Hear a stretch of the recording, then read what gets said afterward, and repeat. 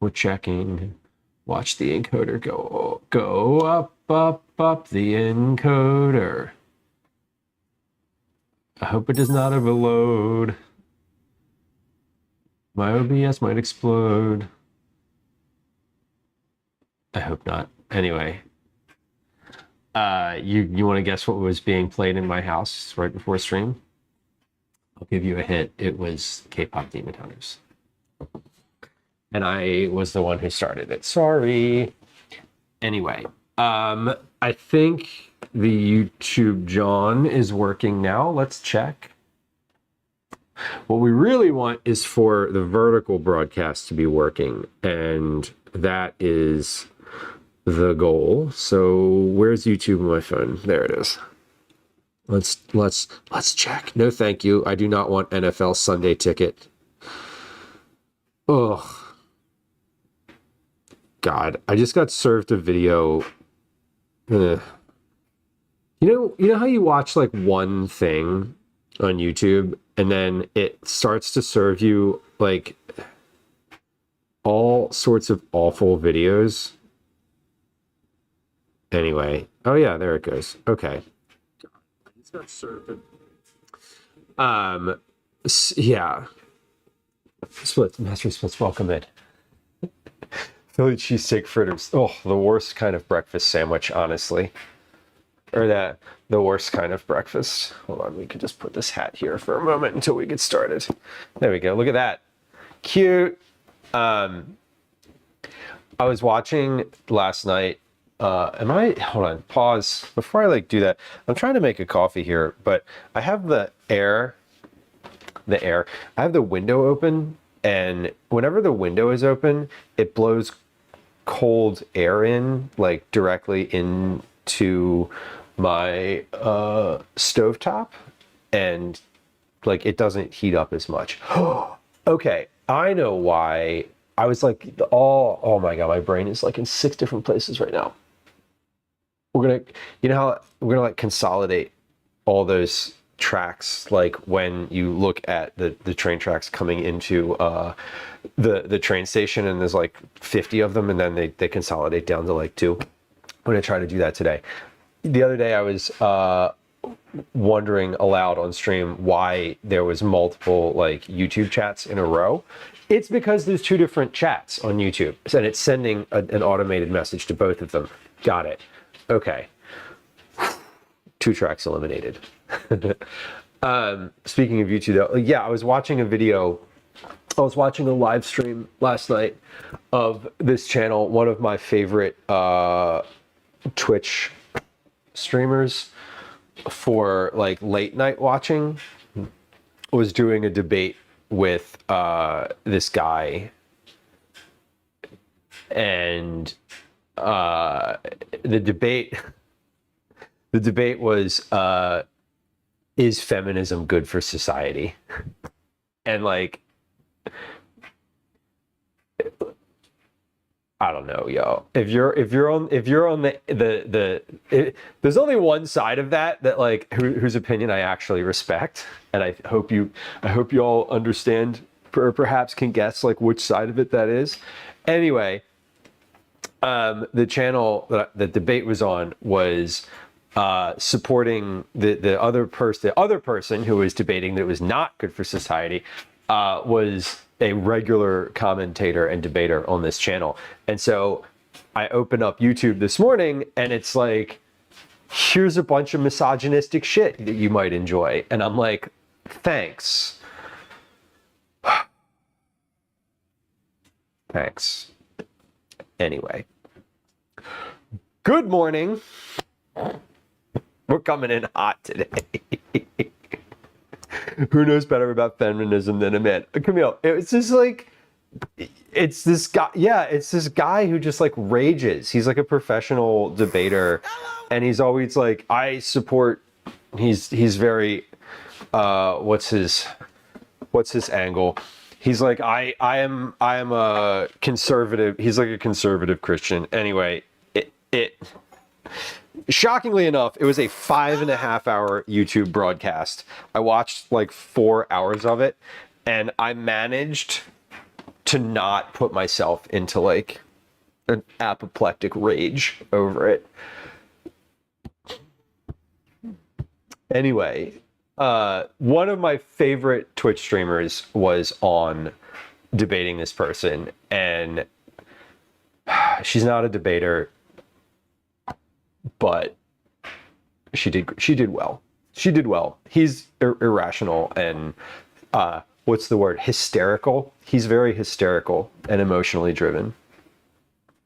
And it showed. And it showed.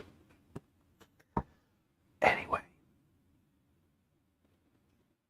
Let's make some cookies today. That's really what we want to do here today, and not rehash this debate that I spent an unreasonable amount of time absorbing last night.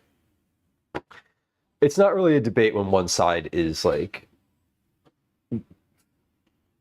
wholly off the rails. Camille, whatever happened to egalitarianism, right? Uncommon. Camille, one of the hallmarks of me is that I'll listen to someone talk. I will listen to you for a long time. If I disagree with your opinion, you can I'm not gonna like spike. I'm gonna like let you keep going. And I think that, like, honestly, I think that that's something that we don't do. That nobody do, that a lot of people don't do. They just won't listen to someone else. Like, people are uninformed. People are misled, and in order to facilitate pulling them out of that, you have to hear them out. You have to hear them out. Nobody likes being told that they're dumb, whether or not it's true. Nobody is receptive to that. So like, you have to find the angle that works. You have to find the hook that works. Ty, yeah, I am talking about. That's who I'm talking about. And he's just an awful human. Like, he's so awful. He's so awful. He called her the worst names to her face, like horrible, offensive things. He said terrible things about, like, and then he got mad when she like attacked, when she like said something about his wife. He like crapped all over her family, and then he got mad when she was like, whoa, here's this little bit of personal information, and he lost his mind. Uncommon, I'm excited to send you cookies. Well, that is 18 months of cookie. That is 18 months of being a subscriber. That means that you get cookies. The next round of Cookie Club. That means that you get them. So save your points this month. Save your points, because you're going to get cookies no matter what for December. Congratulations. Thank you for being here for 18 months. Have some confetti. Yeah, Camille, and the thing with people that have bad takes is that if they're like debating someone, they will continue. It's just like then they'll obfuscate, they'll diffuse, they'll go other directions, they'll like try to go at a different angle, they'll latch onto something that someone else says. People like having the capacity to be like, I don't know that, so I'm not going to speak to it, or I was wrong, is like, that doesn't make you dumb. Like, it makes you a reasonable person if you say, I can't speak to that because I don't know.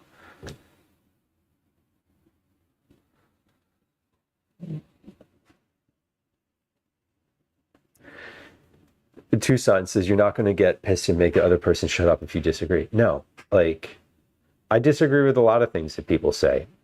I'm very much online, and I read a lot, and I know what my limitations are. I would never, ever, ever get on I would never, like, good for her for doing that, but I would never put myself in a position of talking to a person as unreasonable as that man.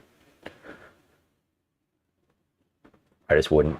I wouldn't, because you're not going to win. He's going to make you enraged. He's going to trigger you in a million different ways. He's never going to relent, and all of his points are just going to be so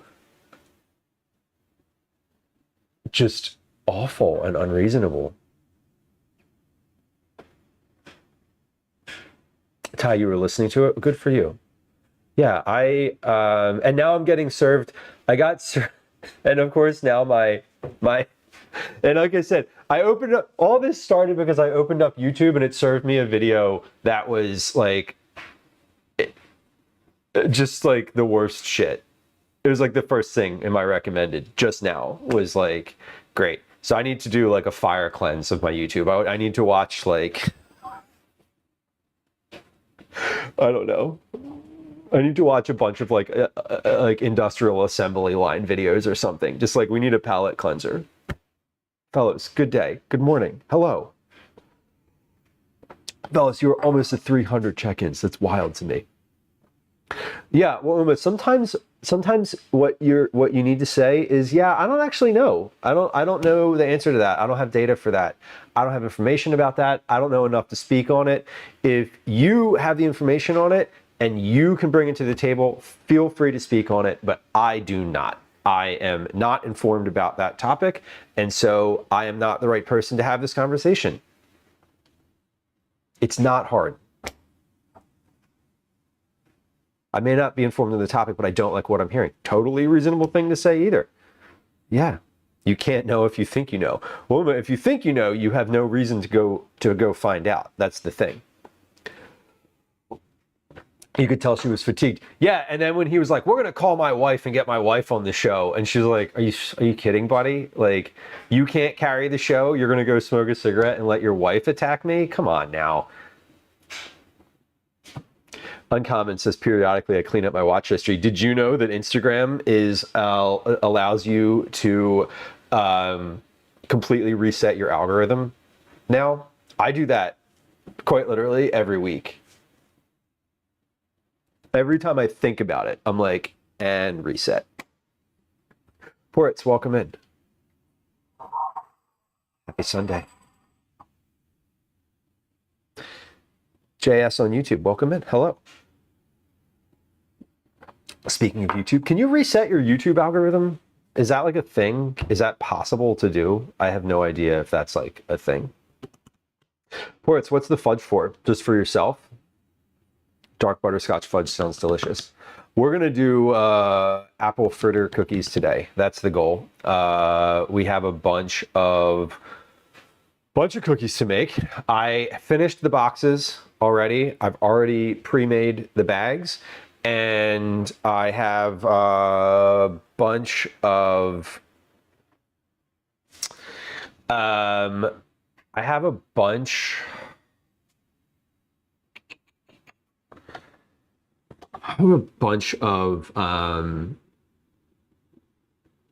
stuff already.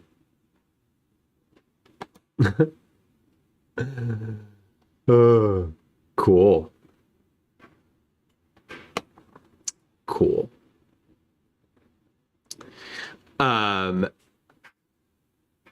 Ford says I had a hankering for something sweet and I didn't want to get in the car and go to the store.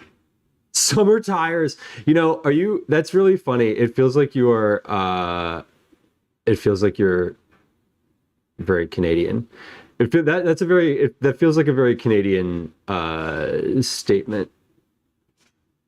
Does it not? It does to me. It does to me.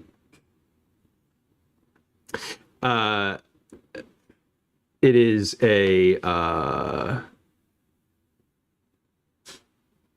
was just talking to Sofa, or Sofa just mentioned in chat the other day that she was putting the snow tires on the car, which I think is funny.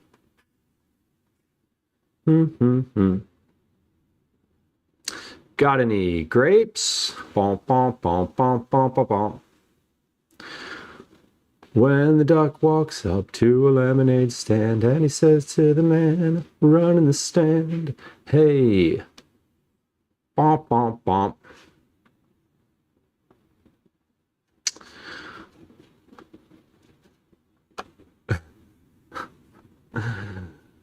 my God. That's funny.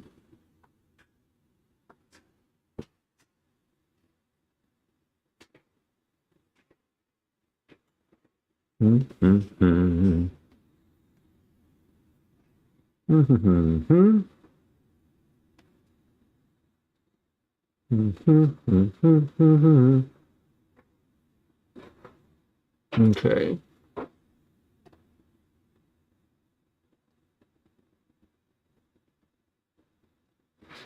Just a moment.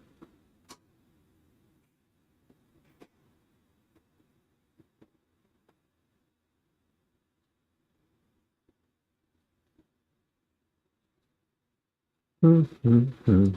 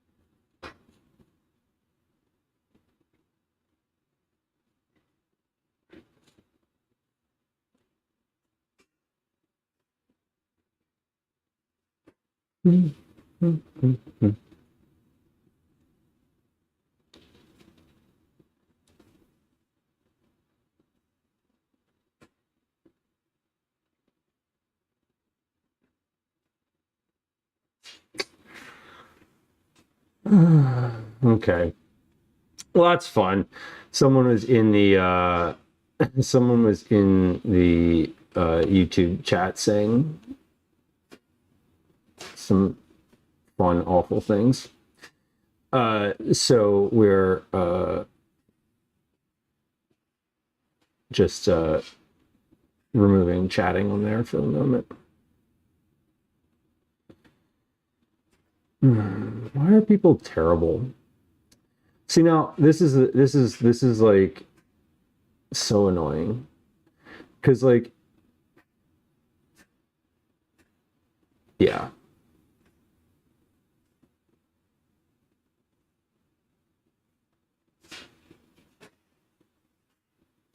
It's annoying because like I feel like now that particular person got recommended my channel because I was like watching some horrific misogynistic crap yesterday, and now that's like just the thing. So hang out for a second because I'm hold on, platforms, there we go.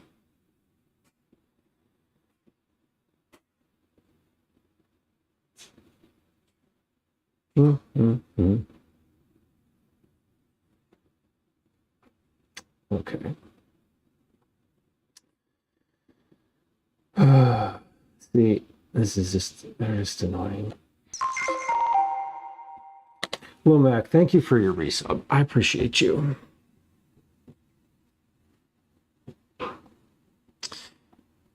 Yeah, I can make it subscriber only. The thing is that they could just subscribe to the channel. I am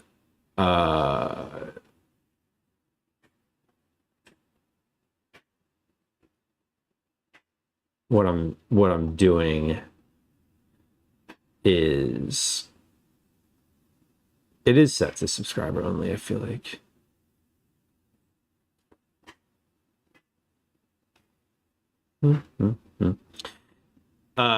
The annoying thing is that I don't have a mod view. I don't have a moderator view of the vertical stream, which is where they are currently being awful, or were currently being awful. I do have the ability to turn off chat, which I did.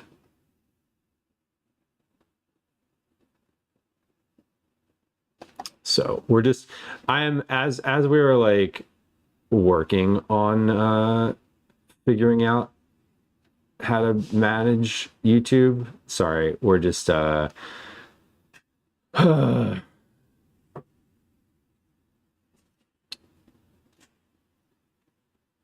YouTube does not make like chat management easy. I don't actually know where I can see it outside of the outside of the app that I use to like manage it, because it's two different chats. That's the thing. It's one for horizontal and one for vertical, and so it is like, yeah, it's like two different things. So sorry, I know this is like scintillating conversation. Woma, that is true. It's weird. The vertical stream got a bunch of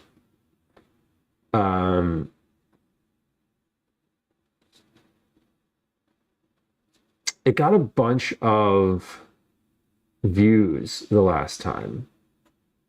So like, yeah, it gets served to a lot more people.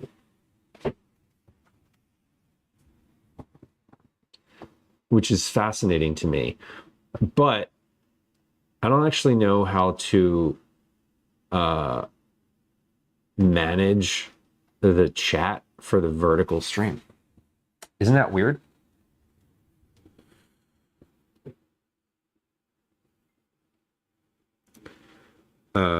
So hold on. Maybe that's something that I do on my phone. Unclear.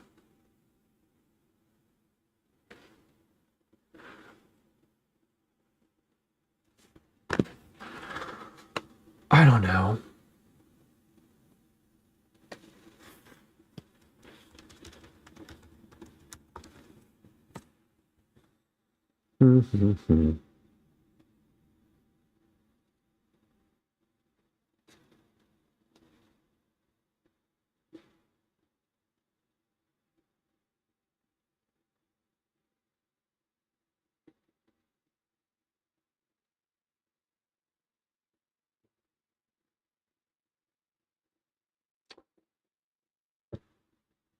Low people are more likely to scroll. I think that's why, well, I think that it is yeah,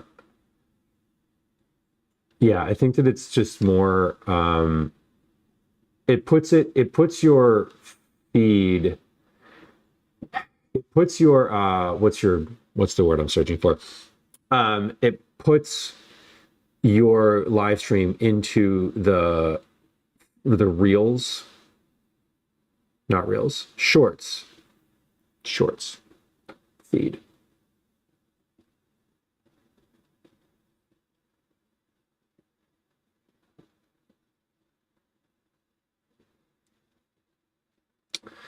It puts it into the shorts feed.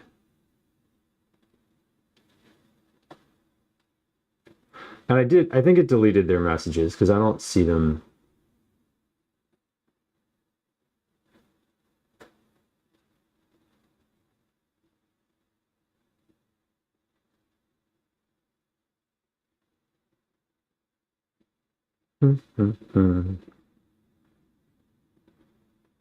Okay.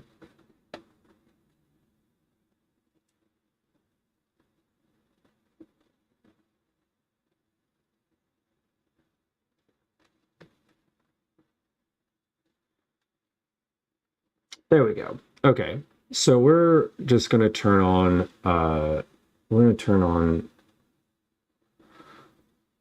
subscriber only mode.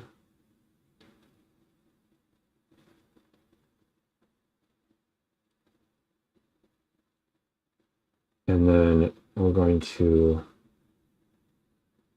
do that and report them for hate speech. Okay, hide user on my channel. And there we go. Okay. Cool. So we figured it out. This message has been held for review. Okay. Yeah, cool. It doesn't do the same on TikTok. Well, I'm not on TikTok. I'm not live streaming on TikTok, so that shouldn't matter as much. Okay, cool. Anyway, as they say in Canada, sorry about that. But I guess this is what happens when you put your shit on the internet. And let's change. Can I do, oh, I can show moderation activity. Cool. Sorry, eh? Yeah, and I have,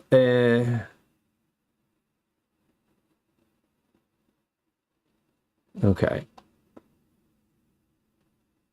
So TikTok, Tucson says, works the same way as YouTube Live. It puts live streams in the shorts feed. I guess so. I didn't, I wasn't aware of that. Sofa says I need more devices to watch all the chats. Yeah, that could be fun. I have put both of those. I just put both of the YouTubes into subscriber only mode, so that you have to subscribe, and that you have to subscribe for how long do we have to, how long do we want to put it? 60 minutes. You have to be subscribed for 60 minutes. Cool. So if you want to hang around or come back and say hateful shit after 60 minutes, I guess you can, and we can ban you then. Awesome. Okay. That's fine. Okay. Well, good. At least it shows up in my chat window. And I think, I don't know, I don't actually know who's moderator. I don't know if any of our current Twitch moderators are moderators on the YouTube stream. They might be. Okay. Sorry. We're, oh God.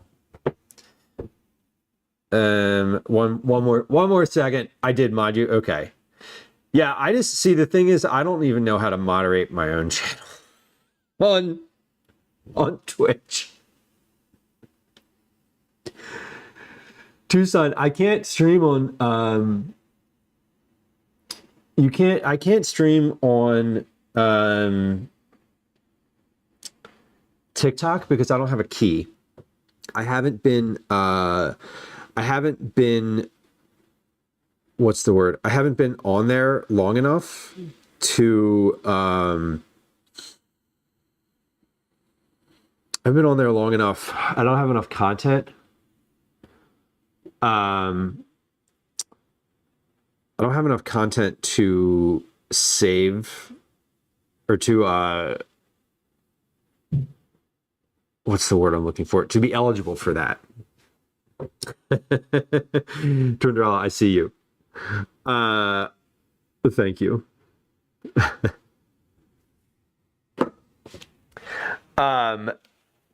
I don't have enough juice on TikTok to go live stream. Wayland, welcome in. Anyway, if the fun persists on YouTube, which I don't know, whatever, we'll see. People are just awful, and on the internet, anonymity is kind of fun. Please don't use it. Way too slow. I mean, Tucson, but to be fair, it is a way to like generate you know, traction on the internet or whatever. I see a way how to remove comments. Yeah, I can remove them. I have the mod view of YouTube Live like up on my computer now. I figured it out. Velos, that sounds delicious. Uncommon. By the way, I'm using StreamerBot to manage to see all of the chats at once. So I can see the things. It's just hard to moderate the things. Which I guess I need to put, hold on.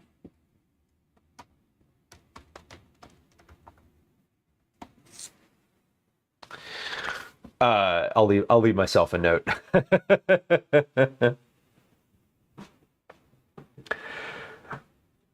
Yeah, well, I'm definitely going to delete that video from my watch history. Thank you. I don't love YouTube is awful. Specifically, I mean, they're all awful for that. It's like someone sends you a video and you watch it, and then it's like everything that gets recommended to you for the next like 3 days is just more of the same shit, and I hate it. I hate it. I hate it. Okay, let's. I'm going to do a full reset. First thing first, we have to cook the apple filling. So these cookies use small diced apples that are cooked and then cooled completely. In a small skillet over medium heat, melt the butter. Add the diced apples, brown sugar, and cinnamon. Cook 4 to 5 minutes until soft and lightly caramelized. Remove from the heat and let cool completely. Later in the recipe, it says small dice the apples. Notes, apple variety matters. Got it. Small dice, smaller apple pieces distribute evenly and reduce moisture pockets, which help the cookies crisp up. Cool apples completely. Folding the warm apples into the dough can melt the butter in the dough, making the cookies soft rather than crisp. Great note. It also says fold in the apples, step number 4 of the recipe. Fold in the apples. Gently fold cooled apple mixture into the dough without the excess juices from the pan. So here's what we're going to do. We're going to cook the apple. We're going to dice the apples. We're going to cook the apples. We're going to put them in a colander to cool, because it says no excess juice. We're going to let the juice come out in a colander. It doesn't need to sit in the juice. They're already going to be in the juice. So we'll just we'll put them in a colander and let them drain. Which is ideal.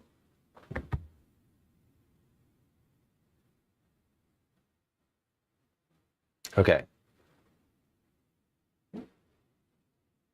Catalina, welcome in. I do know Townsend's. Yes, I do. That's one I wouldn't mind getting recommended to me in my algorithm, because that is actually fun and interesting.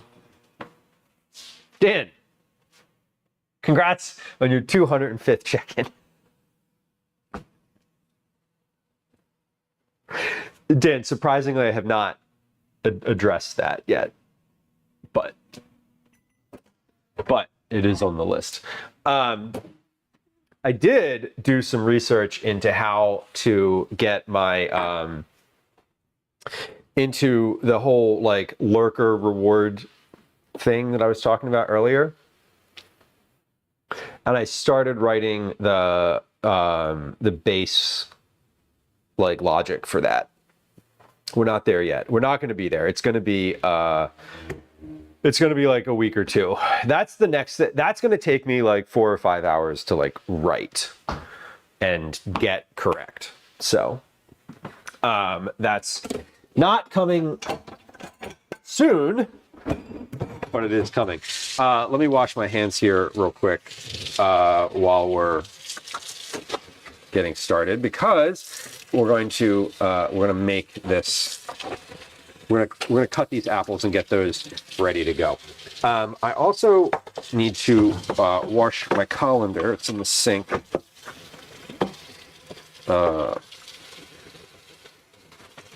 Actually, no. I washed this already? Yeah, I washed this already. Why is it in the sink? I think it fell off the dish rack. Okay, whatever. I'm like, this is perfectly clean. All right. And I also just realized, I just had the thought, I panicked earlier, like panicked, because I had the moment of like, oh, I don't have enough apples for this. But I realized that I did one of those things where when I printed the recipe, you can double the amount of, it's one of those recipes where it has a drop-down menu at the top and you can click like, you know, do you want to double it, triple it, quadruple it, quintuple it, whatever, sextuple it. My brain doesn't go farther than that. But it,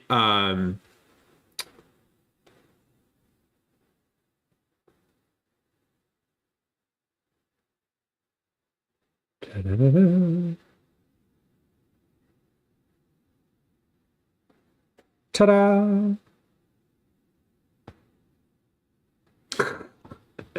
Ta-da!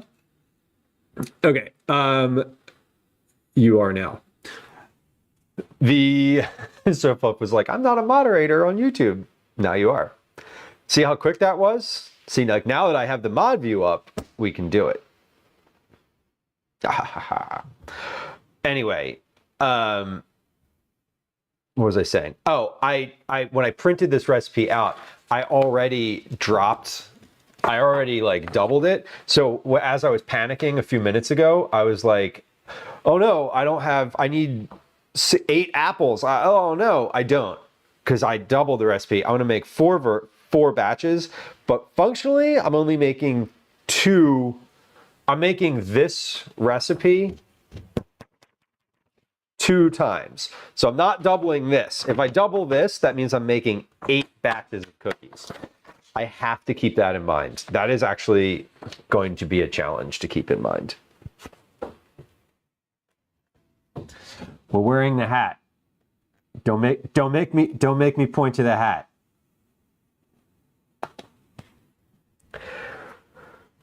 Don't make me point to the hat. Catalina, this recipe is in Discord. This one is in the cookie chat channel, where all cookie recipes live at some point.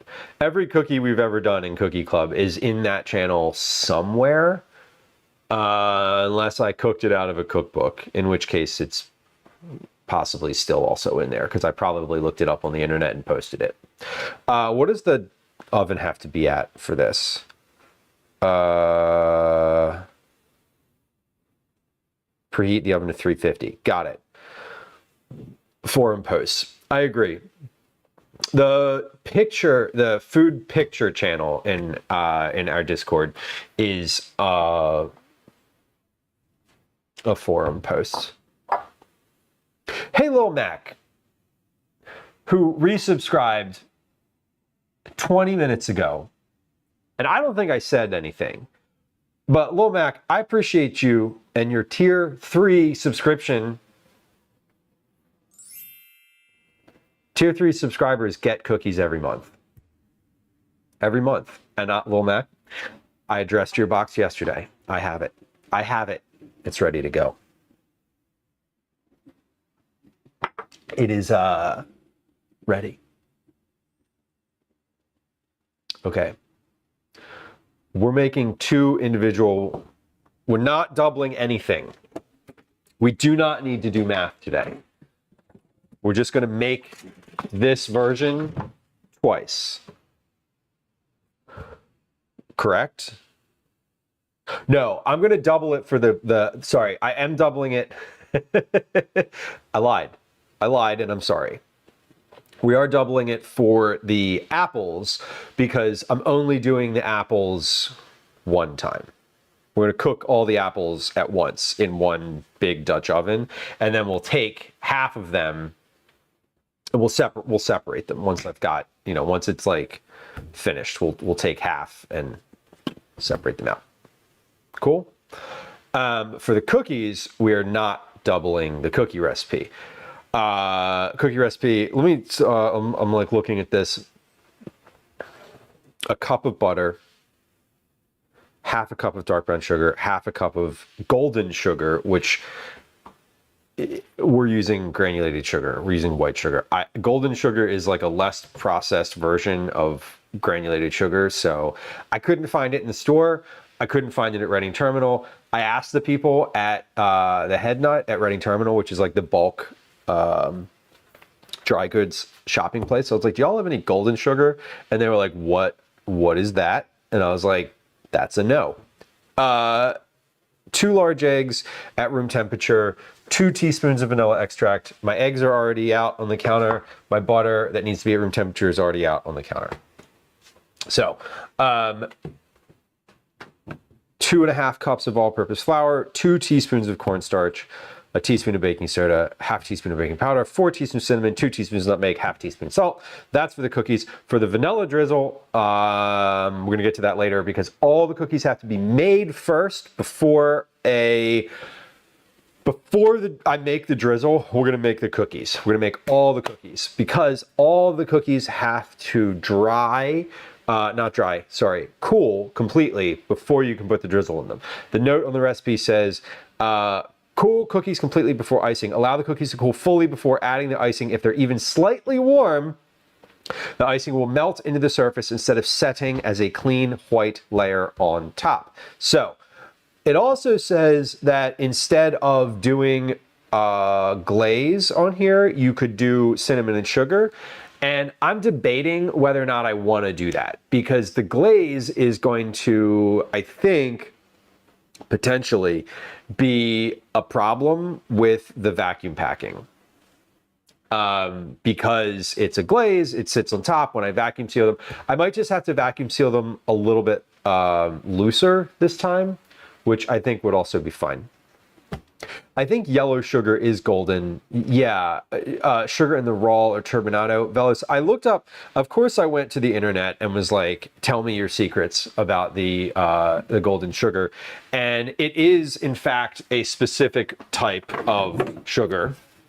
So it is, golden sugar is in fact like a thing you can buy, just like Domino golden sugar is a real thing. But the internet said if you want to do like a substitution, you can do half brown sugar and half regular sugar. You can do regular sugar and mix in a little bit of molasses. And then other recipes were just like, it's just white sugar, just use white sugar. This recipe also had a note on it about using... there was some other note somewhere in like the head notes that talked about doing it was like use more white sugar than brown sugar if you want them to be complete or not complete, crispier. They were like, use more white sugar if you want them to be crispy, use brown sugar if you want them to be chewy.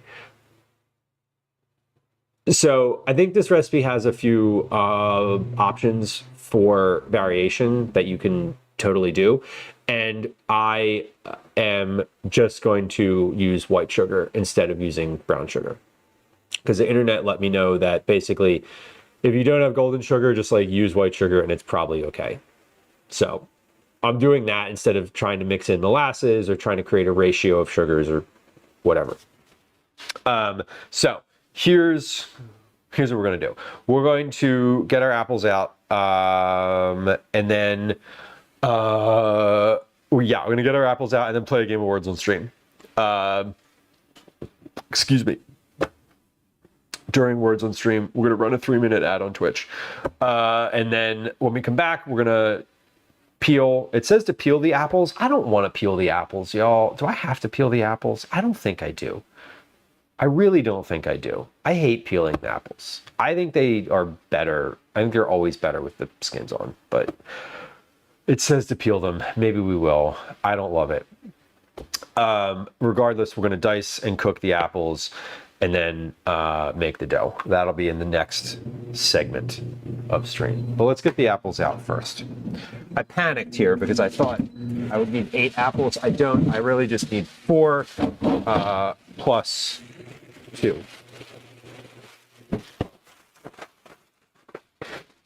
Not plus 2. I have 2. Each of these recipes says I need 2 apples, so we're going to, we are making this recipe twice, which means I only need 4. I kind of forgot that I doubled it, and I just had this moment of panic earlier, and I'm still getting over it.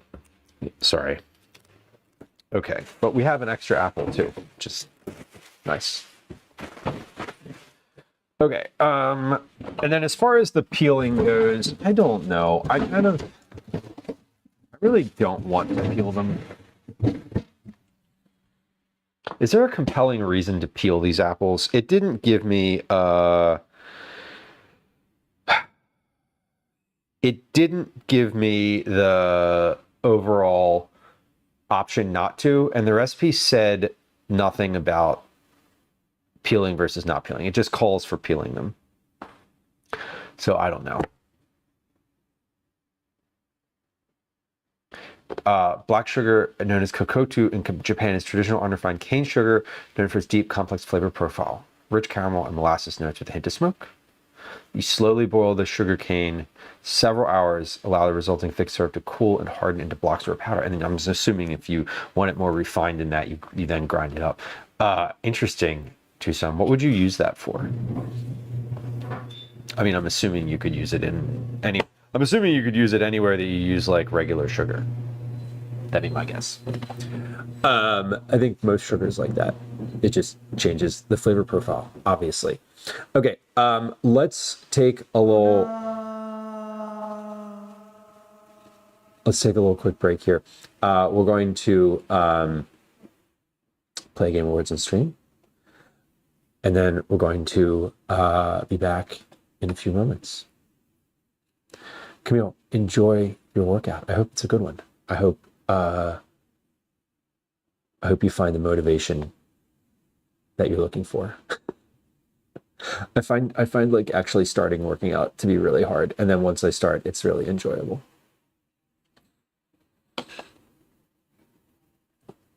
Popular sweetener for beverages and coffee. A remedy for fatigue, a spoonful of sugar. I've heard this before. That's a Mary Poppins. That's very like, it's a Mary Poppins vibe. Okay, we're gonna run a quick words on stream break, and we'll be back in just a few moments here.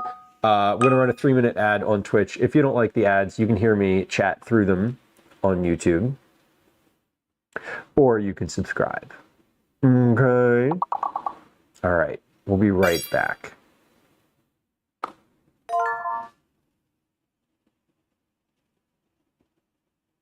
Hi, welcome to another edition of Commercials I Hate. And I think I'll play words on stream this time because I don't have anything else that I need to do. Oldie. That's a good one.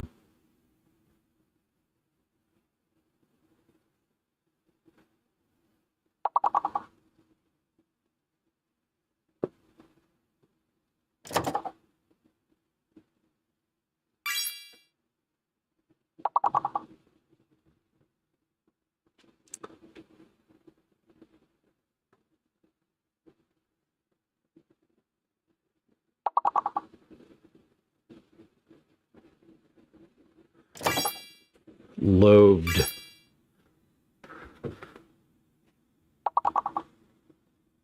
The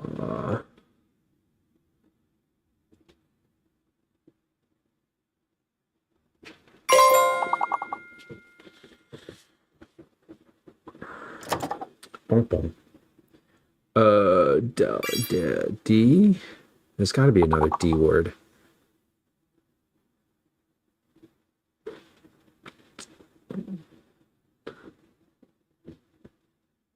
So I'm gonna steal that one.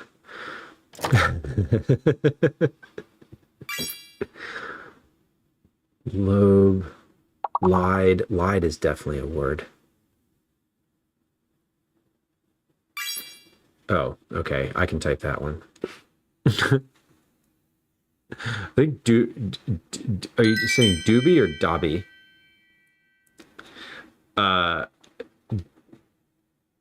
Okay. We got one more here. Time for one more.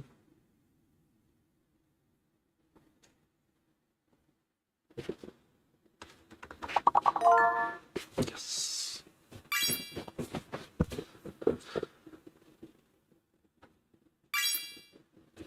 Bacon.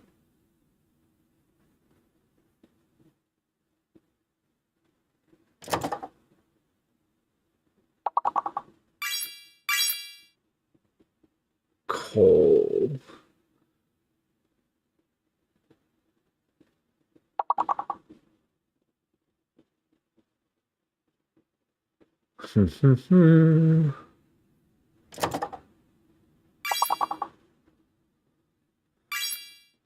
Only. All right. Just a few more seconds and we'll be finished with this and we'll get back to it.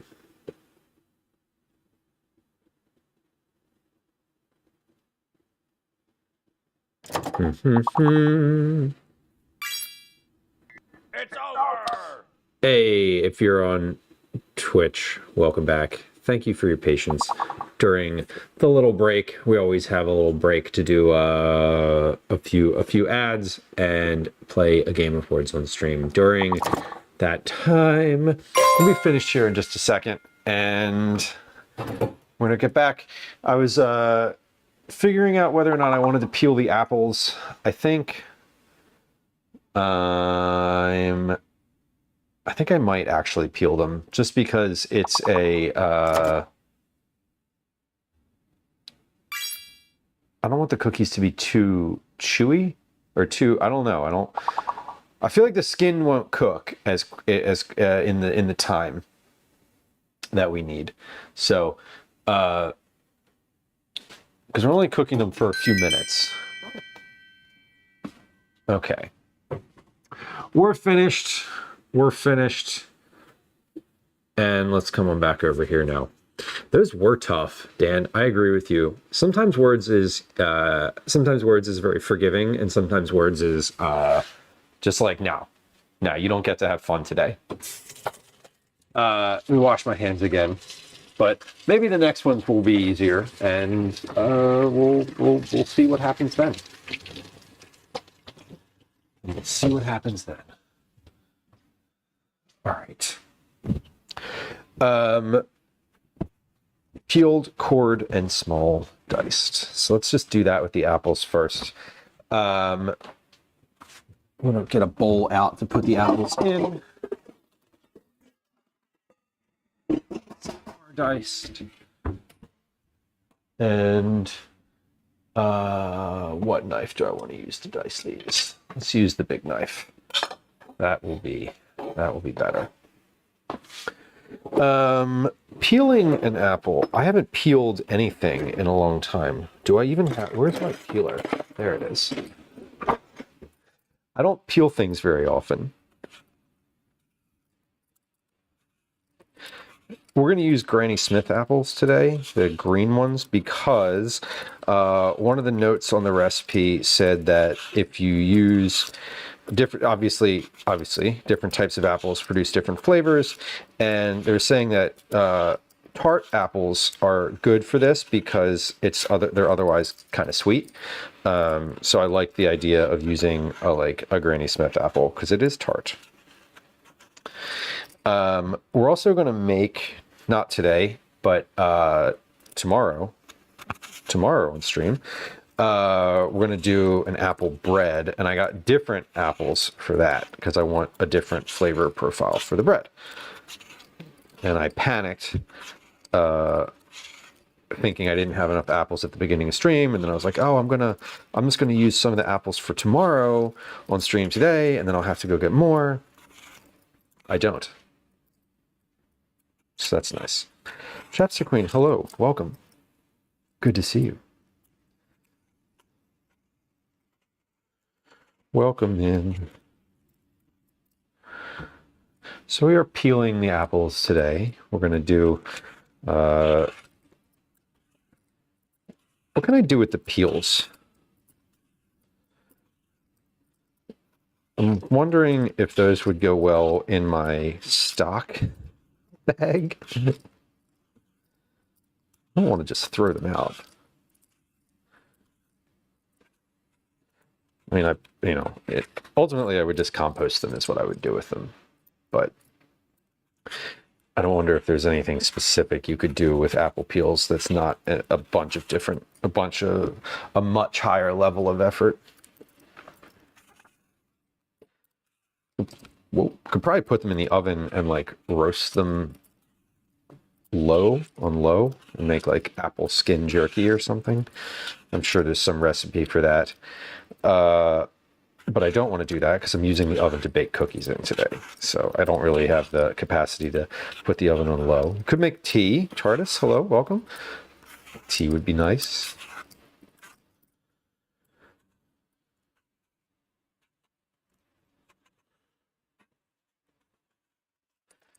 Probably just put them in the compost, honestly, because I don't really want to. I'm not going to make something separately today.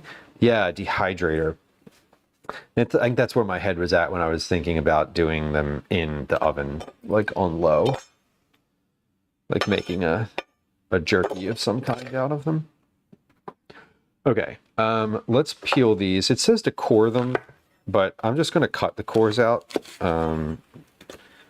with a knife because I don't think it's necessary to use an apple core. It's always using the apple core always is a little bit like, I don't know. I feel like it's just, it like never gets everything.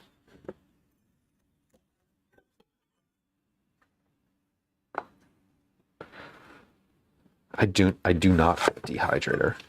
Dehydrator would be fun. I feel like if I had a dehydrator, I'd probably make chips all the time.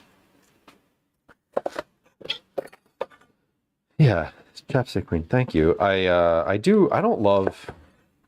try not to, I mean, if it's food related, it either goes in the compost or it goes in the stock bag. It's why I don't usually love peeling apples either, or peeling anything.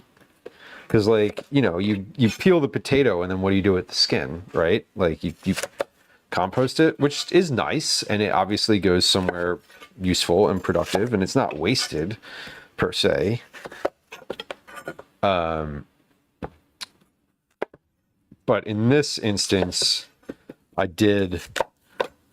I'm just going with my gut that says, listen, like, you don't want the peel being a sort of sticky. I don't want the peel to have a different texture. I don't want to add the texture of the peel into the apple or into the cookie, I should say. That's kind of where my head is at, is like adding that in doesn't really feel great. You know what I'm thinking I could do with this? I could make like a simple syrup out of these and just throw like a bunch of sugar and some water in a pan and kind of boil and boil and boil for a little bit and like just boil them off a bit, and then I could throw the cores in there too, and then take the syrup. The end result, it will be like an apple, like a tart, sweet tart, simple syrup, and then I can throw like the remains into the compost, like the remains of that. So I think I'm going to do that. That sounds good, because then I can use that for like beverages and such. Maybe I could put that in the drizzle. I could put like a little bit of it in the drizzle for the topping. Probably not, though. Probably not.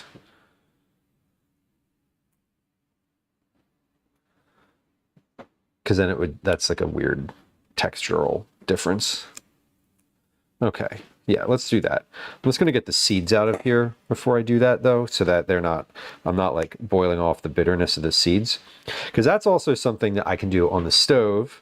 It doesn't take much additional time out of my available time in the kitchen today, and it will end up being something. I'm still gonna compost these, but it'll end up being something kind of additionally nice to have around. And I'm gonna do trip prep tomorrow. So I have a big trip this week with a bunch of friends, and I'm making lots and lots of food for that tomorrow.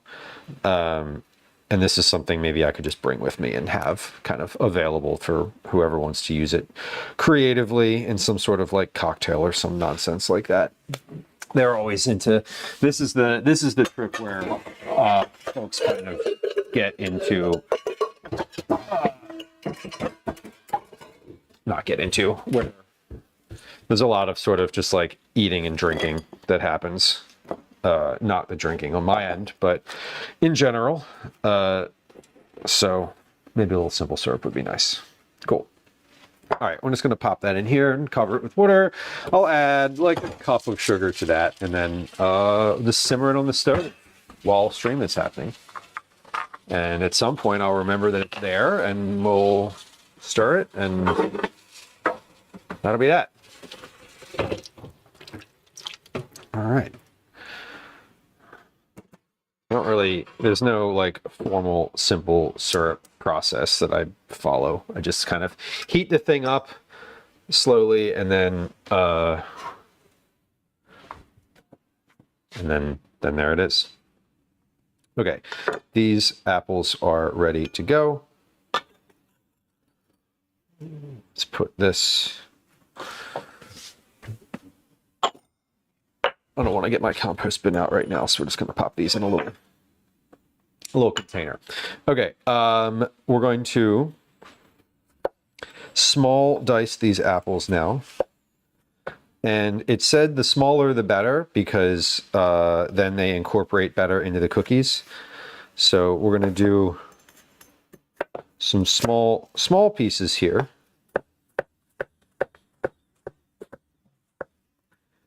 And they'll also cook down a little bit, so it will be, I'm not cutting them into like teeny tiny dice, but I am going to cut them relatively small to start.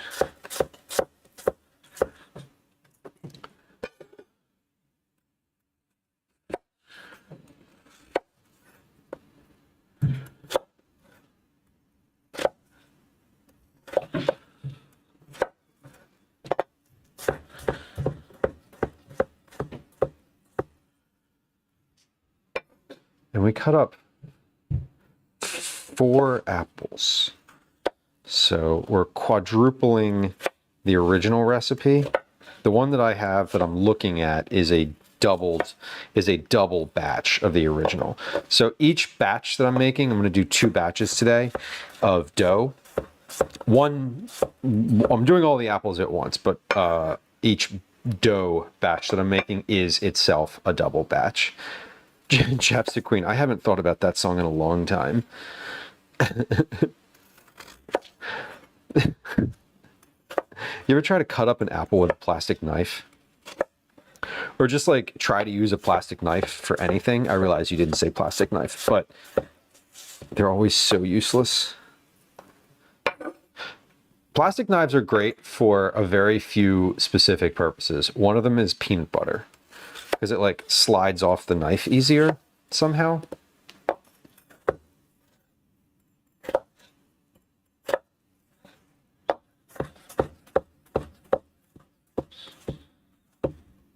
Okay, so let's get these apples start getting these into the bowl.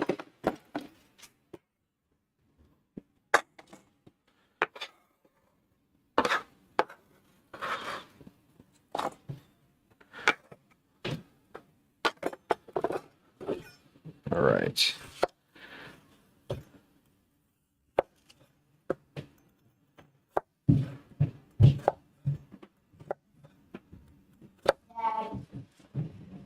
I made ramen, would that be intruding on your stream? If you made ramen, is that intruding on my stream? Calvin wants to know.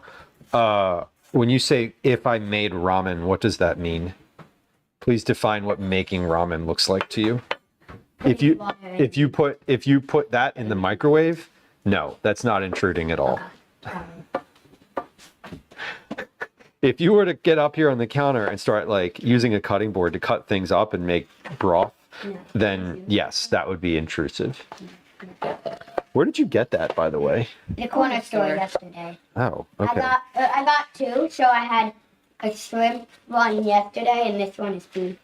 Okay. And you got Misha for the spaghetti and meatballs. She's a little That's sneaky. for you. Great. Spaghetti Spaghetti and and meatballs. That's for you. Is that an official song? It was so No, that you it could was. remember it. Yeah, I was saying Oh. that over and over and over. Okay. Yeah, you can microwave a bowl of I- ramen. I didn't forget in. Yeah, that's fine. Just watch out because there's something on the stove and the oven is also on. So, like, there's heat underneath of the microwave. Okay. Maybe the plastic bowl in your microwave. Yes.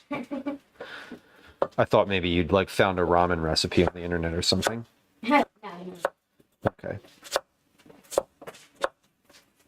just microwavable ramen. Just microwavable ramen.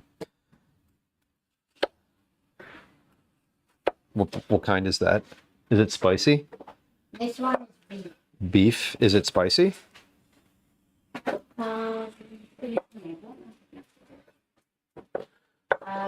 don't see anything that it is. If it is, I don't care. I feel like if it was spicy, it would have like a lot. It would be super clear that it was like spicy.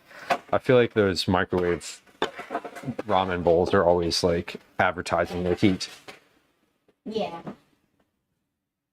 Okay.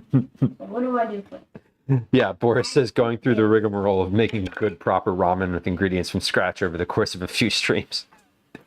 Yeah, when he was like, is it going to intrude if I make ramen? That was what came to mind. Was the like what? getting like building a broth on the stove over the course of a couple hours. No. That is not what I.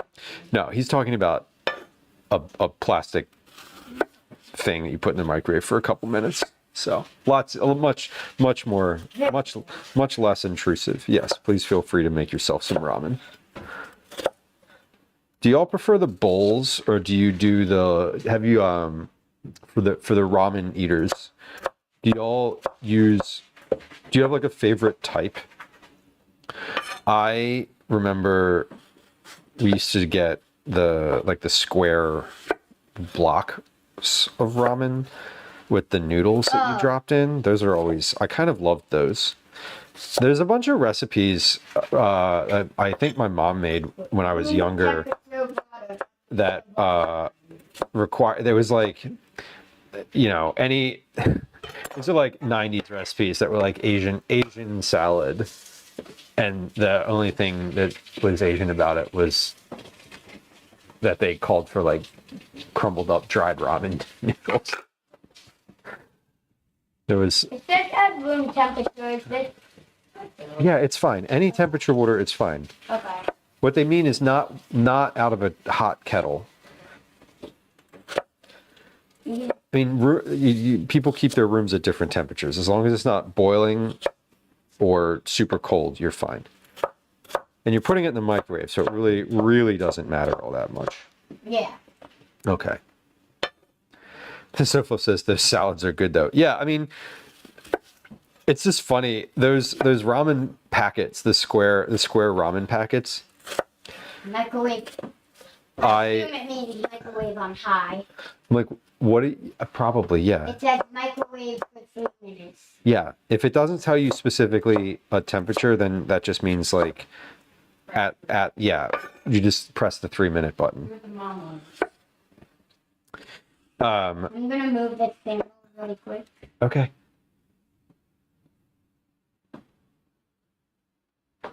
No, make sure that I don't die while I'm doing it. Okay.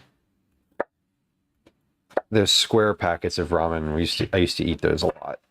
They were we're getting them in bulk from the store, like the 12 packs of What you're ramen. talking about? Yeah, the ones that we've had in the house before, they're like Yeah. in a little cube almost. Yeah. A packet ramen restaurant. That's fascinating. What? Did you say nasty? No, I said fascinating. Oh, I thought you said nasty, and I was about to say, that sounds good. Okay. I like a packet ramen. Okay, am I using a knife again for this? No. Not cutting anything else up. I mean, I might cut some butter, but that's it. Okay, I'm actually finished with the cutting board too. Perfect. Okay, let's move this off the counter. Take my little scrap bowl. Wash my hands again, and then we're going to get started with cooking the apples on the stove. It says about 4 to 5 minutes for cooking the apples, so it should be pretty easy. It might take a little longer than that because I'm using more apples than what the recipe calls for, or the volume of apples is higher. That's what I mean to say. Okay. I'm gonna move this to the back. Move this my simple syrup apple situation to the back, and then we'll put the Dutch oven here. We'll use the Dutch oven for this. It says in a skillet, but this skillet is probably not. I don't want to use a skillet. It won't be big enough. In a small skillet over medium heat. Well, we have 4 times the number of apples that it's supposed to be. So in a small skillet over medium heat, melt the butter. Okay. Oh, okay. Just No? no. Okay. Melt the butter. How much butter? I am doubling my butter, so I need 2. It says 8 tablespoons is 1 recipe, so I need 2 sticks.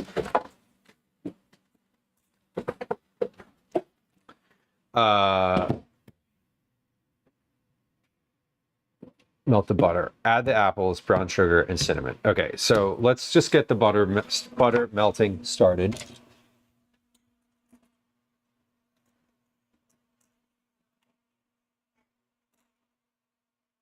Get the butter melting started. And we'll put the camera on here too, so we can see it.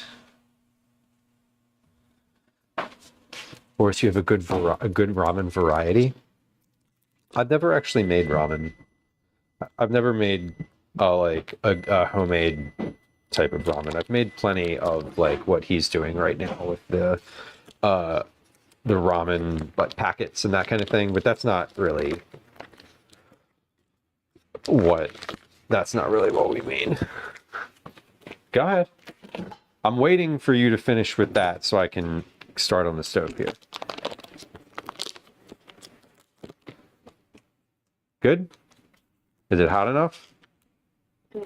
It's steaming, but that doesn't mean that it's maybe completely heated through. No, it is definitely Is it? heated. Okay. Good. I'm gonna. Yep. Okay. Give it a stir and then take that elsewhere. Yeah. Medium heat, it says. Okay, so we're at medium heat. We're melting the butter. Then we're going to add the apples, brown sugar, and cinnamon. So I have all my other ingredients ready to go. This is the sort of like Should I put the candle back dream on? magic situation. The candle's fine. Yeah. Brown sugar and cinnamon. So I'm doubling these 2 things. I'm trying to keep all my math straight here. Once we're finished with this, the cookie part will be easy because we just make 1 recipe. How much brown sugar? 4 tablespoons brown sugar. Okay. So I am going to measure this with a tablespoon measure and not by weight. 1, 2, 3, 4. And then we're adding the cinnamon at the same time. So I can just put the cinnamon right into the brown sugar. I need 2 teaspoons of that. No, 4 teaspoons of that. That's a lot of cinnamon. It's a pretty solid amount of cinnamon. 1, How much did you stir it yesterday? 2, Probably just what you did. 3, So like this. 4.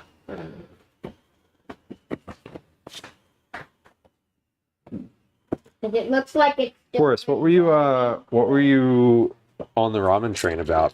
Is this a current fascination, a long-term fascination? It sounds like you've been doing some research. Then the fill line. Melt the butter, add the apple spun sugar, cinnamon, cook 4 to 5 minutes until soft and lightly caramelized, remove from the heat and let cool completely. Okay, so once I'm finished this, I'm going to put these in a colander. I'm going to put the colander over top of a bowl, just so that it can drip into something. And that way it'll be, if I want the liquid from it, Okay. I can put, you know what I can do with the liquid that drips off the apples? I can put it into that simple syrup pot. That's what I can do with it. So we're not wasting it. Okay, let's take a look over at the stove here. Bye, Dad. Love you. Love you too. What are you up to now? I'm not so thinking about that. Okay. My Roblox timer just went up. Your Roblox time is up? Okay. Yeah, it just went up. Okay. All right. Goulash. Goulash is I always find goulash to be a funny name for a food. It always sounds so like unsavory somehow. But it's not. Obviously, it's delicious. All right, so this is almost melted here. Once we're melted, we'll throw the apples in here. I am going to put the apples in. When I put the apples in, I'm going to turn this up just a little bit. Ghoulish. Yeah, that's so fluff. I see what you did there. It does. It sounds like, I don't know, goulash just sounds, and I know this is just like me thinking about the word from my like English-centric perspective. It doesn't sound appetizing. That's the word. That's the word I'm searching for. All right, apples are added. It says 4 to 5 minutes, so let's mix that in. We'll mix the sugar in, and then we'll start the sugar and cinnamon and sugar, and then we'll start the timer.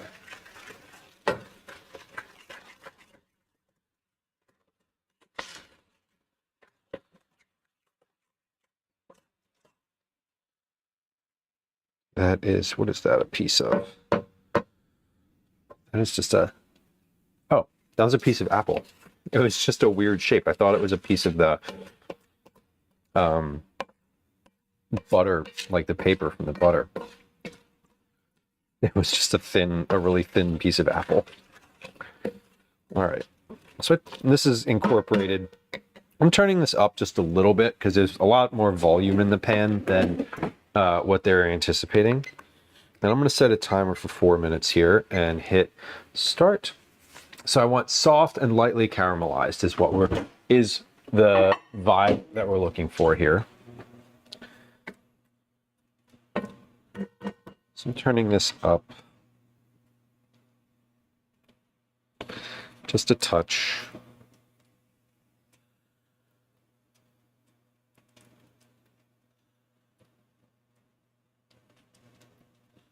And we're starting to get some bubbling in here. So that's good. I'm going to turn it down now just a little bit. I wanted to get it hot. I wanted to like bring it up to heat. Okay, so I turned it up and it came up to temp. And now it's got a little bubbling happening. So we're doing good.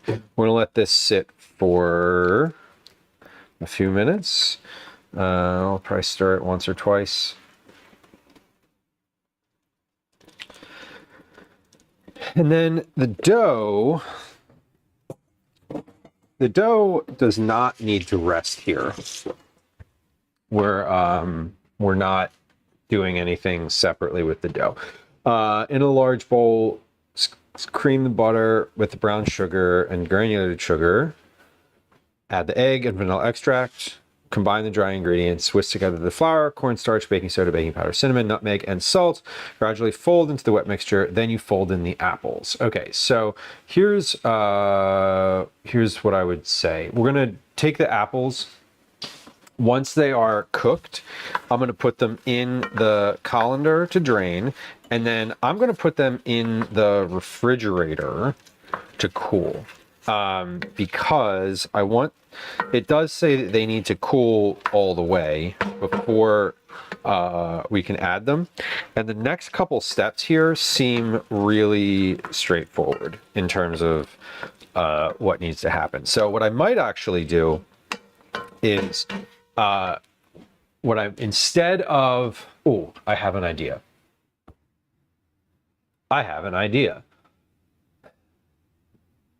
We're going to make the dough, and then we're going to make the dough again. And then we're going to add all of the apples into a double batch of dough. That'll give the apples time to cool. It'll give me time to make two batches. In the time it takes for the two batches of dough to be made, the apples will have more time to cool, and we'll also be able to put the apples. I won't need to separate the apples into halves.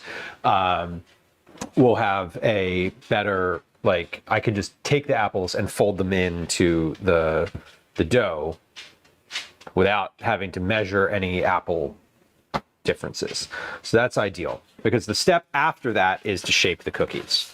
So once that, I think that's what we'll do. We'll make both batches of dough. Okay, we did it. That is the thought here, because if I need to measure the apple weight differences, that's going to be annoying.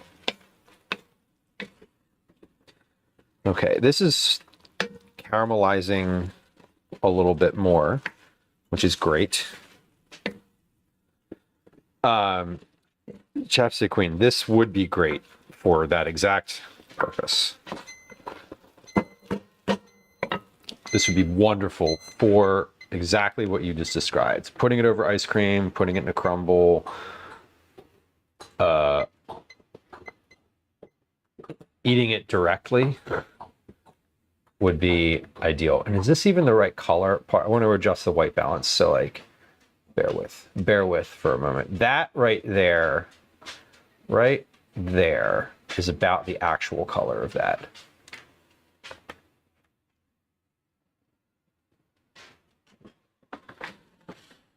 And I'm giving this another like minute. Actually, I'm giving it 2. I set the timer for 2 because this was a higher volume than a single batch. This is 4 times as many apples as is in the original recipe. So I'm kind of giving it a little bit more time just to caramelize.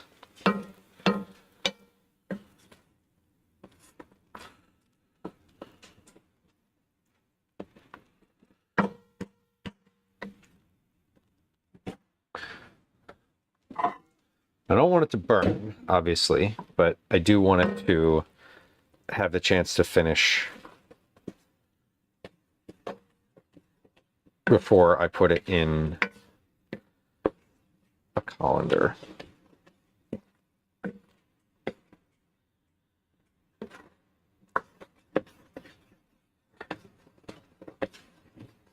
How many different types of cookies would I have made for Cookie Club? Well, we just passed the 2-year anniversary of Cookie Club, I think.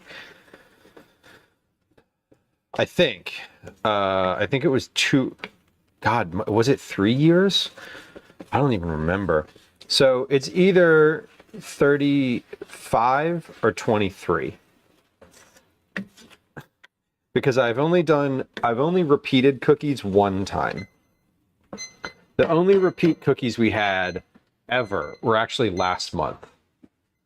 The reason that we repeated them last month was because we did a special for Lisa at the post office, who told me what her favorite cookie from Cookie Club ever was, and she's had all of them. So she would know. And our government workers are working really hard right now. So I felt inclined to make that cookie twice. I don't love the idea of like going back and making the same cookie again, but that one was doubled. So I say it's either 35 or 23 because it's just 2 or 3 years minus 1.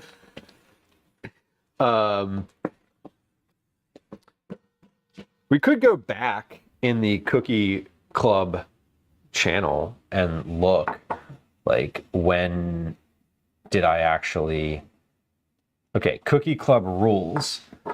So 2023. Okay, so 2 years. 2 years. Because I posted the rules in... The first draft of the rules post was August of 2023. All right, these are almost there. Fellas, I know. Honestly, it feels like a failure on my part that I didn't keep a list of every single Cookie Club recipe. And it really, truly, it does. Because I don't have... I know who won each month. The only list I have is a list of people who won each month. I do not have the actual cookie that I sent out. There was one point where I went back and like compiled that list, and it was mostly accurate, I think. But it's not up to date anymore. I updated it once and then didn't. I went through and compiled that list one time and then did not compile it again. Tardis, how did your pumpkin soup turn out? What would you do differently? I do keep a list of my list. No, Velas, honestly, it surprises me too that I didn't keep a list. All right, I'm trying one of these apples. Okay, those are soft and ready to go. There's a lot of caramelization that has happened in here. I'm going to turn this off.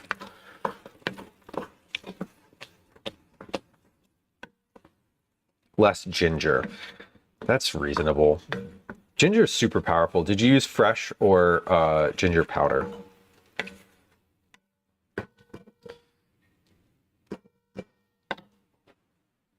I made pumpkin pasta last night. The pumpkin pasta that I have a recipe for, I made my recipe for it last night. It was actually kind of cool. You know, it was really weird. I had a weird moment of having so I made if you click the link, the recipe link there, the one that's the pumpkin pasta, I made that last night. And I had this weird moment of like, how did I make this again? Because Calvin was like, I loved it and it was good. And I was like, oh, cool. Like, well, I'll definitely make that again. Easy. And then I was like, wait, I don't actually remember how I made this pumpkin pasta. And I started making it. I started making it last night. And then I was like, oh shoot, I don't have the right cheese for this. So I had to like substitute something in my own recipe. But I completely forgot that I baked it. Like literally, I was like at the end, I got to the end of the recipe and I was like, wait a second, I baked this? Oh, that's why all of the cheese was melted. So anyway, I was glad that I had a recipe for it because I made it again and it was really good. Okay, we're gonna take these caramelized apples and put them in a colander, and then I'm just gonna put the colander in this bowl. That way, any of the stuff that drips out just goes into the bowl and not into nothing.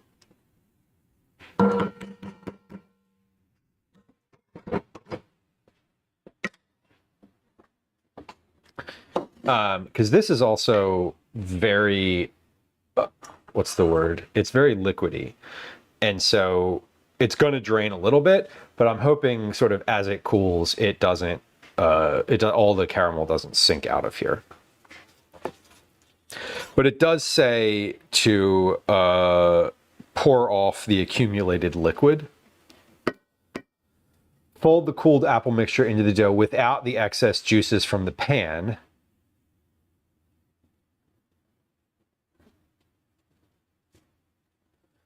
So I figure I can just put it in a colander and that'll be better than leaving it in the pan.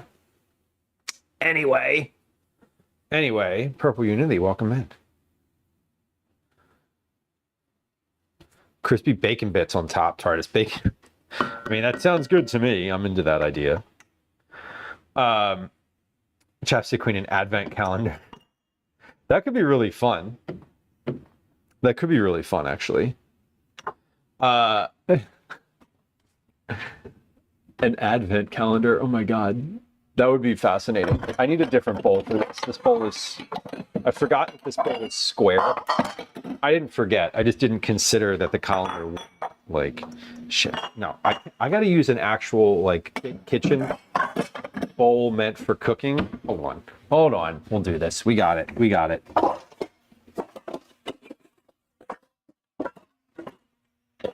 There. That's what I want.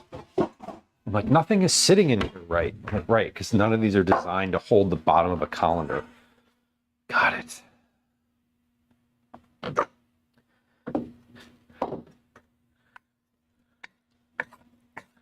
Okay.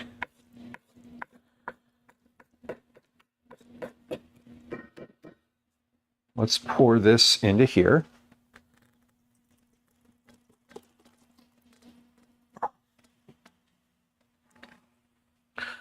And we gotta, hold on. We're gonna scrape this, but it's also hot. So just get this, there we go. I'm gonna hold this differently.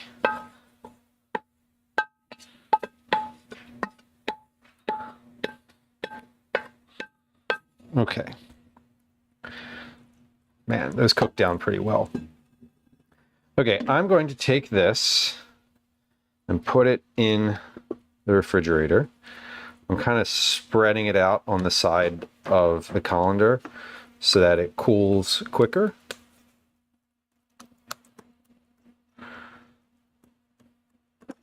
How much is draining off of that? That's quite a bit of drainage off of that. Okay, that's fine though. And we're going to pop this directly into the refrigerator so that it cools quicker.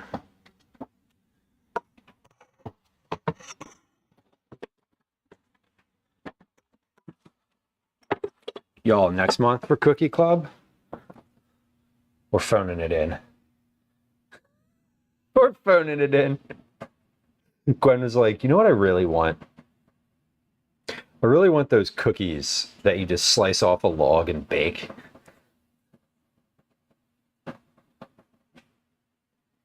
So these are also in the house. Lest you think that everything here is homemade and special. It's not. Okay, so we'll let those apples cool in there for a while we make 2 batches of dough. And then, much like we did last month, we'll just take the dough and put it in the bigger bowl, and we'll do 1 batch, and then we'll just turn right around and do a second batch, and then I'll combine those 2 into the bigger bowl, and then we'll fold the apples in and bake. And again, it says that they need to cool off completely before being iced. So what we'll do is we'll bake, and then we'll do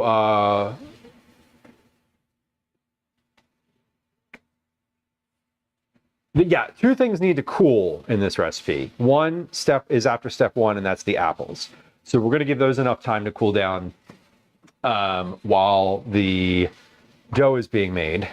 And then while I'm going to finish baking the cookies, and we'll finish baking the cookies completely. Then we'll make the icing.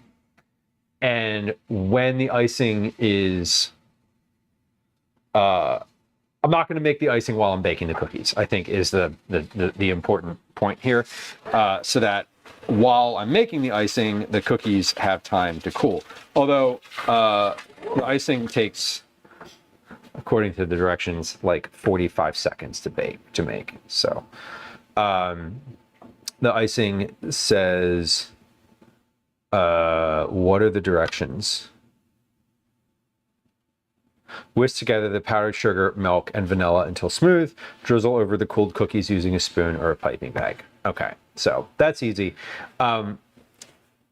It says that the reason you want to let them cool is to allow for the icing to sit on top. So if you've ever had an apple fritter, one of the neat parts about the apple fritter is sort of it's like glazed on the top of the thing. And the glaze is like on there. Like if you get an apple fritter, sometimes you'll be eating it and the glaze sort of like peels off.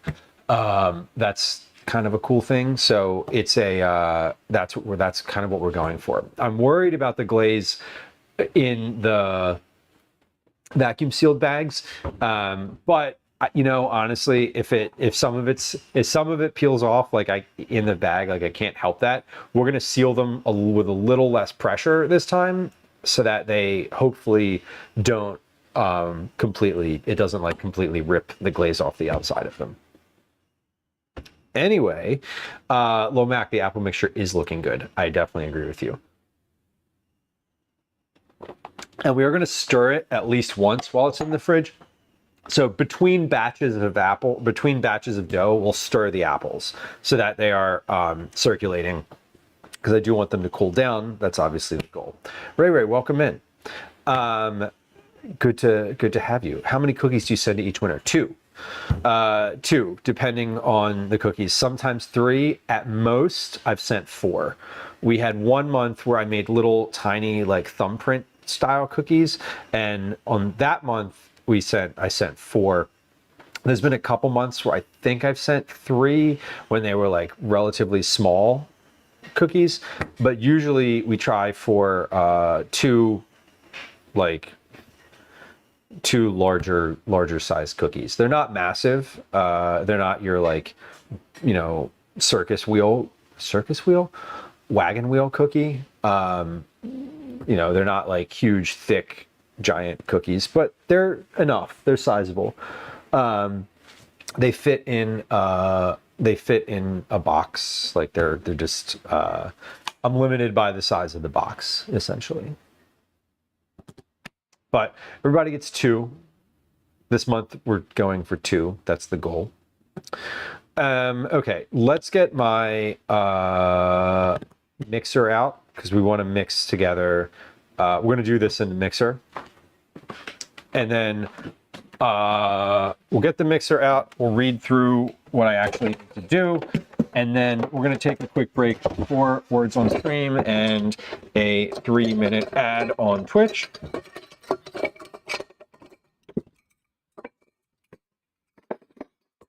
And then we'll make the dough.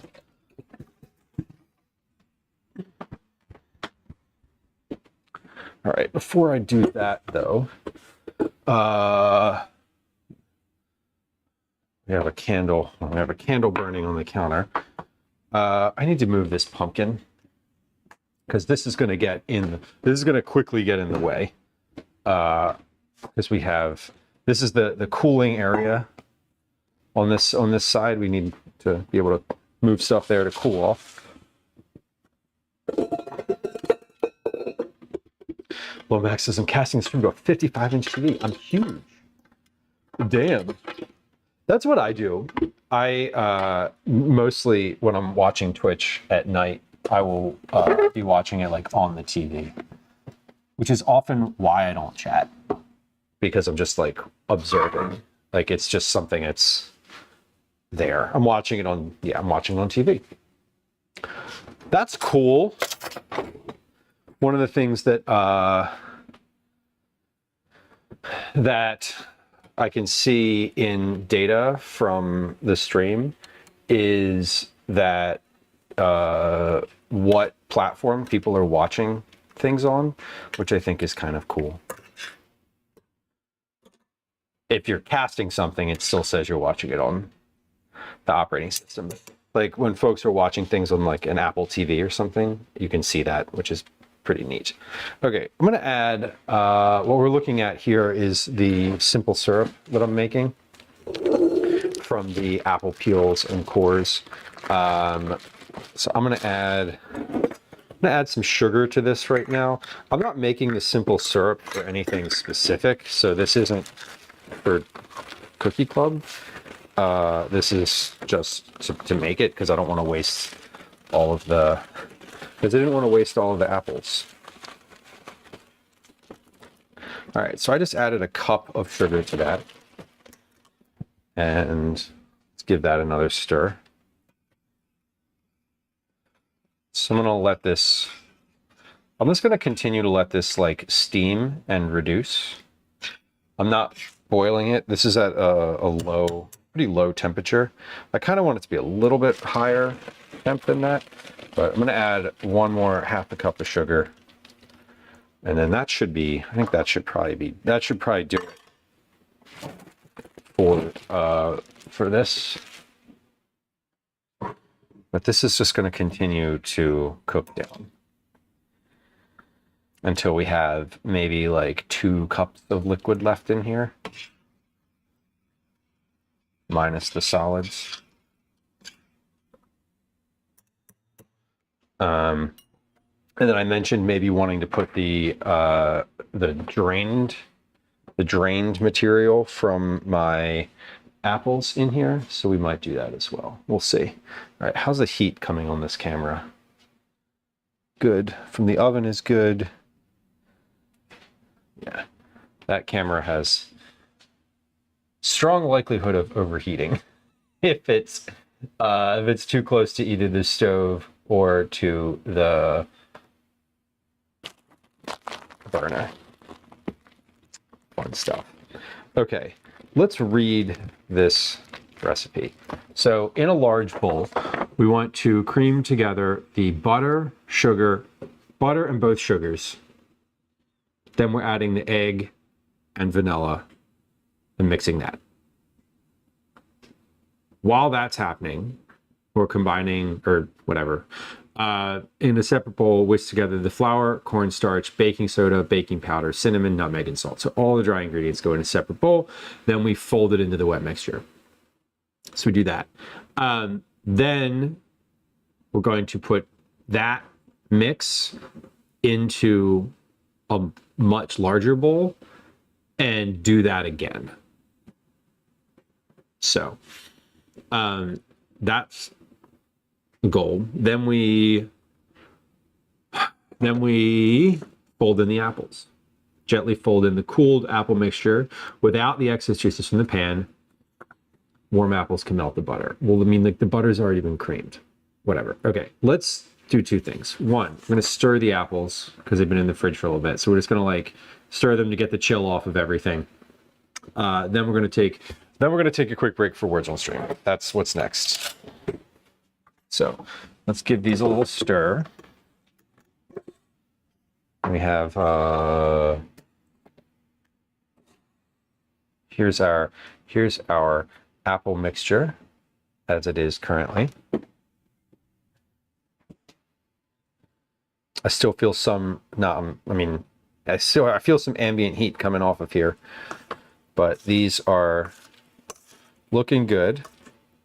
They're looking caramelized, as they should, because they are. And the liquid from these that isn't sticking to them, we'll take a look. What's in the bowl in the bottom? And I'm kind of thinning these out into a layer, like a thin layer around the colander so that they cool quicker. There we go. And then we've got liquid in here. This would be all of the liquid from the tray. Yeah, the stuff in the bowl is definitely good. It's a mix of apple, that like the juice from the apples, and a mix of that plus like the sugar. So I was thinking I may just put that into that simple syrup that I've got back there, because it's mostly sugar, and what is not sugar is just liquid, so water. So I think that would probably be a nice, just like, instead of just pouring it into the sink or drinking it. Like, I'm not going to drink it. That seems not great. But I think I could put it into that syrup and it would probably be really tasty. Okay, let's take a quick little break here for Words on Stream. If you're new to stream, welcome in. Note number 1, follows are silent if you're hanging out and lurking and you're like, I'm going to bounce. There's the ad warning. And you're like, hey, I'm going to bounce because this person's about to run an ad. Hit the follow button. It's silent. There's no alerts. There's no chat messages. I won't say hi to you. All that happens is you end up following the channel. We run 3 minutes of ads per hour on most stream days so that new folks who join the channel do not have a pre-roll ad. You can go fire up the stream on YouTube. There's a link to that in chat. There are no ads on YouTube. It's not a monetized channel, so there's no advertising there. So you get to hear me ramble during our Words on Stream break. Or you could subscribe to the channel. If you're not a subscriber and you don't want to subscribe, perhaps you spend a lot of time on Twitch, you could also subscribe to Twitch Turbo. That takes ads off of the entire platform, which is actually kind of nice, I'm not going to lie. So we're going to switch over and run a 3-minute ad on Twitch, and we'll be right back. Here comes a game of Words on Stream. Ding, ding, ding, ding. Oh my God, that's a lot of words. And we're going to run a 3-minute ad starting in 3, 2, 1, ad. Hi. Welcome to another edition of Commercials I Hate.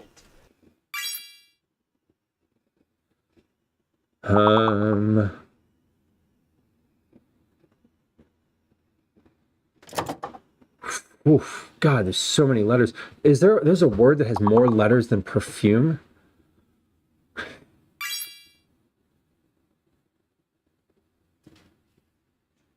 Oops.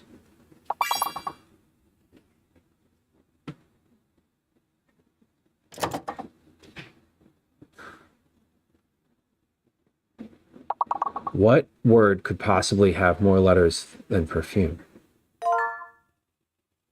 Perfumer. God damn it. Shocking.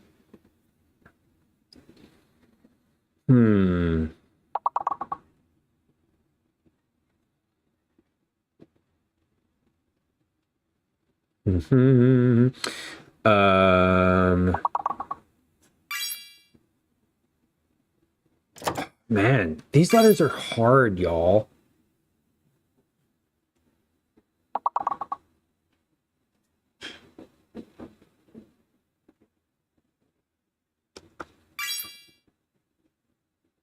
These are actually quite difficult. I'm honestly a little bit surprised.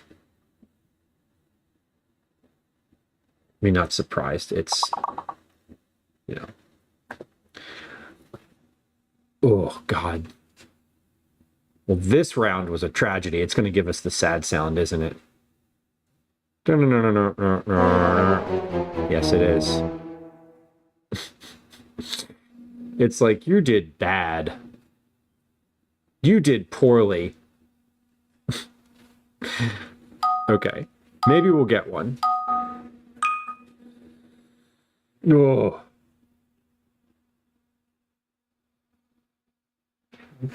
What letters are these?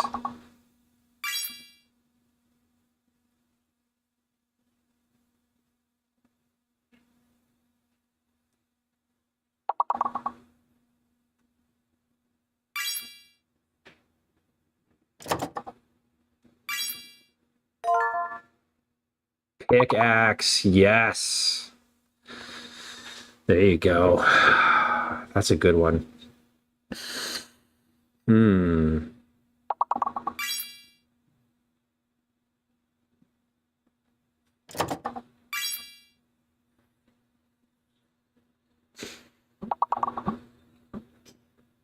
If you're on Twitch, welcome back. Thank you for your patience. I appreciate you. That has concluded, and we are back now. We're going to finish this round of words on stream. We're working through it. It is looking quite dire. I'm not going to lie.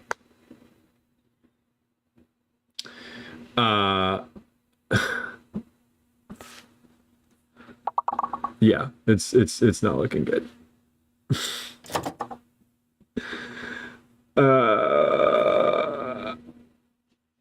Pickaxe was obviously the moment because you're playing Fortnite. Super. I heard Fortnite is fun. The new Fortnite Simpsons version. I have not played it or seen it myself.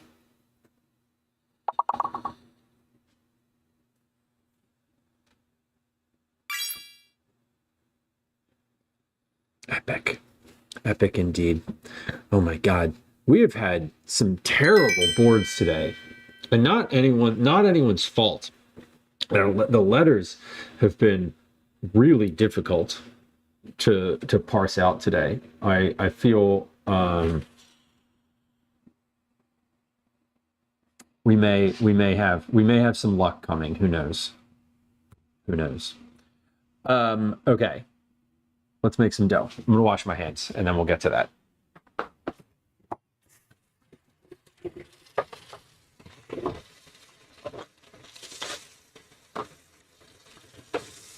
All right, so reminder to self. My recipe is already doubled. I do not need to double anything in the recipe. I just need to make it as is and it will make a double batch. That is important because often I do double the thing. So we can't do that right now. We need to just make it as it is. Make it as it is. Okay, let's get the dry ingredients together first because I feel like that's going to take longer. And then we'll cream the butter and sugar, then we'll mix things in, and then we'll do that all again. And then hopefully when we're finished that, the apples will be cool enough to put in. The goal is have the apples cooled, not to have, to be fair, the recipe does have it bolded and underlined, cool the apples completely. So we do want it as cool as possible, but the goal is so that it doesn't melt the butter. So I think as long as the apples are, what do they say, room temperature, I think we'll be,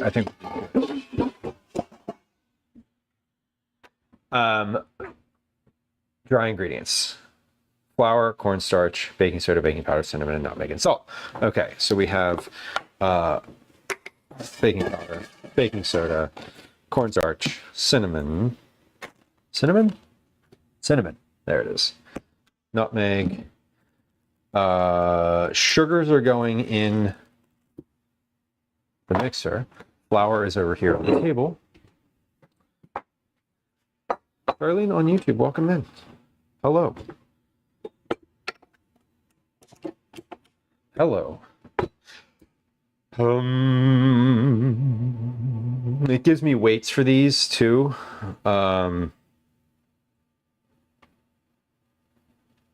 It gives me weights for these, but I don't trust the weights because when I put them in the first time, when I put the weights, the weight didn't change. For some of them it did. So like for the sugar, it didn't double in some capacity.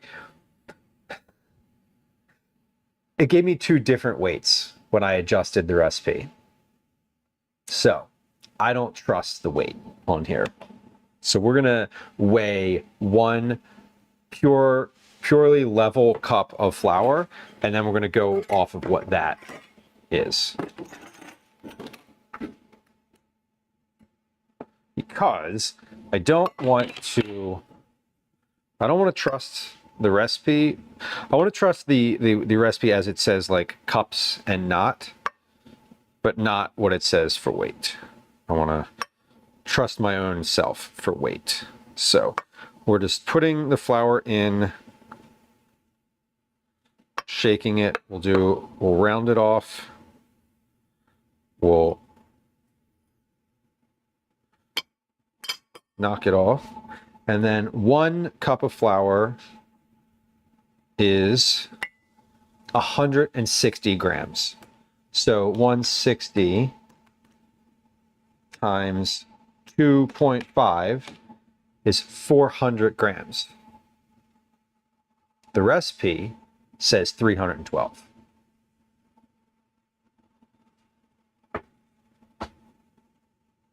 Yeah, so that is, I'm gonna note this myself.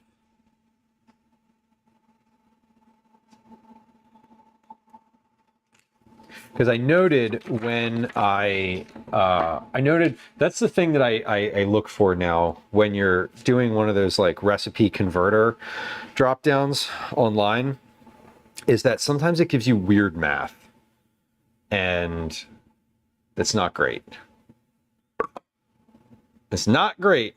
So my pro tip is just measure it yourself and don't always trust exactly what it says. Okay, that's 400 grams.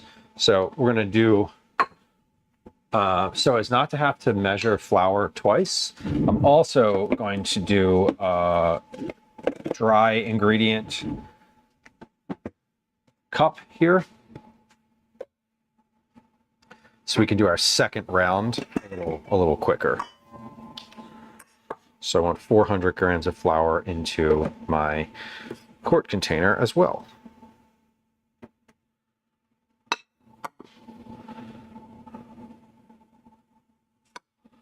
So we're batch making everything here.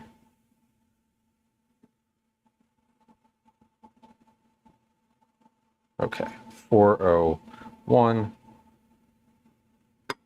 400 on the nose. Perfect. Okay, see now I can put my flour away because I don't need this for anything else. Do I need this for the vanilla drizzle? No. No. Why would you put flour in icing? Incorrect. Okay. So, 400 grams of flour. 2 teaspoons of corn starch.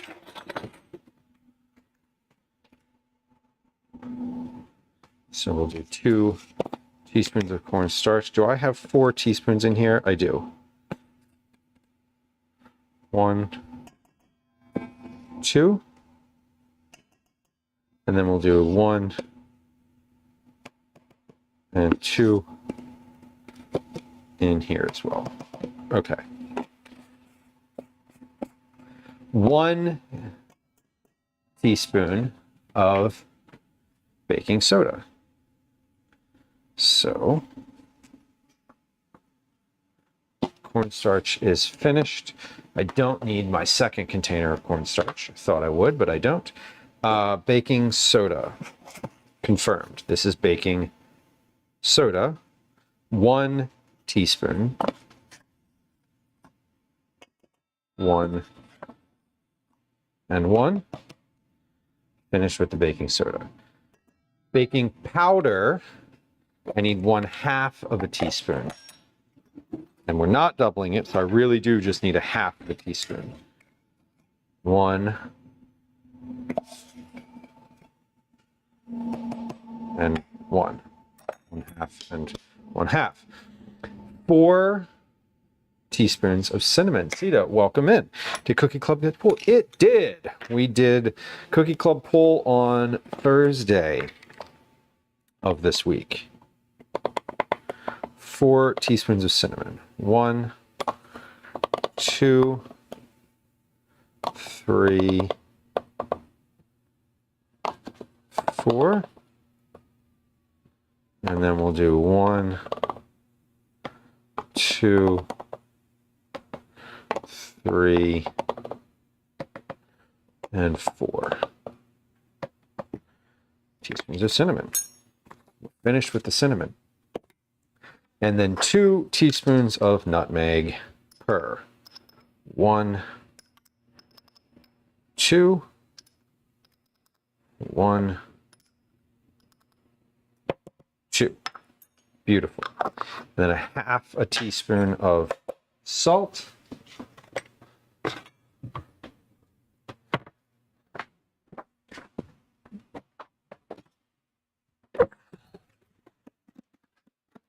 Do half a teaspoon of salt. I'm gonna pour this over top of a little bowl.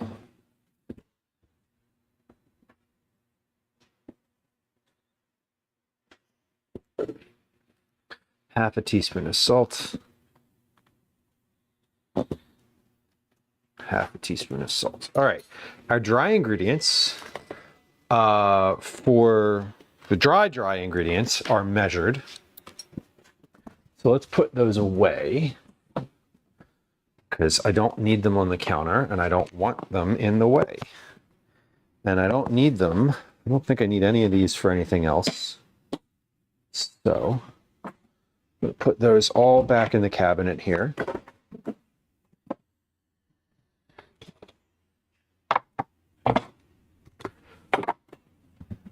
Baking soda, baking powder, corn starch. Nutmeg goes down here. Good. Okay, and then this extra salt I can just put into my salt container. There we go. And so we're going to whisk these together. I'm going to also measure out my sugar for the sugar butter mixture. We're going to measure a double amount of sugar also.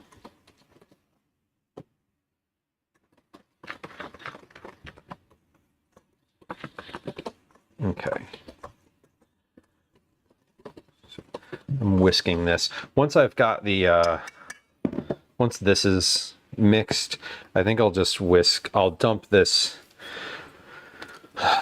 dry ingredients from here into the big bowl so I can combine them, because they're not going to combine very well in that quart container.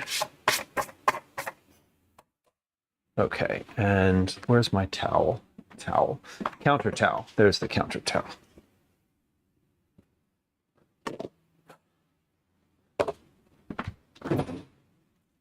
Okay, good. Let's get the sugars together. So we're going to do the butter and sugar all at separate times too.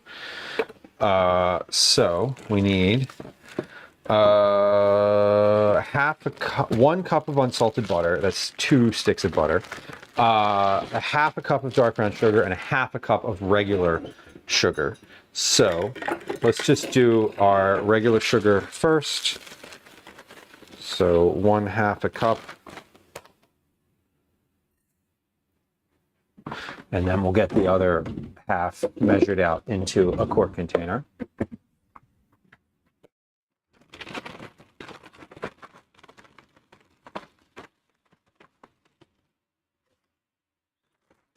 There's my regular sugar.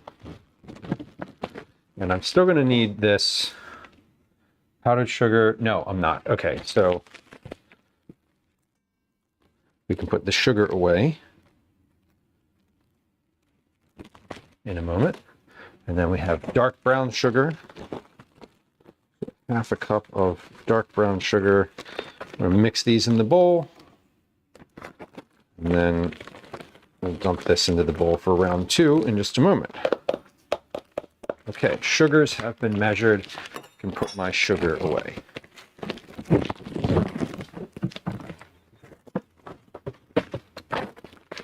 Great.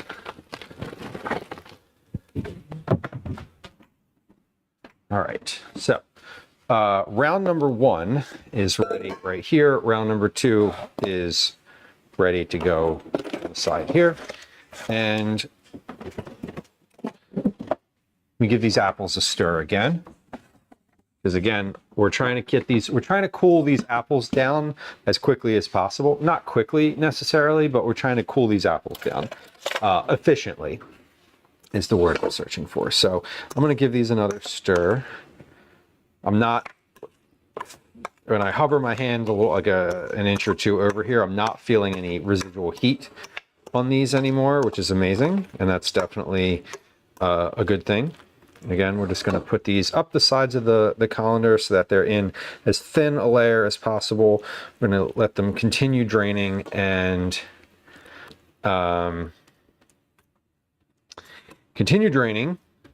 cooling down. I'm going to leave that spoon right there because I keep getting a new spoon. But let me taste, first off, let me taste these and see how they are. Fellas, I was just about to ask. I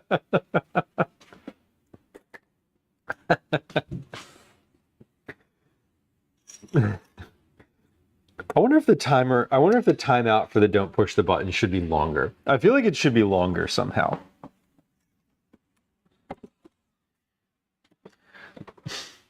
Not somehow. I feel like it should be longer. End of sentence.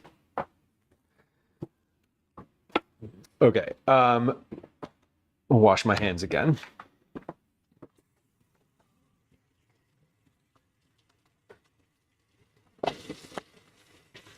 My apples on my stove are simmering away. It's nice. I'm actually going to turn it down a little bit. But I want this to reduce quite a bit. So we're just going to let these continue to simmer back here. There's no reason to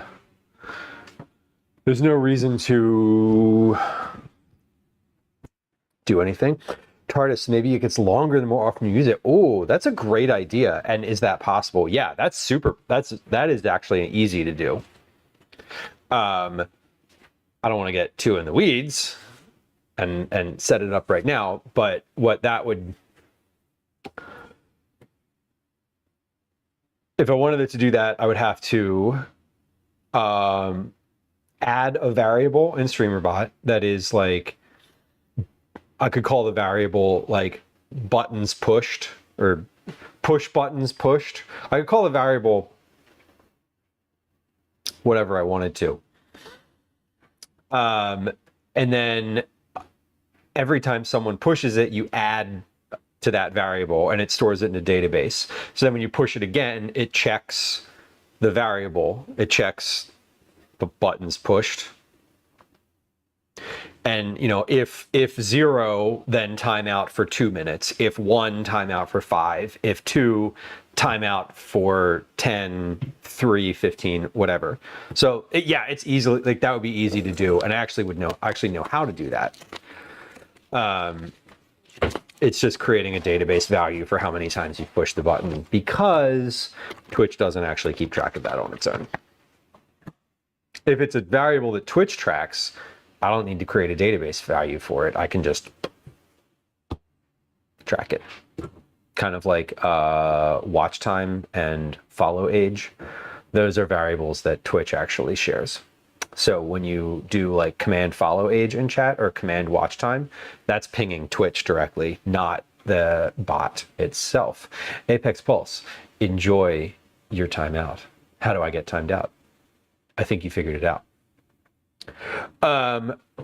Okay. In a large bowl, cream slightly firm butter with brown sugar and granulated sugar until combined, but not fluffy. Okay, so we need 1 cup of unsalted butter, which is 2 sticks. 8 tablespoons equals a half cup. Okay, 2 sticks. Yes. Oh, the follow age command likes to do it twice. That's cool. Why is it serving that twice? That's weird.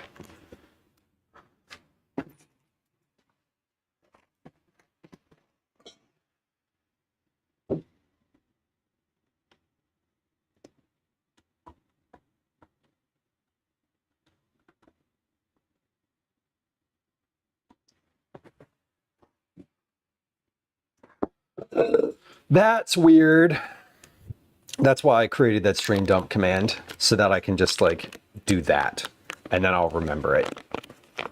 Because I don't want to go to Discord right now to like type that into Discord. I want to just put it in chat.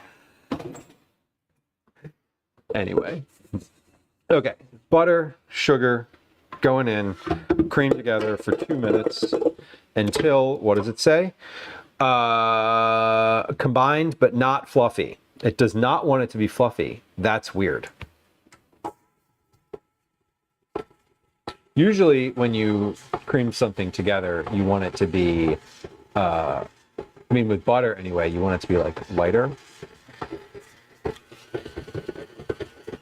I don't know, whatever. It also doesn't give me a level to put the mixer at, so we're just guessing here.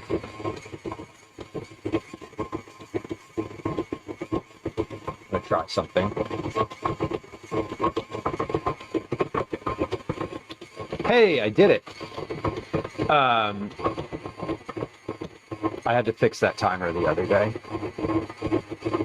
I don't know if I forget what stream it was, but it was like a week or 2 ago, and I was like fussing with this timer down here, and I like couldn't get it to work, and it was really annoying. I need to set up, one of the things that I really want to do is put more work into the vertical stream setup, because at some point soon, Twitch is going to start accepting a vertical encoded feed, and I want to be ready for that. I'm already sort of ready for it, but like on the vertical stream, if you're watching on YouTube, like this timer is not there. This is not there. You can't, it doesn't exist. This gold bar doesn't exist. This thing up here doesn't exist. So there's a lot that doesn't show up on the vertical stream yet. The cameras are all aligned and good, so at least there's that. Okay, we have, yeah, about 45 more seconds here. Add the egg and vanilla extract. So how many eggs? We need 2 eggs and then 2 teaspoons of vanilla extract. So let's get those out. And get my teaspoon over here.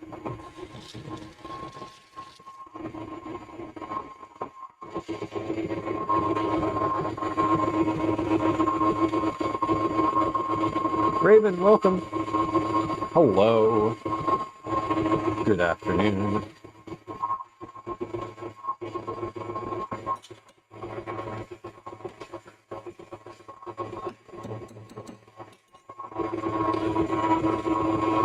Okay, timer is done. We're gonna add eggs. Actually, let me scrape down the side of the bowl here.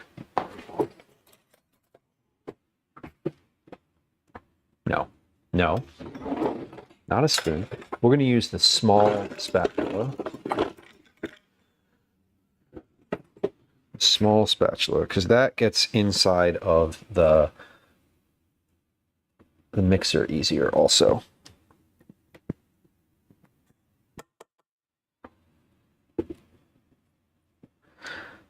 All right.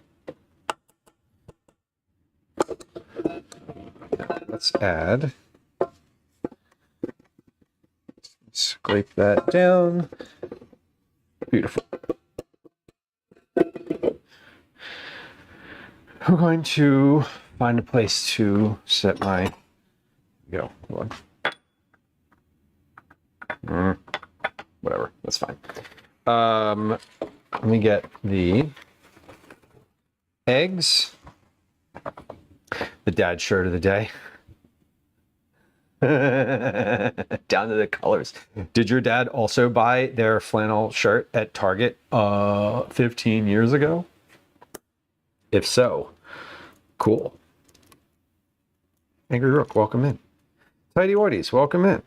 Good afternoon. 2 eggs.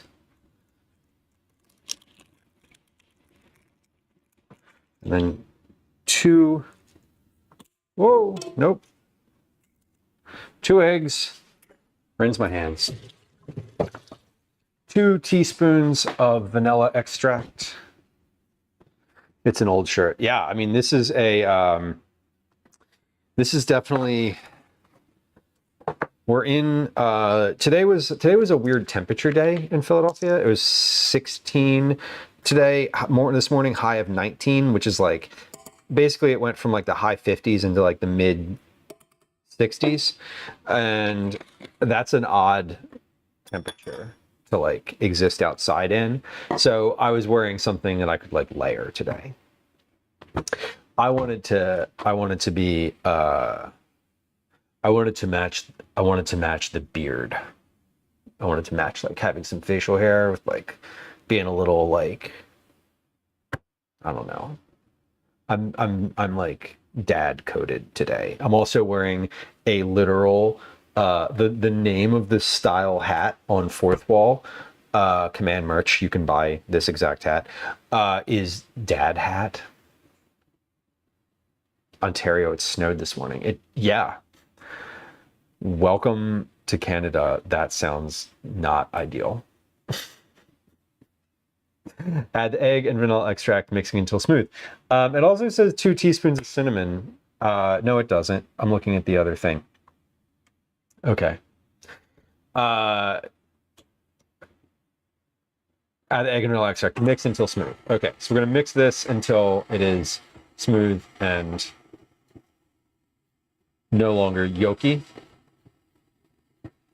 32nd birthday. Okay, so I know for sure I bought this shirt.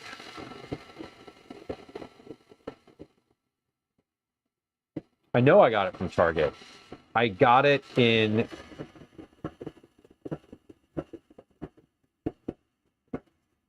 2007.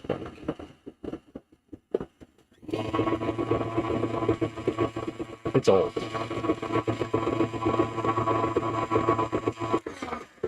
It's definitely old.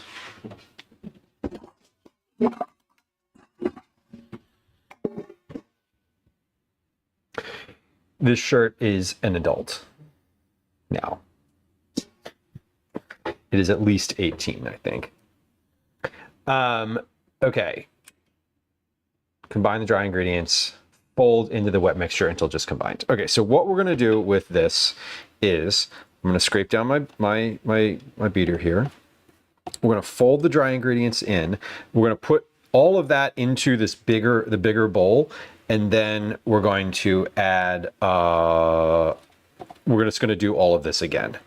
Like we're gonna do that whole process of creaming the butter and adding the egg and all that. We're gonna do that again. And then we're gonna put all of the dough together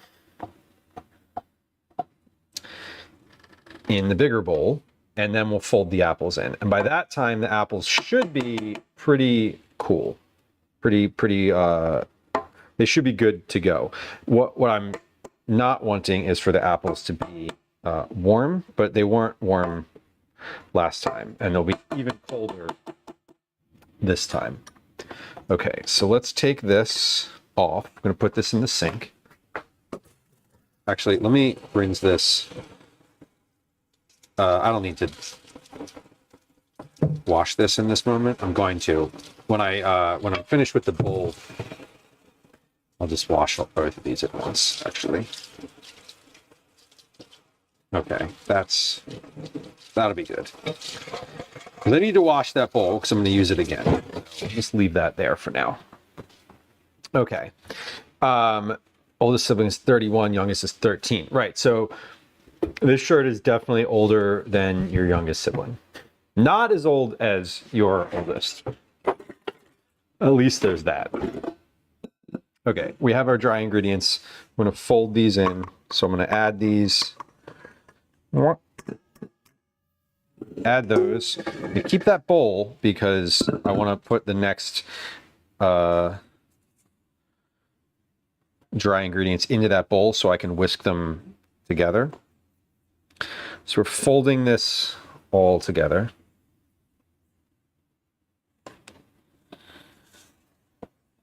One of 5. Incredible. It's neat to have such a large family. It really is. I am an only child, so I did not have any siblings. And that is such a different experience. It's so wild that you had that many. We have had such different experiences growing up. Fold in the apples. Okay, it said the dough will look a little greasy when the apples are in. Right now it looks very dry, so that's fine. Yeah, Purple Unity says, I can't imagine life as an only child. Yeah, and I can't imagine having had other people in the house. Like, I grew up, my parents, I grew up with, my parents got divorced, so I was like just living in my mom's house. I saw my dad regularly, like he's very involved in my life, but functionally on a day-to-day basis, I was like living with my mom. So I didn't even have a third person in the house. It was weird. Like, yeah. Either all the attention being paid directly to me or zero attention at all. And no in between. Kind of wild, honestly. Okay. We're going to put all of this into the bigger bowl. So this doesn't actually look like a lot. I don't know. This is, oh, I guess I'm going to add all these apples in here too. So that will be good. And I think these cookies are meant to spread a bit. So they will ultimately be larger. Because once they hit the pan, they will spread. Raven, I love a fun fact. 15 and 12 years older. Yeah, Valos. And that's like, you know, they're sort of, you know, you were functionally, they were around, but they weren't like antagonizing you when you were a kid.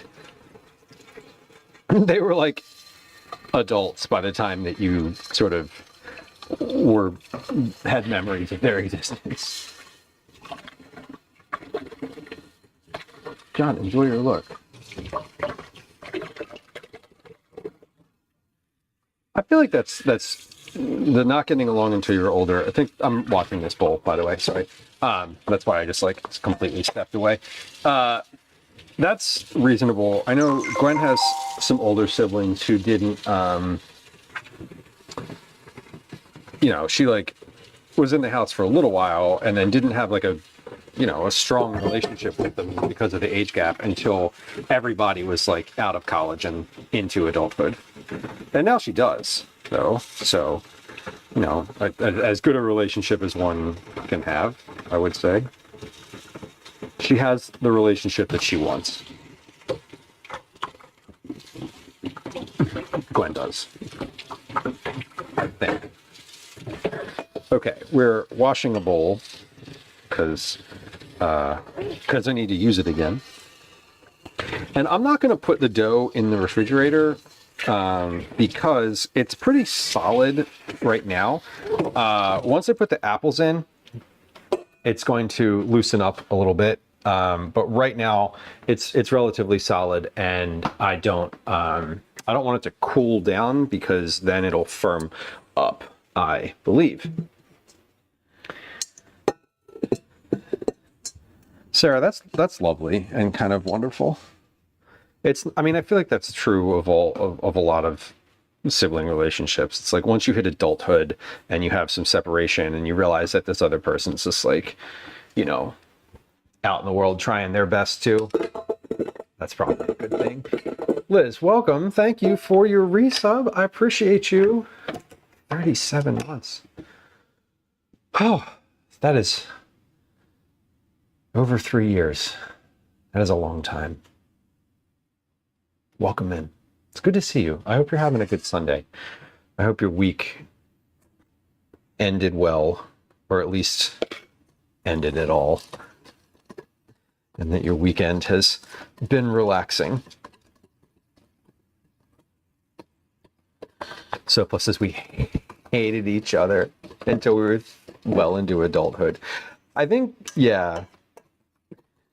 I think with Gwen's experience, like they didn't really communicate very much until they were adults. Like in college, you know, she didn't like text her sister. Okay, we're just doing this again.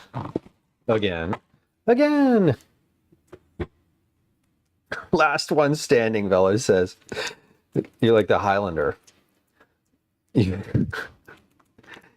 Yeah, it is a weird thing. I feel odd sometimes about that. I'm also not super close with my like extended family. I talk to both my parents are alive, and I talk to them with some regularity.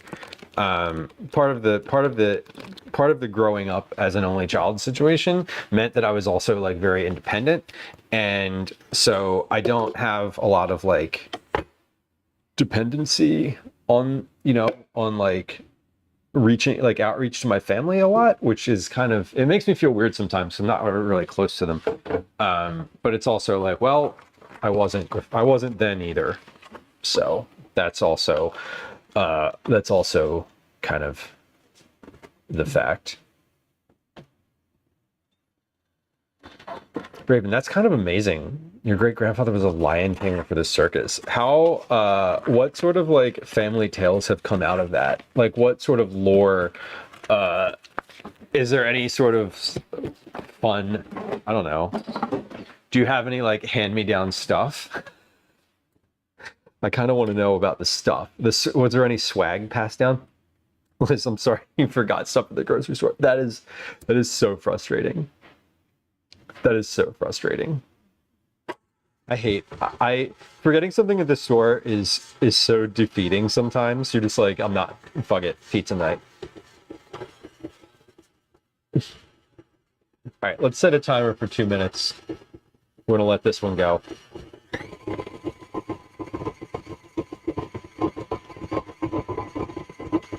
Mega drama. Sorry, yeah, and to be clear, I feel like a lot of families have like the one person in the family who's like, if you have like 4 or 5 siblings, I feel like it's normal for there to be like one sibling, maybe 2, that's sort of like not part of the main group chat, you know? They're just like out there in the world. And maybe they're out there in the world on their own, and maybe they're out there because they're like, they don't fit in.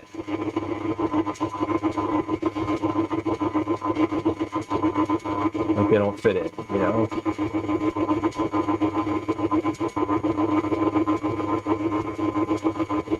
Raven, amazing. That's a neat bit of heritage to have and be able to point to. That is interesting.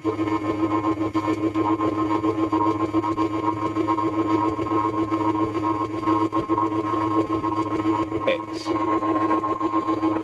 panicked earlier. I thought I was going to have to double the recipe that I had written, so I got out extra butter. And now that I know I don't need it, I can put it back in the fridge.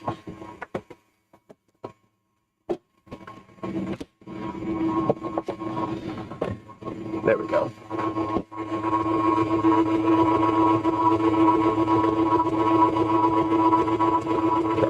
Almost there.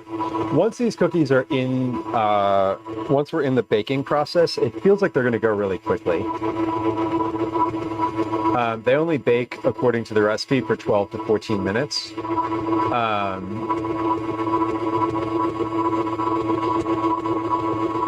So it should be pretty easy. Okay, timer is complete. Great. Let's scrape down the beater. Add the eggs, add the vanilla, and then mix that in. And we'll combine the dries. So this is a pretty straightforward recipe. I'm always a little skeptical, again, as y'all know, when recipes do not come with weight. This one came with weight, but when I read it, I didn't trust it because when I doubled the recipe, it gave me 2 different weights. So I am going with the, what I did today for this was measure the weight of the one cup of flour. And then I just actually measured everything else. I didn't bother doing weights on anything. Wait, that's not the right vanilla. Where's the other vanilla that had vanilla in it? This one was new. I'm low on some ingredients, so I'm not. I got the extras out, but 1, 2.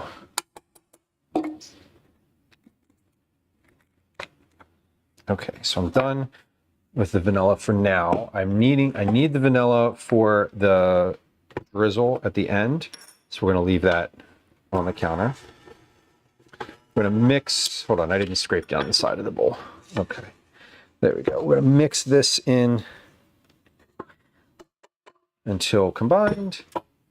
Can you drink vanilla? Oh gosh, it's so tart. Drinking it straight. It's no good. Definitely no good. All right, that is combined. Let's get the beater scraped.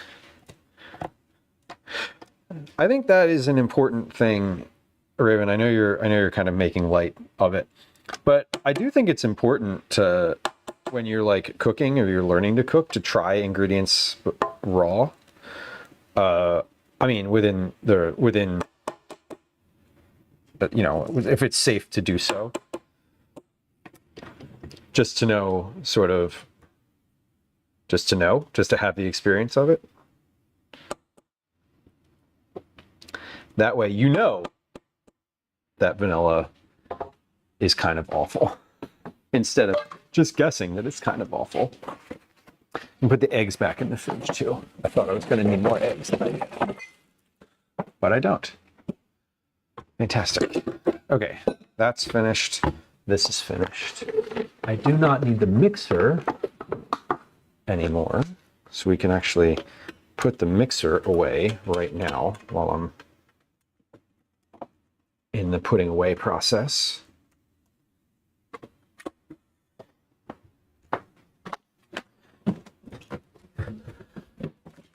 Just trying to keep the counters clear.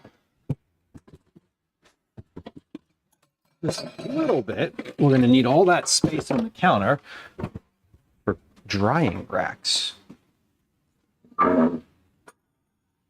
Okay, so this is, my dry ingredients are whisked. You've drank vanilla thinking it was your water. Okay, that's an awful mistake to make as a 6-year-old. Won't do that again. Okay, gonna fold this in. A drop of red food coloring. Oh yeah. Food coloring is not meant to have flavor.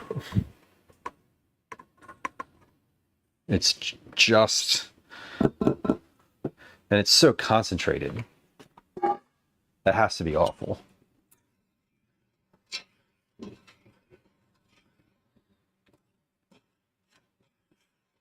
All right, I've got on the stove here, on the stove in the back here, I have a pot of, I have a pot that I'm making simple syrup with. So this is what's simmering away back there on the stove, just for reference. We've got a pot of simple syrup. Now that is not for today. We're not using it for anything. I just didn't want to put the, I didn't want to throw out the pieces of apple core and skin. So I decided to make a syrup out of them. I'm also going to put the liquid that dripped out of the caramelized apples in that pot once it is once we're moving on to the apple section. So this is my dough, and I'm just folding in the dry ingredients to the wet. The final version looks like that. So we're getting there.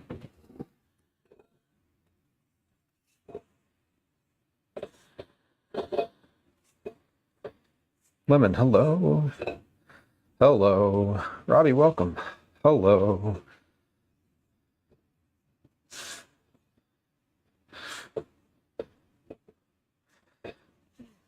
All right. We're folding it in. And then once this is combined, we're going to fold all of these in together.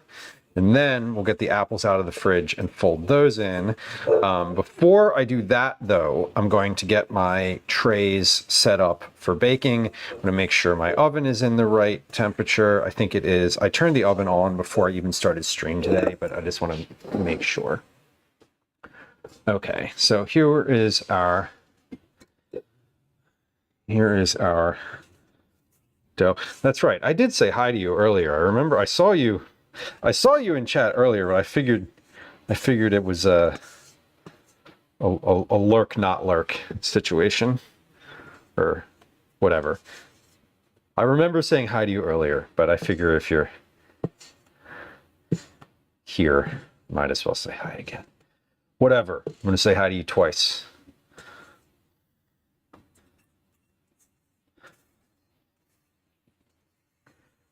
Favorite type of cookie to make and give away to people? My favorite type of cookie to make and give away. I don't really have a favorite type necessarily to like that I've make to give away. I do like the giveaway process though. I enjoy the ones that are simple.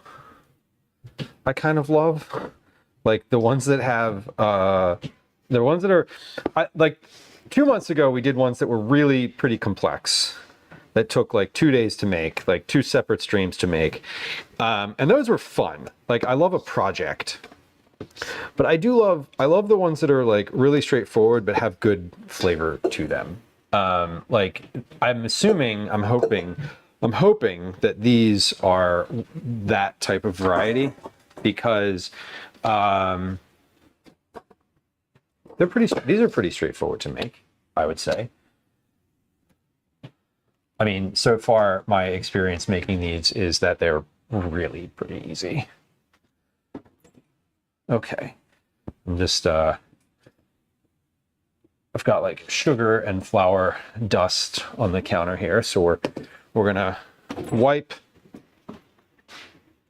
the counter and then wipe with a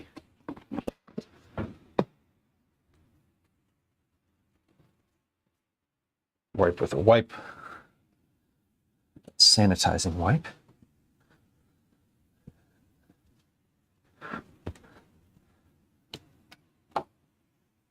All right.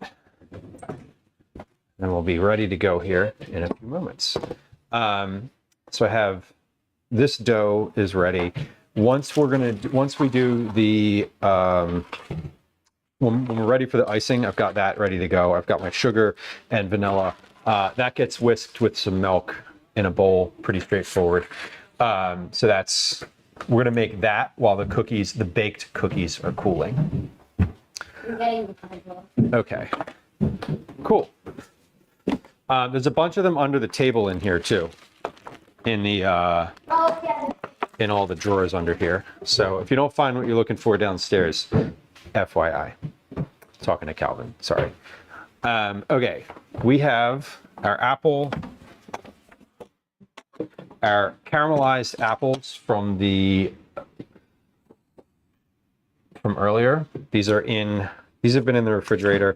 How many cookies that is No, Calvin, I do not have any finished cookies yet. Okay. I'm not even finished the dough yet, but we're almost there. All right, these look great right now. These are cool. I've now hit the point where they are, Did you want this to be open? no. Okay. All right, these are cold. So, objective achieved. These are not going to melt the butter when we put them in. No.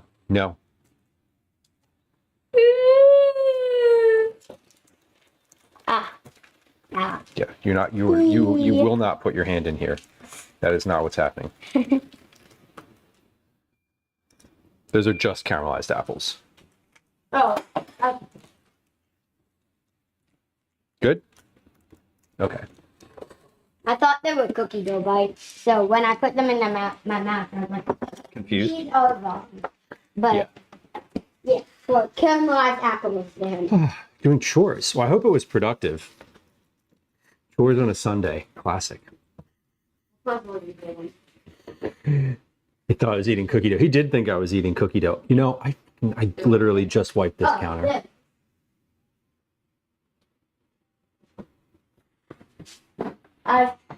Not.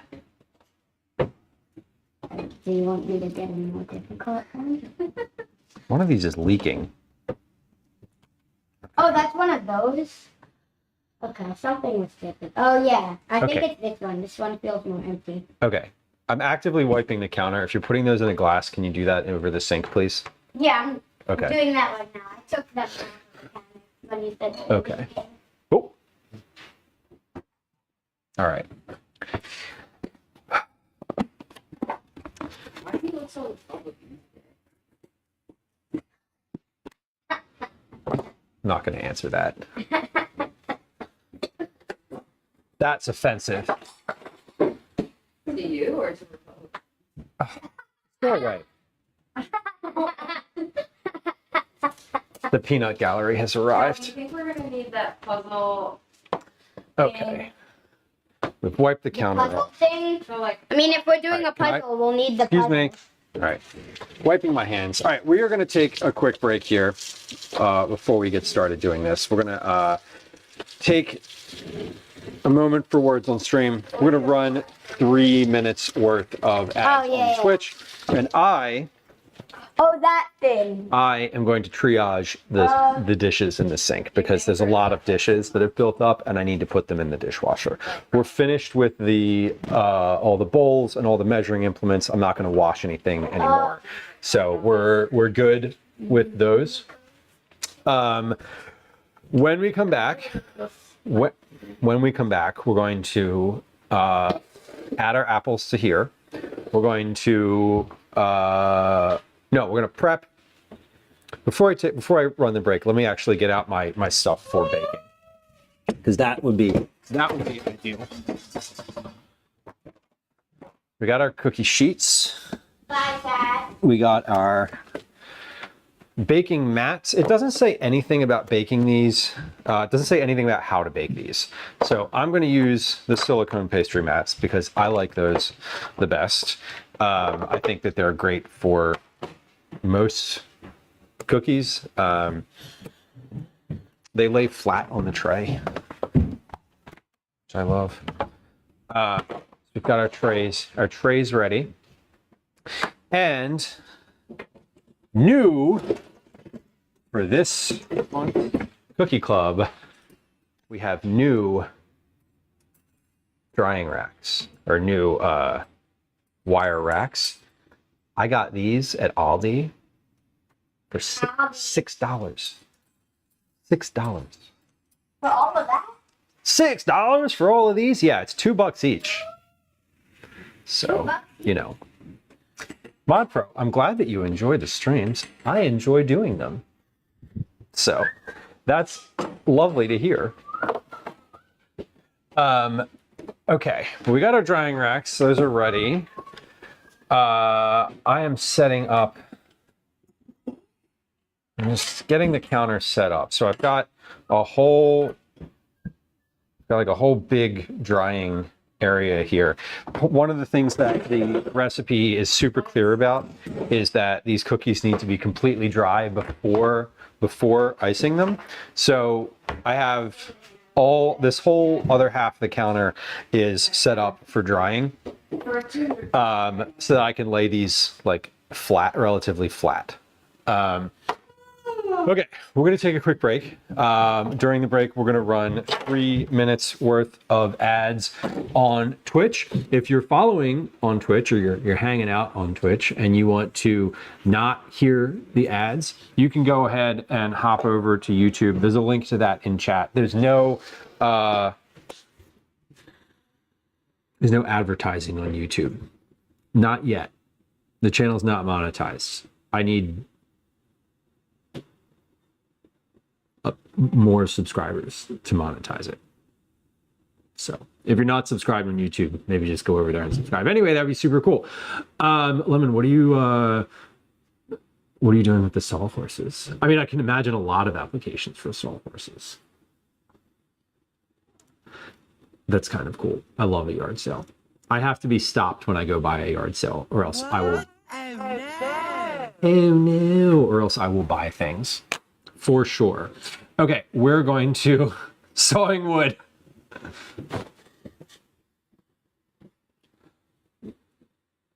Conventional. Okay.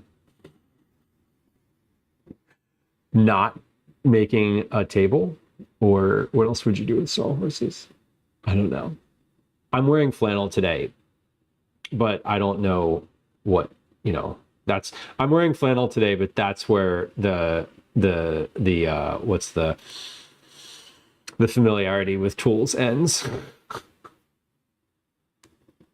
If I was making a table, I would probably still be sawing wood. Yes. Facts. Unless you were just buying a board and putting it on top of the sawhorses and calling it a day. All right, we'll be right back. We're gonna do 3 minutes worth of ads on Twitch. I'm going to triage the dishes in the sink because that's where my skill set lies. And we'll be right back. Here comes a game of words on stream. Here comes a 3-minute ad. Oh, I got a word. Oh, let me get it first. Hi. Welcome to another edition of Commercials I did it. I Hate.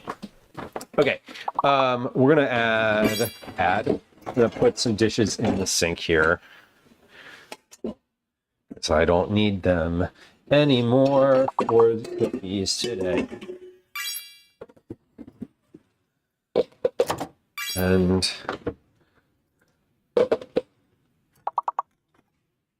yeah, we got a lot of dishes I can put in the sink actually.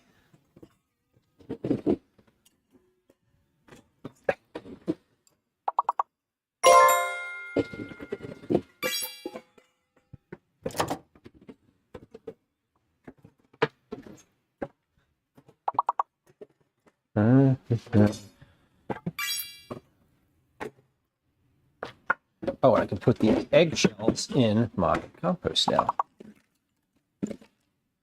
Yay.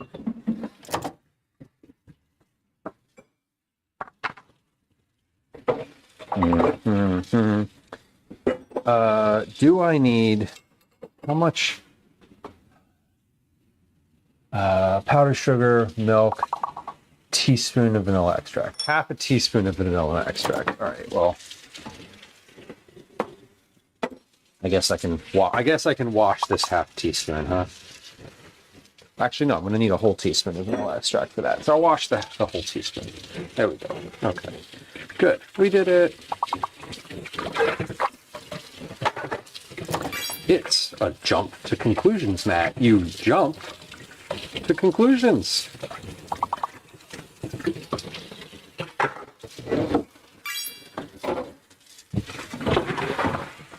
Oh.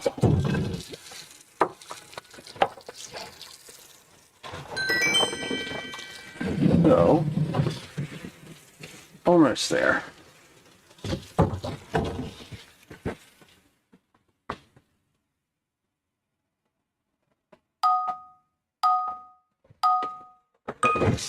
Got time for one more. I feel like that round was a bit better than the other ones. Maybe Words on Stream is taking pity on us today. Or will decide to take pity. The first four rounds of Words today were absolutely brutal. They were just like, do you know this impossible word? How would you like 5 E's? And you're like, no. And they're like, how about 4? And you're like, still no.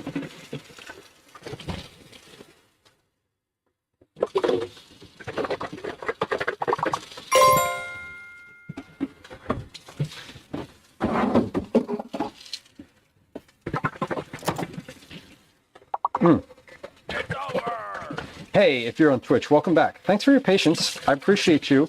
It is really frustrating to have to sit through ads. I get it. I understand. If you don't want to have ads, or you don't want to experience the ads, you can just mute the tab and hop over to YouTube and hear what else I'm saying over there. I promise you it's not very exciting. And I don't do anything during the ad breaks. I usually just like wash some dishes. I don't do anything because I don't want to. I don't want to deprive people of the amazing, fantastic cooking content that you came here for. If you came here for watching me do dishes, I'm sorry, I am depriving you of that. But no one's ever said that that's what they want me to do while they're here. So I assume that it's not super interesting, and it's okay if I just do them off screen. Anyway. We'll be back in just a moment here. We're getting our last guesses in for this round. Oh, so close on this one. I'm getting better. Things are improving. Things are improving. Okay. Here we are. We're back. Let me scroll up. I saw a couple folks pop in for a first chat today as we were we're advertising. Serena, welcome in. Hello. Identify as your dad's doppelganger. It's true, I do. Just because I'm wearing flannel and a dad hat and look like a dad doesn't mean I know anything about power tools. I am just cosplaying as that today. Although a sawhorse table is like quintessential bachelor pad kind of shit. Right? Am I right? All right, here's what we're doing. We're going to fold the apples in. We're ready to go with the apples. And I'm going to, then we're going to like make some cookies here. All right, well, our apples, here's our dough. Dough looks good. I'm just going to spread this out a little bit so I can kind of fold things in easier.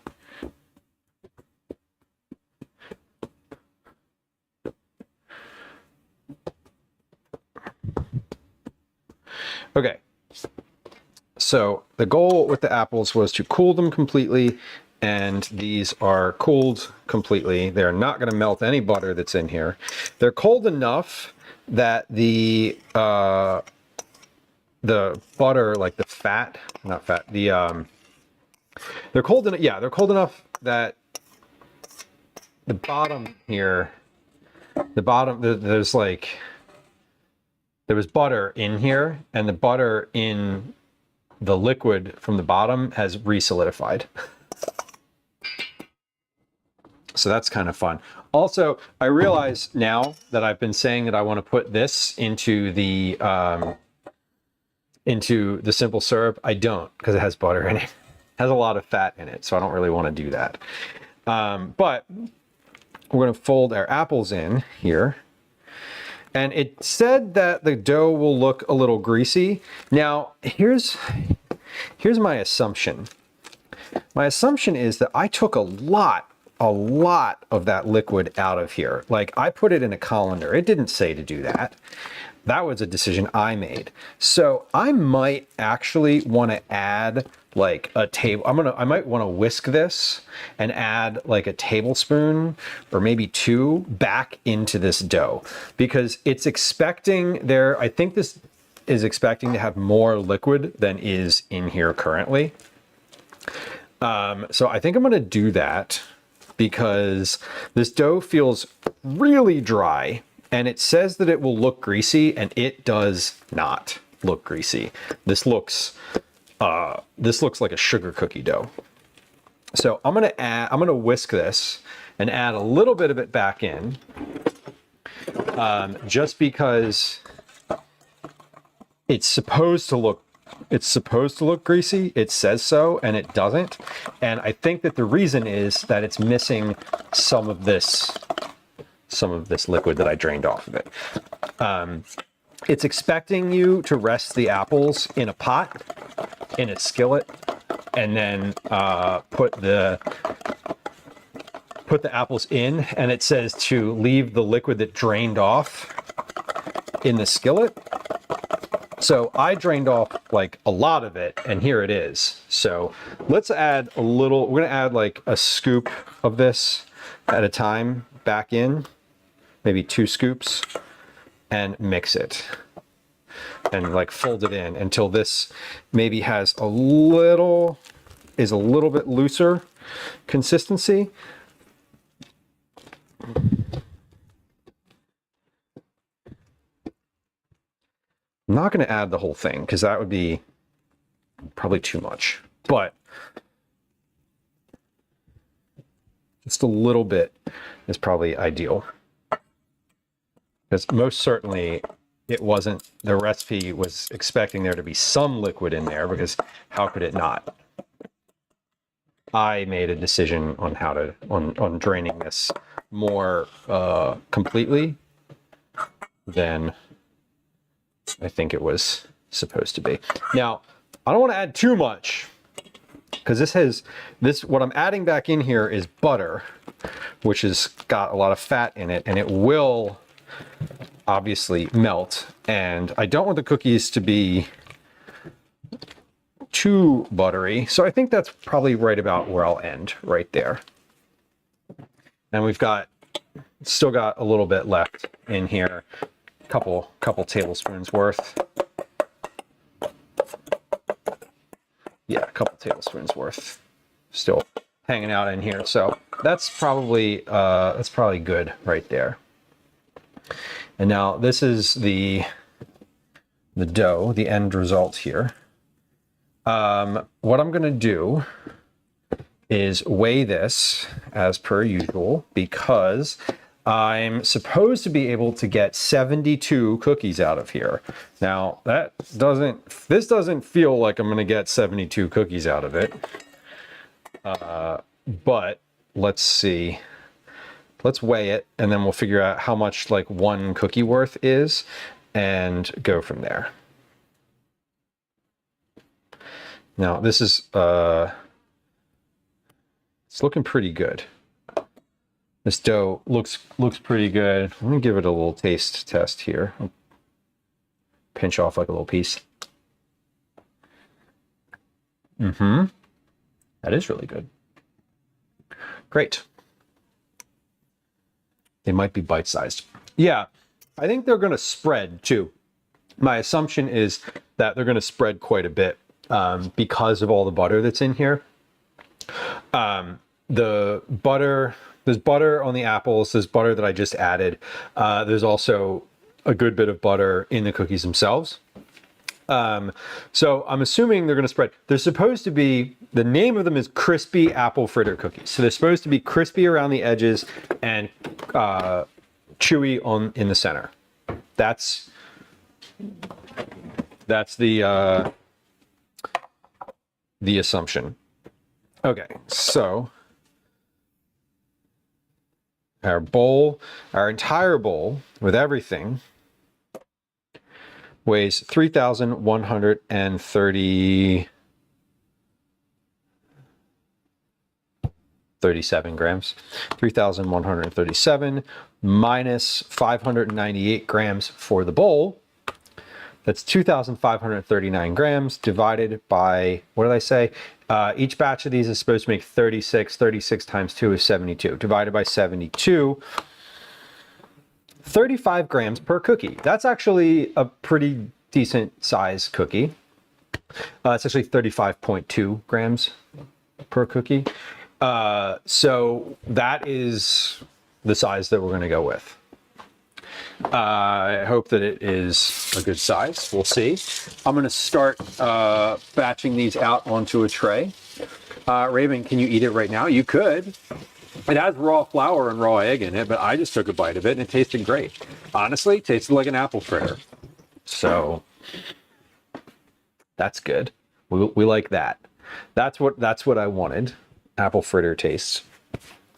So about 35 grams per cookie. That's again, that's pretty good. We've done cookies that have been 20 grams before. We've done cookies that have been 50 grams before. It kind of depends on the density. So I'm going to move this over. I'm just going to put this over on the counter here and let that just exist as it is. Okay. And now let's get this. We'll wipe this counter off again, and then we'll be ready to go. So here's what we're going to do. We're going to make the cookies right now. We're going to make all the cookies. We're going to put them out on the cooling racks and let them cool. When we've finished baking all 72 cookies, we will make the icing. And so we want the cookies to cool completely before we ice them. So I'm going to make them all first, and then we'll go from there. So what I'm going to do is shape the cookies. Preheat the oven. Done. Line a baking sheet with parchment paper. Oh, it actually says parchment paper. That's fine. We'll use silicone. It's okay. Scoop the dough into heaping tablespoons or a medium cookie scoop and flatten slightly. Leave 2 inches between the cookies. It says leave 2 inches between the cookies. So that tells me that these spread. It's specific about the space between. So that has meaning for me. All right, what we're gonna do is put some gloves on, and I'm going to take these with a spoon. I'm just gonna use a spoon to scoop these out.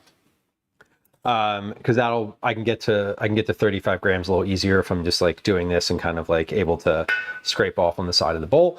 And then we will shape them. I'm just going to shape them on the tray. I don't think that they don't need to be round, specifically round, or any kind of specific shape. So let's see, what's 35 grams? Oh, more than that. More than that. More than that. Oh, okay. 35 grams. That's a lot of dough for a single cookie. So I'm hopeful for that. Okay, so what I'm going to do is shape them in my hand and flatten them on the tray. So we're going to make 1 tray worth of cookies. I'm going to pop those in the oven, and then we'll see how they come out. I'm going to give these anywhere from 32 to 35 grams. So they'll be roughly the same. They'll be as close to the same as possible. So I'm just kind of giving them a little shape in my hand and flattening them. We will leave 2 inches between, because that's what it says. And I should get, if I'm measuring these correctly, I should get about probably 70, I don't know, whatever. We should get between 70 and 80 cookies out of this total. I don't know how many I can fit on the tray. Probably 1, 2, can definitely get them, say 3 across like this. 2 inches of space between. 3, 1, 3, 6, 9, 12. 12 cookies per tray. Maybe a few more. I'm gonna try them. I'm gonna try it at about 12 cookies per tray first, and then we'll see from there how it goes. If I can squeeze a few more, that would be great. I think I can probably fit 15 per tray actually, because these are large sheet pans. Relatively large sheet pans. So I might be able to get 1, 2. Yeah, I think I can fit 15. But yeah, these are kind of sticky. They are sticky. So like once I've got them on the tray, they're not going to move very easily. So let's try. Let's just see how many we can get across before we fill up our columns here. 1, 2, 3. Yeah, I bet I can fit 15 on the tray, but I would need to space these better. I'm only going to fit 12 on this tray, which is fine. And again, I really don't know how much these spread. So we're kind of playing this first tray easy, and we'll go from there. I don't know if I'm not going to put 2 trays in my oven at once. It says these only take about 12 minutes to bake too. So if that's the case, that would be kind of nice. 12 minutes is not very much for cookies. Angry Rook says I would eat the dough too. Yeah, I mean, again, I said it's got raw egg in it and raw flour, which obviously some people seek to avoid. But, you know, I'm not a dietitian. I'm not a food safety expert. I cook at home and I eat the dough. I wouldn't like eat a lot of it. And if I wanted to make like cookie dough ice cream, I would make cookie dough the way that you're supposed to make cookie dough for that kind of purpose, which is to say you would like take pains to not use raw egg in it.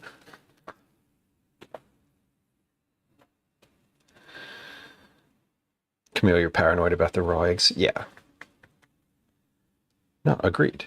And you know, you're not supposed to eat that. So again, I'm not a food safety expert, so I'm not gonna tell you not to.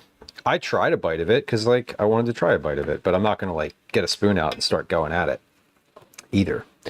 All right, we're gonna put these in the oven. Any notes? Bake for 12 to 14 minutes until the edges are golden and the centers are just set. Okay, so let's go 12 minutes. And then I'm going to get my second timer ready for 2 minutes. Pop these in the oven. The oven is already hot and ready to go. So let's do, we'll put the camera on here. Hold on.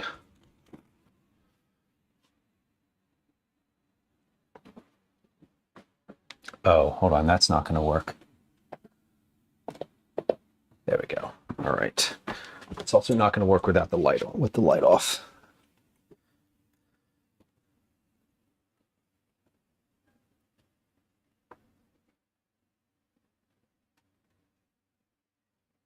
Okay. Oop.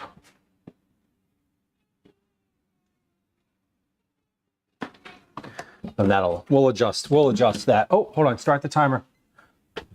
We'll adjust that as we need to, as we go through everything here. So we'll just let that camera go and start our second tray of cookies. Because I know that the weight is what it's going to be. In just a few moments, I'm going to know how well these spread, or if they spread, how much they spread. I know they're going to spread because that's kind of what cookies do.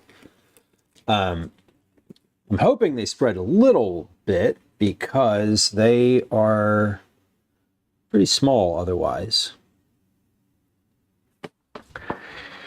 And if I end up needing to make like another batch of these, it's not going to be ideal.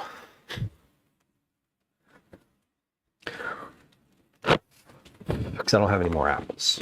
I'd have to start the whole process over. Okay, well, here's what we're going to do. We're going to get our second tray. I'm going to do that one just like the first one because I don't know. So I don't know how much they spread yet. So we're just going to go ahead and assume that they spread enough that that's as much as I'm going to get out of it. And we're just going to make our second tray just like the first.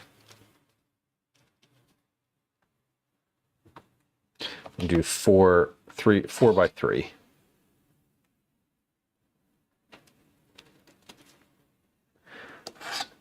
And yeah, I don't have all the different size cookie scoops.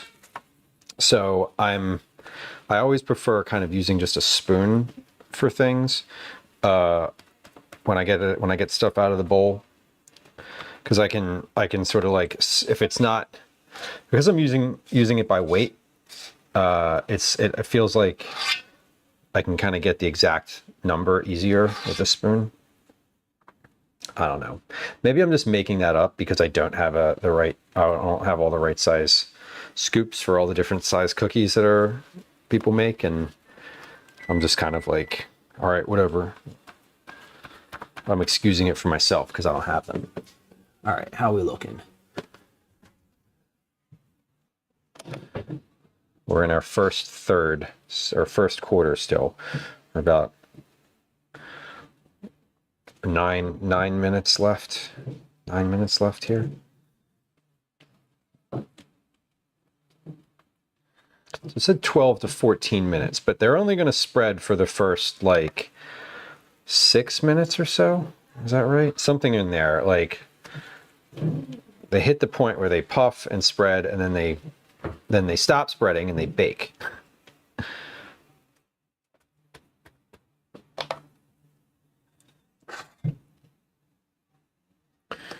All right. We're just keeping these roughly the same amount. I'm within like a gram or two in each of these.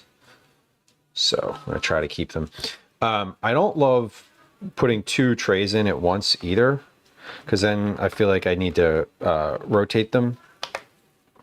I know it takes a little longer, but it is, I'm also sort of just,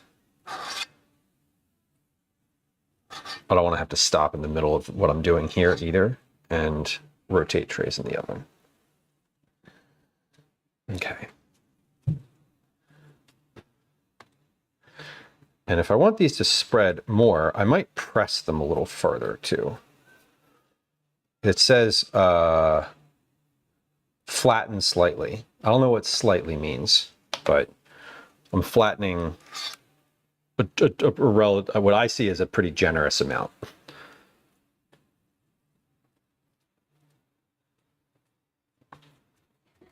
I feel like if I flatten them more, they'll spread a little further, and then maybe they get crispier, which would kind of be cool.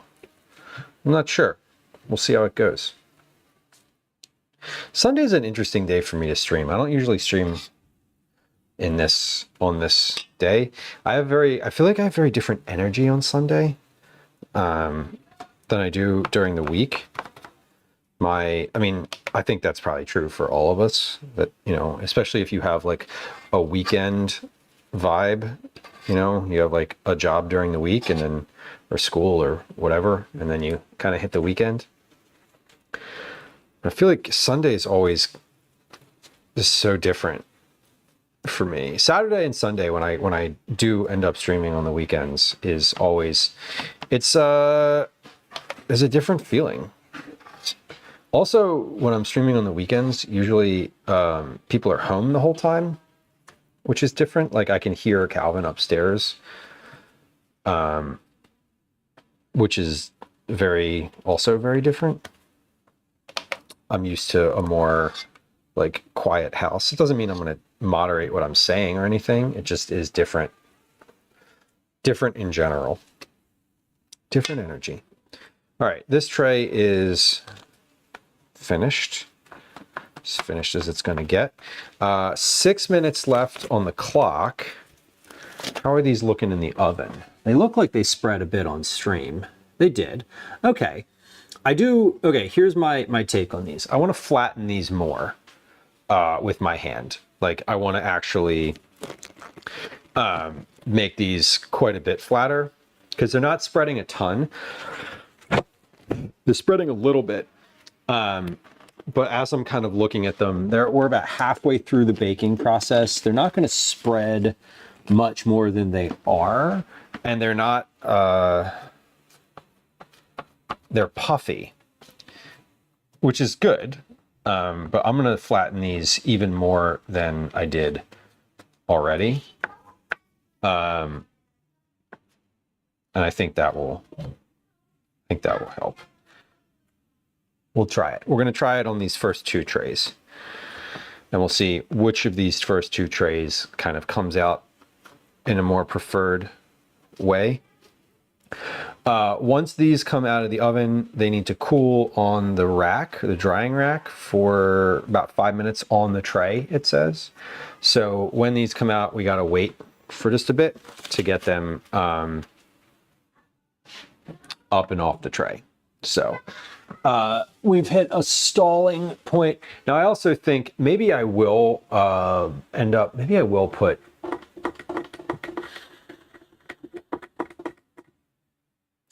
I don't think I can. I was going to say maybe I will put 2 different trays in the oven at once, but I don't think I can actually do that because right now these are in there. They're going to need to cool on the thing for a few minutes. So we'll see. This is we're waiting. This is round number 1. This is round number 1. So this is our tester round. So we're taking it slow. I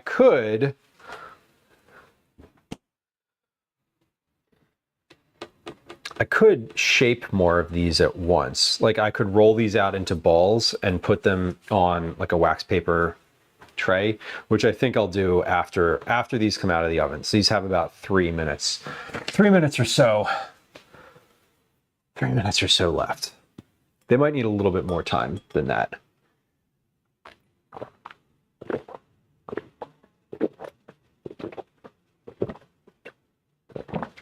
Excuse me.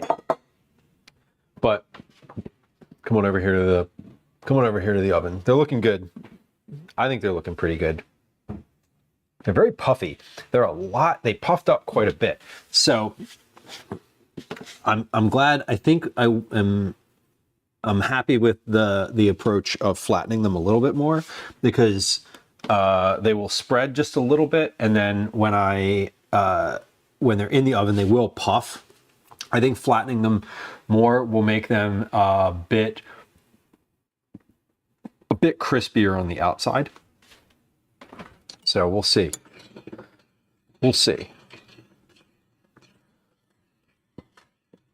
My simple syrup is simmering away back here. I'm almost there to the point where I think it'll be ready.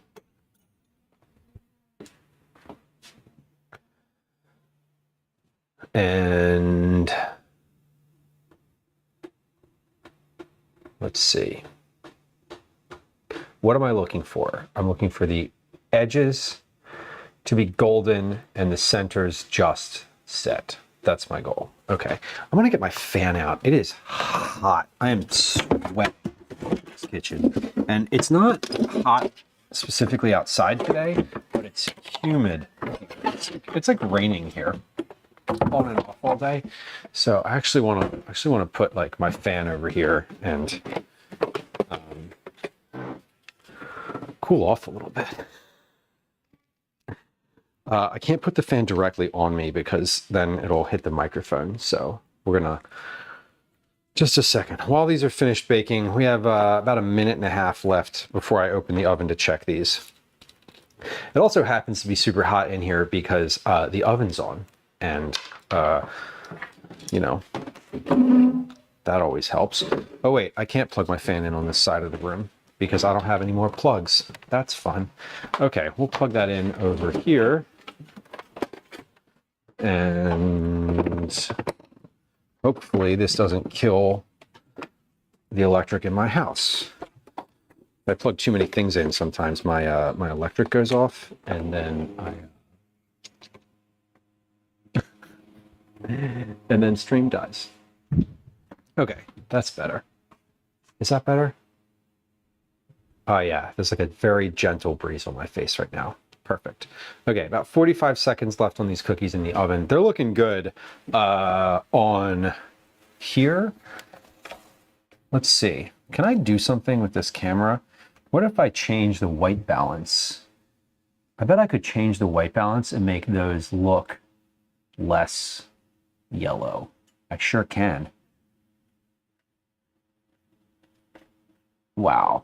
Yeah. There we go. Yeah, that looks a little better, right? I think so. And what if I zoomed in? Oh, I'm already zoomed in. There we go. Let's see. Oh, okay. Timer is off.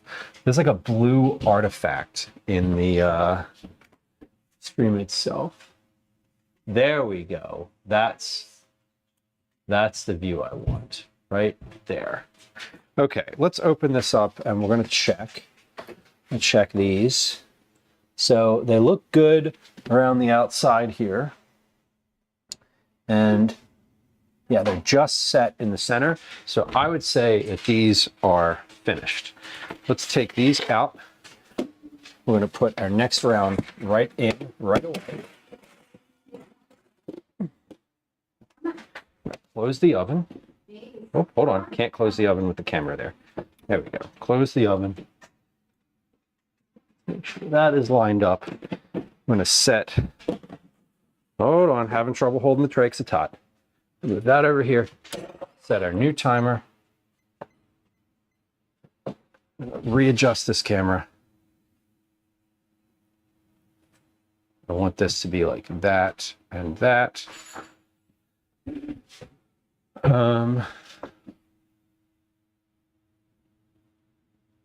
Yeah, try not to get it directly pointed into the light. That's kind of annoying. There we go. That's better. All right. We have a tray of cookies that smell quite nice. Here they are.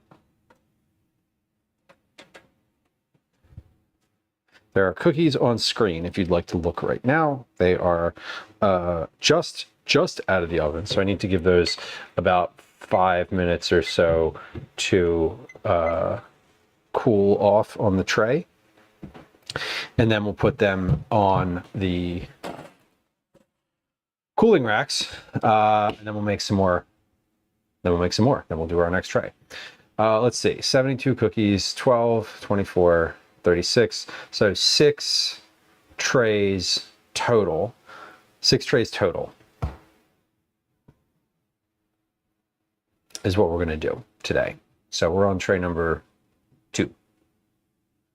I think this next round in the oven, differences between this one and the last one was just flattening them. That's it. They are pressed down a little bit more. Now, I think the other ones, the next couple rounds, will also spread a little bit more because the sheet pan itself is going to be warm still. So that is something probably to watch for. I was going to say to consider, but I'm not really considering it all that much. These should take these should probably be finished. I'm guessing that they're going to be finished sooner than the other ones. So when there's about a minute left on the clock, I want to check these, or at least put an eye on them, because otherwise they might overcook. While those are baking and I'm waiting for those to finish on the sheet pan, let's get our simple syrup drained off. Again, the simple syrup is not for anything I'm doing on the stream, it's just for my own sort of enjoyment. Okay.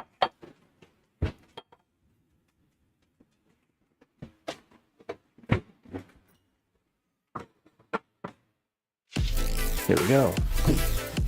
There we go. Rusty, welcome in. Good to see you. Good afternoon, I should say. How are y'all? Robert, welcome in.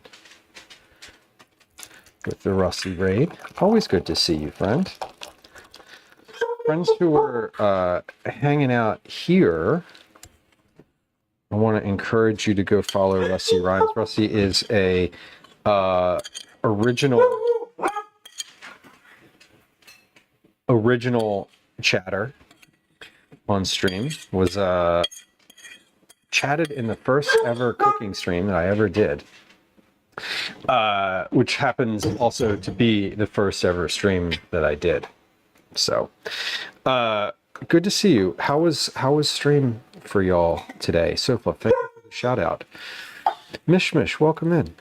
Hello. Yeah, Daisy's very excited about the raid. She can't get over it. She's having a moment. I'm just kidding. Gwen's feeding her, so she's clamoring. Raviolis. Excellent. Raviolis are fun to make. If you're making them by hand, they can be quite frustrating. I hope they're what you were expecting. I'm pretty sure you've made those before. I feel like I've seen you make them before. Friends who were hanging out on this stream before the raid, Rusty and Lady Naginata do a variety of different things. Rusty does cooking primarily, not primarily. I don't know if would you say primarily? I first became familiar with Rusty through his cooking streams, and then kept watching. And he does IRL stuff. He does gaming. He also does some like just chatting things. I think the house hunting on Zillow is super fun. Also a fan of like doing unique stuff in OBS and creating a good environment for like visual environment, but also like a good community environment too, which I love.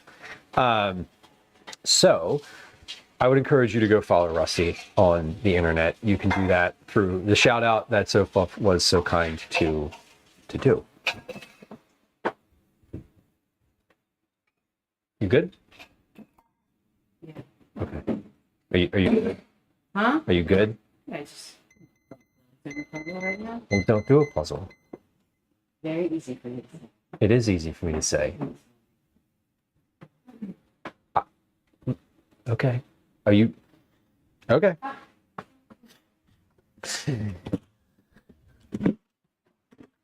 Anyway, friends who joined us from Rusty's stream, it's nice to have you. My name's Lou. I also primarily do cooking streams. We do stuff IRL as well. We just recently had not recently, this week. Yeah, it was recently. It was on Tuesday this week. We went out to the Philadelphia wholesale produce market to look around. We have been out a bunch of different places, not just cooking, not just food related stuff, but often related to food. Today we're doing cookies for our cookie club members. We do a monthly giveaway of homemade cookies, which is what we're making on stream today. Y'all who just joined us, these are the cookies that I am currently in the process of making. They are crispy apple fritter cookies. These ones on the tray are a little puffier than the ones in the oven. That was the first tray. So I'm sort of we're getting the process down right now. The point is, I got the weight of the cookies down, so I know I have enough dough to make what we're trying to do. But the how flat they are is what we were trying to determine. So, welcome in, Slinka. Hello.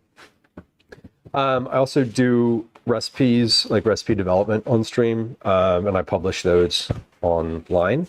So command recipes if you are interested in seeing what those look like. And yeah, welcome in. We're going to take these off the tray and let them cool completely. So we're making cookies, we're baking. Then once these are completely cooled, we're going to ice them with a vanilla icing, like apple fritters, and package them. So we still have a bit to go. These, I think, are not the cookies I'm going to send out. I think the ones that are in the oven are probably the better version of what we're doing, because they are a little flatter, and the point of these was to have crispy cookies. It's quite literally in the name of the cookies. And I don't think the ones that I have here are as crispy as I want them to be. The ones that are in the oven are looking quite nice, but we're gonna get our next batch ready to go. So let's get started with that, because we got about 3 minutes until these are finished in the oven. I think I'm gonna let those go a little longer. I'm 3 minutes until the minimum amount of time is the expectation. 5 minutes until the maximum amount of time. So I think I'm gonna see what these look like after the max time for this round, and then I'll really know sort of exactly what I want to do with these cookies. So I am putting 12 of them on a tray, 35 grams each, just about 35 grams each. And yeah, and that's it. I hope y'all are having a good Sunday. Thanks for hanging out today. I know Sunday's a different day on Twitch. I usually stream midweek. Tuesdays and Thursdays is the roughly current schedule. This coming week we'll be streaming again tomorrow, actually, doing a bunch of prep for a trip. So tomorrow is also a weird day. I'm not usually online on Sunday. I'm not usually online on Monday. So we have some different times coming up. But Tuesday and Thursday are the usual days. Usually sometime around 12 Eastern until around 6 or 7 p.m. Eastern is the standard schedule. The standard schedule that I try to stick to and do with some success. But we are working through another tray here.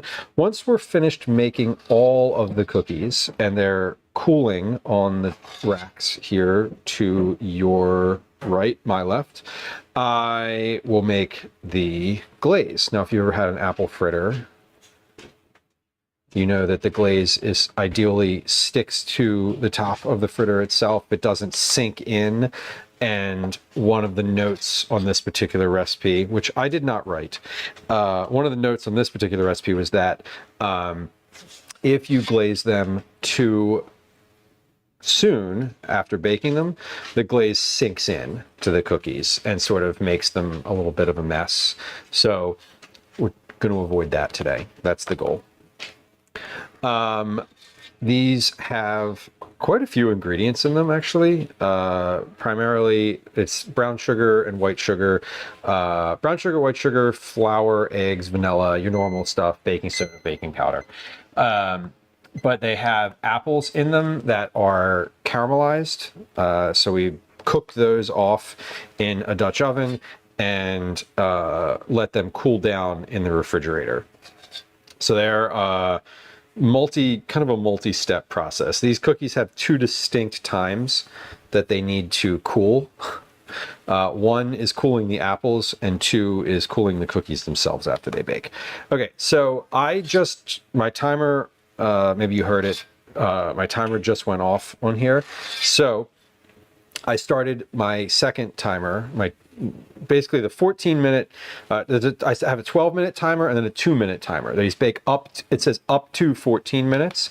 I baked the first ones for 12 minutes only, and I'm baking these for 14, and we're gonna see, essentially, once these come out of the oven, I'll know pretty much exactly what I wanna do for these. How long I wanna cook them, and how many I can put on a tray. That's the other thing. I'm not sure how many of these I can actually fit on a tray. If I can fit one more row of 3 on a tray, that would be kind of amazing, but I don't think I can. We'll see. Sofa, thank you for the shout out to Mishmish. Also, fellow food and drink streamer, adventurous cook in the kitchen, chatty, very conversational. The and an Eagles fan. Not that defines you, but I live in Philadelphia, for the folks who are new to stream.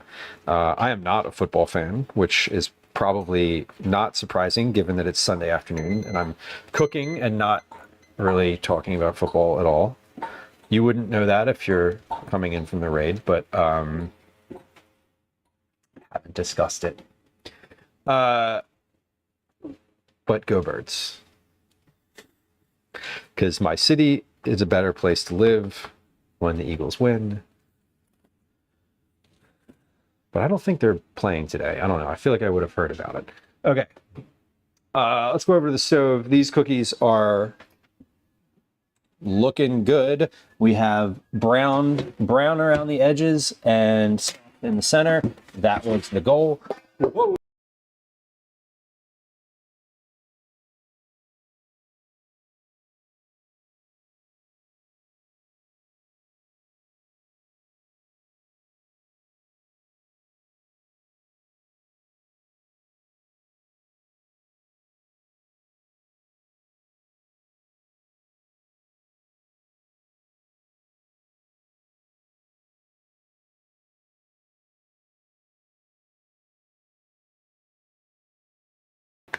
Yeah, I lost the mic when I was taking this out of the oven. Thank you for letting me know. My bowl slid off the counter. This bowl slid off the scale that I'm using and hit the mute button on the stream deck. Thank you for letting me know. Anyway, I was saying we're going to do 14 minutes for these just straight out because I am looking at the ones that just came out of the oven. They look really good. I definitely can fit a third row on these trays. So here's what we have. Here's how these look currently. So this is the batch that I just pulled out of the oven. They are brown around the feet. So like down around here, you can see they're browned. The top is soft. And these are looking pretty good. So I think yeah,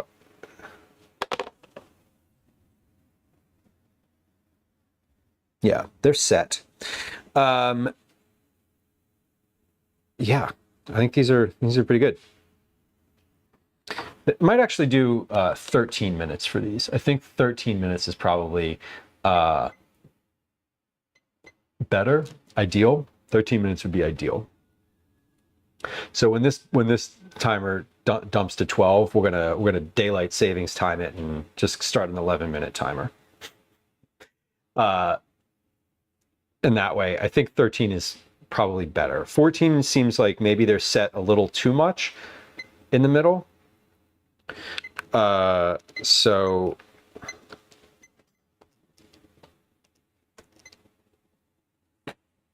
yeah, so nothing. So maybe they're a little bit too set. You need to eat at least one fresh out of the oven. I'm waiting for these to cool a little bit. Now, it said not to take them off the tray, let them cool in the tray for about 5 minutes, which is, I don't think I need to do that with this round. I think that as I'm looking at these are set a little more than I want them to be, as I'm sort of like giving them a little tap. So that's why I'm saying I'm going to adjust the timing a little bit, and I can fit more of these on a tray. That I know because because I'm looking at them, and I can see that they're spaced. If I space these out correctly, they're going to be fine. So here's what we're going to do. Actually, I need to get some of these. We're going to put some of these back on the tray and space them correctly. 1, 2, 3, 4, 5, and then I'll put the next round on the tray in with the spacing that these have currently, and we'll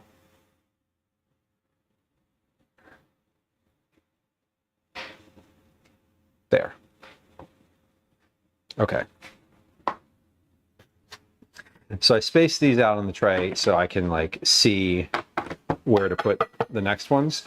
So I'm going to shape a couple more, and then we'll take these off in just a few minutes here. I started the timer for that round. I did. Perfect.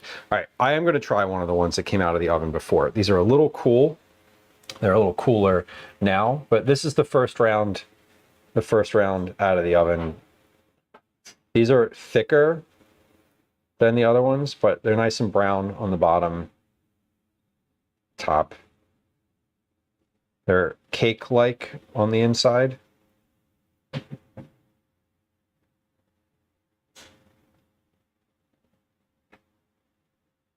Look pretty good. Happy with them. Let's see what they taste like. They're drier than an apple fritter. They're good though. The flavor is very good. They're not super sweet. They're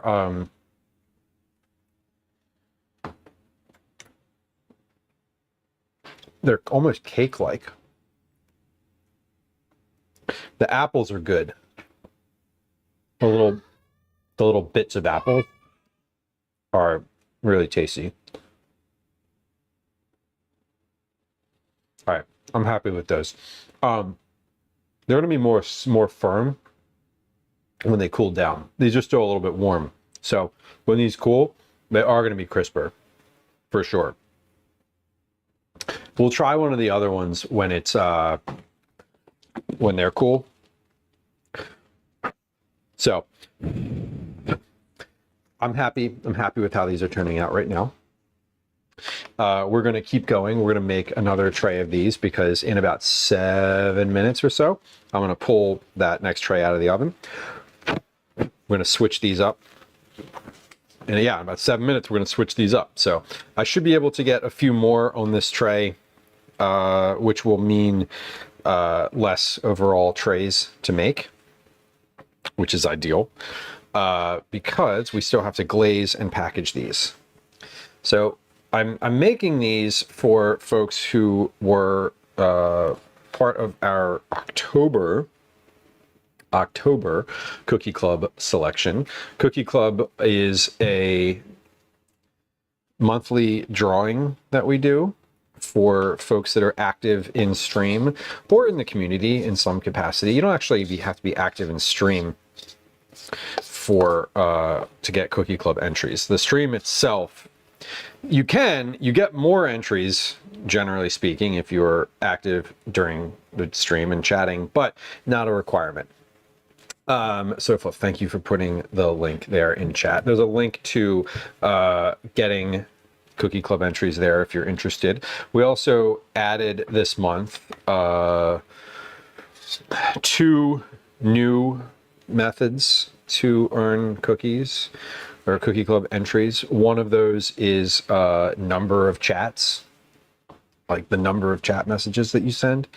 The other one is having a recurring sub versus having a gifted subscription or a Prime sub. And like, let's be clear, we love Prime subs. I love a Prime sub. You know, one of the most fun things that I do on Twitch every month is just hit someone with a Prime sub. It's never like it's really rarely the same person. Usually when I notice that I have a Prime sub to give, if I'm hanging out in someone's channel who I am not super familiar with, like someone new to me, and I am enjoying what they're doing, I'll use my Prime sub there. Like my Prime sub is sort of a, like, instead of giving bits or something, that's like the thing. Anyway, having a recurring sub is another way to earn Cookie Club entries. So if you have a sub and it's recurring, that's 2 entries. So, FYI. Cyborg, catch me up. I'm happy to catch you up. I'm also going to extend the ad. I'm going to snooze the ad break because it's telling me to run an ad here in about 3 minutes, and I don't want to do that. So, I'm going to extend that for just a few minutes. We started off stream. Complaining about the YouTube algorithm giving me weird misogynistic suggestions because of a stream that I watched yesterday on YouTube.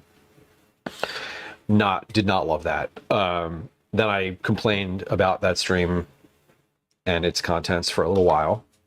Then we got off that high horse, and not really a high horse. I feel very validated in complaining about it, but I don't love to do that because it activates me, and then I get annoyed all over again. Anyway, we're not gonna rehash all the details of that. I'm happy to share more if you're interested at some point in the Discord. But we made our apples. I panicked a little bit because I thought that I was going to have to double the recipe that I have in front of me. As it turns out that I'd already doubled the recipe I have in front of me, so I don't need to do that, and I was very relieved. I peeled 4 apples. We cut up 4 apples. I put those into a Dutch oven with some brown sugar and butter and salt and vanilla, and we caramelized those. Pop those into the refrigerator. We then started on the dough. I made 2 batches of dough, one ahead, one behind, one in the bowl that they're supposed to be in, and another in the in some quart containers. Mixed those all up, and we made 2 batches of dough. I cooled the apples in the fridge in a colander, stirred those a couple times while that was going on, so that those completely cooled down. I put the scraps from the dough from the apples, the core and the skins, into a pot on the stove to make some simple syrup, which we did. And then I kind of assembled the dough, and I've been making dough since. We did a little bit of math to figure out exactly how much dough to make for each cookie. We did a little different timing on the first batch versus the second batch. It had a little different process on the second batch for our shaping. And now I kind of know exactly what I I know exactly what I think I'm doing.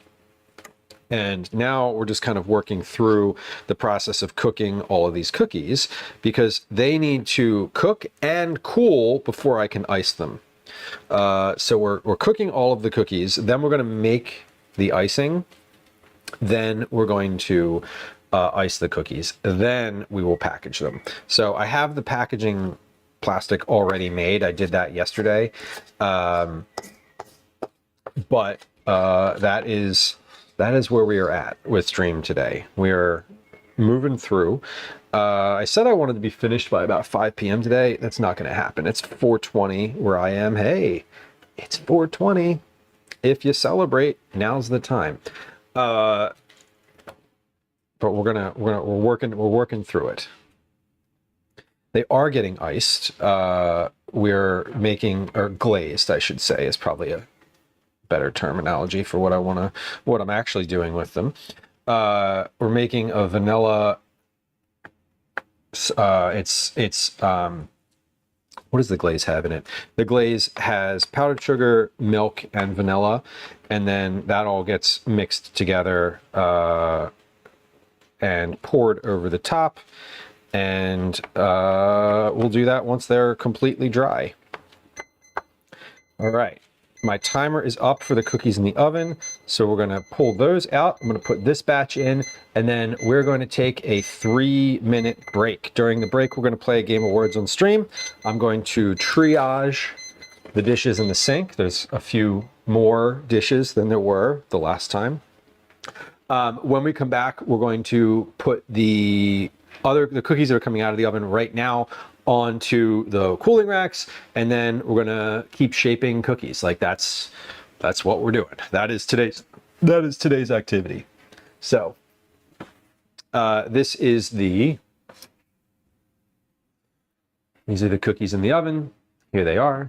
They look nice. These are ready to go. Let's tap the center. Yeah, these are set just about right. So I'm gonna put the neck in. Close it up, set the timer, hit start, and then come on back over here. How to make pickle Pepsi easy BG. That sounds like a much better YouTube video than the one that I got served. I don't want to tell you the one that I got served. It was super sexist, and I was like, whoa, I've been in the wrong place on the internet. Okay. We're going to run a 3-minute ad on Twitch. I want to ask you humbly, but directly, to please go subscribe to the YouTube channel. Yeah, there's a link to that. There's a link to that in chat. If you click the link, it's going to ask you if you want to subscribe. Just hit yes. While you're on the YouTube channel, there's a new video about shaping pizza dough that it would be amazing if you clicked that video and let it play through. Maybe liked it. Maybe commented on it or shared it, but like that's a lot to ask. Anyway, we're gonna run a 3-minute ad on Twitch. If you do go over to YouTube, I'm also live streaming there, and there's no ads there, so you can hear me ramble while I'm doing the dishes. Regardless, we're gonna run Game of Words on stream. Here that comes. And here comes a 3-minute ad on Twitch. We'll be right back. I'm gonna take care of the dishes. It's not exciting. Okay, bye. Hi. Welcome to another edition of Commercials I Hate. Okay.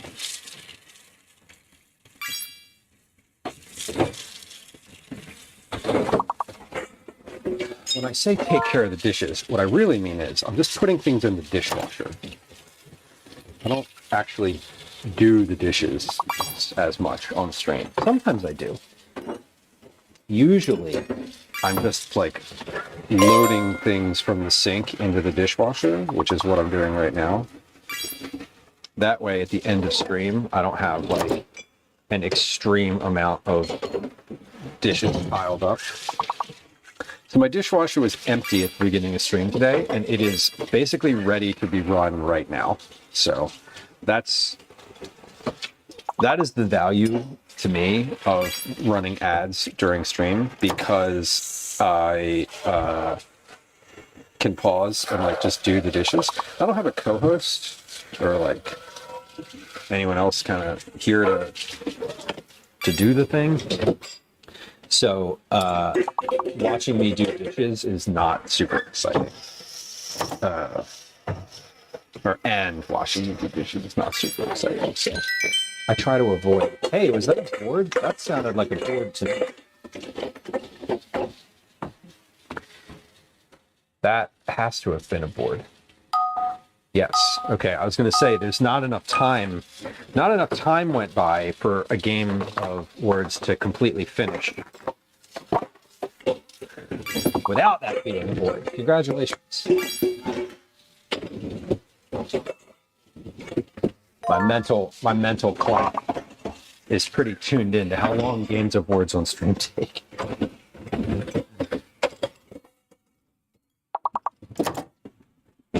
Okay.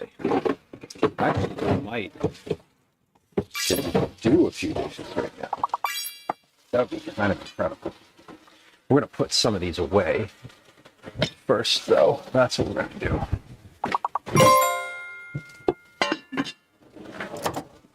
Like the Dutch oven I'm finished with. These I'm finished with.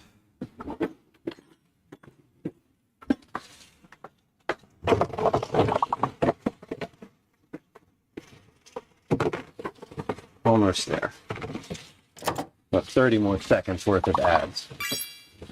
Hey, congrats on getting a board. That was big. Today's been a struggle for words, so getting one feels good. See, you just had to have me stop participating. That was really the secret. It's over. Hey, welcome back. Thank you for your patience on Twitch there. I know that nobody really, truly, genuinely loves the ads, and I don't either, if we're being honest. But we run them so that I can get a little break in stream. Not even really a break, just a break from like having the camera. I usually do the dishes during that time, and that's what I'm doing. I'm almost finished the dishes. I've loaded the dishwasher, and now I'm almost finished actually doing the dishes that are in the sink. Super. Y'all, that was pretty good. The first bunch of games that we've played of boards today were really definitely like riding the struggle bus, and that feels good. Those two seemed quite a bit nicer than the last bunch. So congratulations. Excuse me. Okay, while we have our cookies in the oven that are coming along nicely, I am going to take these next round of cookies off the tray. The tray is cool enough to take the cookies off when I can handle it with my hands. I think that's the rule, right?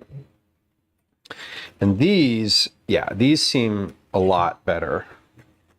So we dialed it in. I think about 12 minutes is honestly, like, I'm backing off of what I'd said before, because I think, yeah, I'm not sure how crispy the expectation of these is, honestly. So we'll see. Let's shape these, because that is what's happening next. We're getting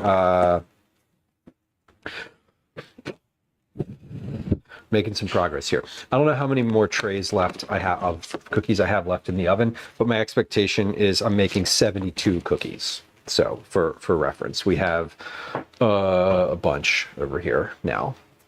And there's more than you can see over on the side of the counter.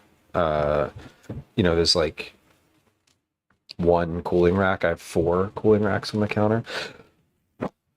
So I got new cooling racks this time though. We have a new.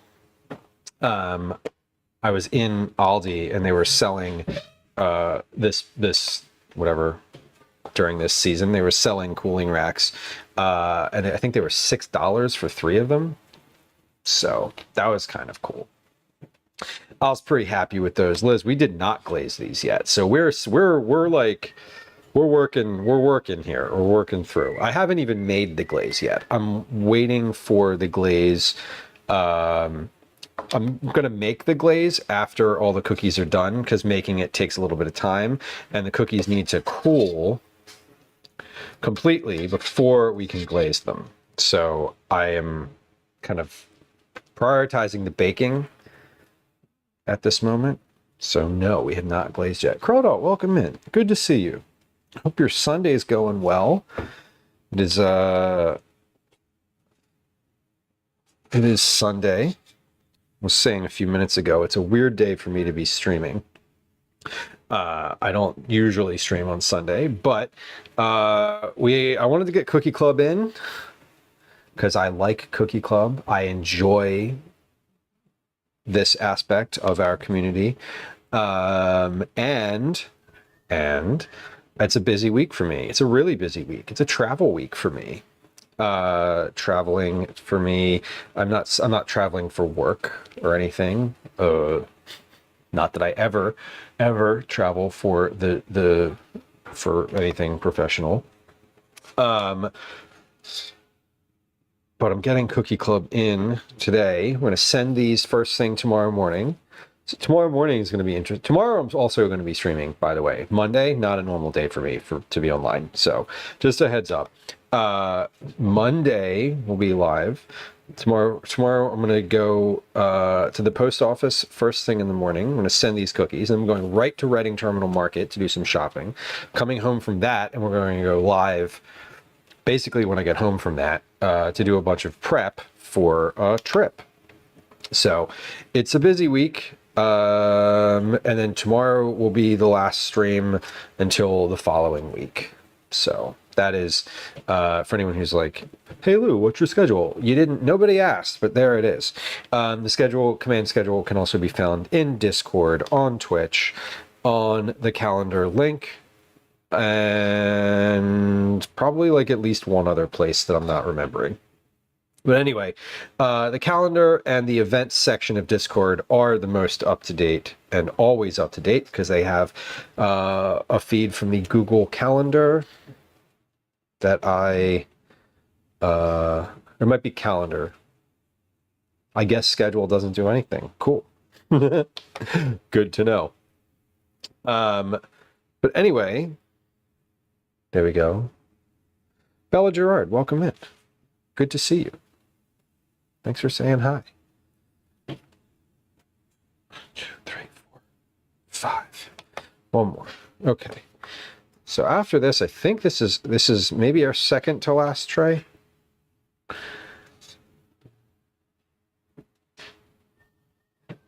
We'll see.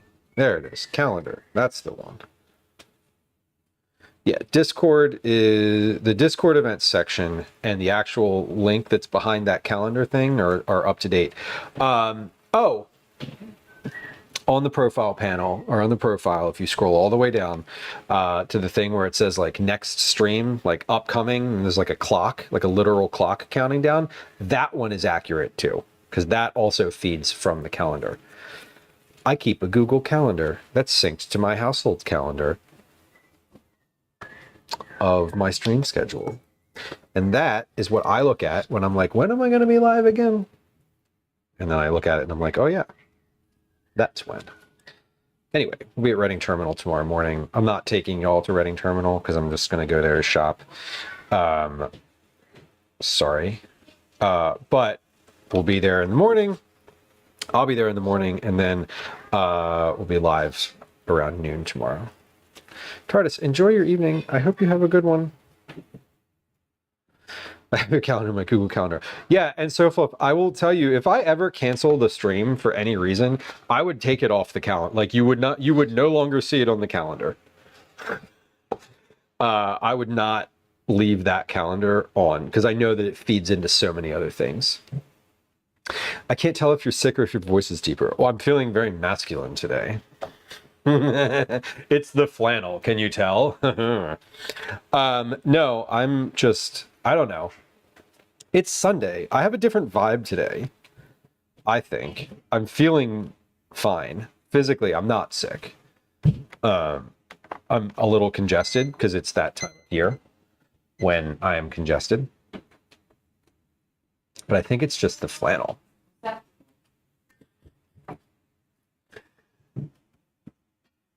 And Carla, there's never an attendance policy. It's always good to see you. Okay, so we got cookies about to come out and cookies about to go in. So we'll take these out. Come on over to the stove or the oven, whatever. Oven. Okay, these are coming out. Go on, these are hot behind you, just FYI.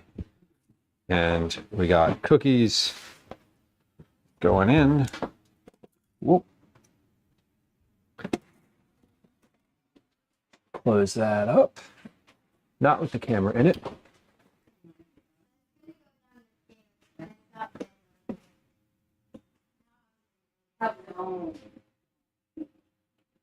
And there we go. Super Scott, welcome in. I'm dumb. You wouldn't be making cookies. No, that's true. I wouldn't. I have been sick on stream before and like making food for myself. But that's like, you know, whatever. No, if I was physically sick, if I had a temperature, if I was anything, I would absolutely not be making cookies. That is very true. Would not do it. I've never actually been sick for a cookie club before. I've been sick before.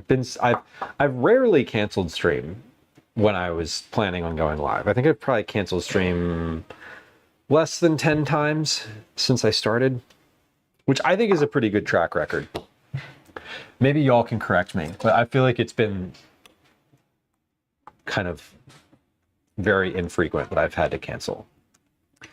I feel like now that my son is 10, my immune system is like firing on all cylinders just because he's around so many other children and I just could probably get exposed to so much. Oh, I didn't start my timer. There it is. Okay. Well, this simple syrup is really, really, really good.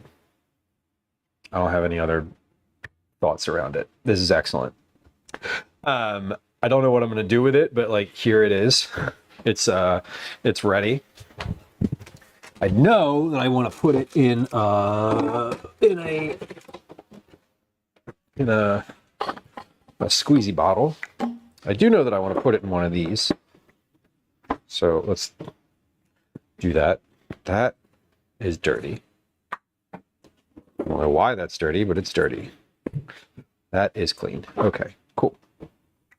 So we're going to put this in a squeezy bottle. What I'm pouring into here is a simple syrup that I made with the apple cores and skins from the fritters, or from these apple cookies that I'm making. I don't have any plan for this. It's just a simple syrup. It is what it is. I will probably just end up putting this in like seltzer water and drinking it as a snack or a treat. Because whatever. Because I didn't want to waste all those things. I wanted to get wanted to get the most out of them, as it were. Yeah, I made something. I don't know what I want to do with it, but it exists. Exactly. Often, I mean, I'm just like, so Cardinal, it started because I was peeling apples and I don't usually peel anything. Like, you know, whenever I make like potatoes or anything that usually, you know, you would sort of peel by default, I often just don't. But this time around, I decided to do that for these apples because the directions said so, and I didn't want to end up with like a different texture in these cookies. I didn't want to end up with the texture of apple skin in the cookies. I wanted the apples to sort of like melt in like they were intended to, as opposed to, often when you leave the skin on something, it's just like, you're like, oh, you know that it's there. That's all. So we're gonna move our racks. And let's get these cookies off the rack. So these look great. I said earlier, these feel more cake-like than crispy. And I don't know if I think I could have probably made these with all white sugar instead of brown sugar so that they were like less chewy. I'm not sure what kind of levers I could have pulled to make these slightly crispier. But I like the flavor of them. I think they're pretty good as they are. So I'm not opposed to them. They don't have the texture I think that I was imagining them to have when I was just considering what they would taste like initially. Okay, so I'm gonna take that, move this, and let's get our next round shaped off here. We got about 8 minutes for these cookies in the oven. And I do think flattening them a lot more than I initially did has been the right move. So this is going to be our last tray of cookies. So we're getting down to the final stages of baking. And once these are in the oven, we'll start making the glaze.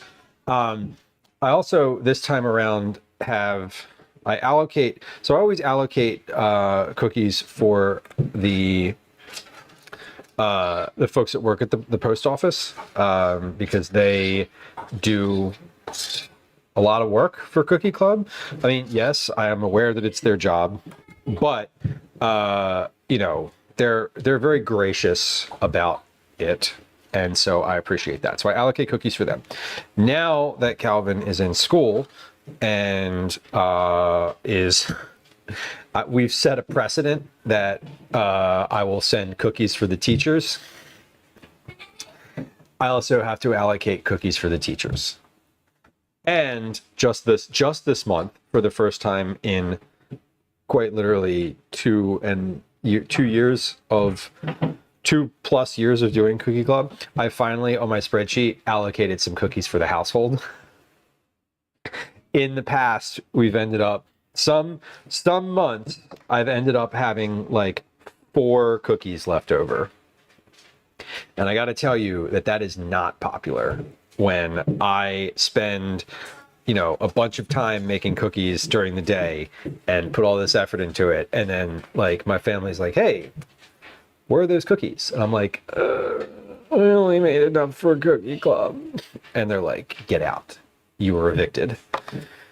So it is very important. And I actually finally, it only took 2 years, started calculating, let's make like 10 cookies just for the households.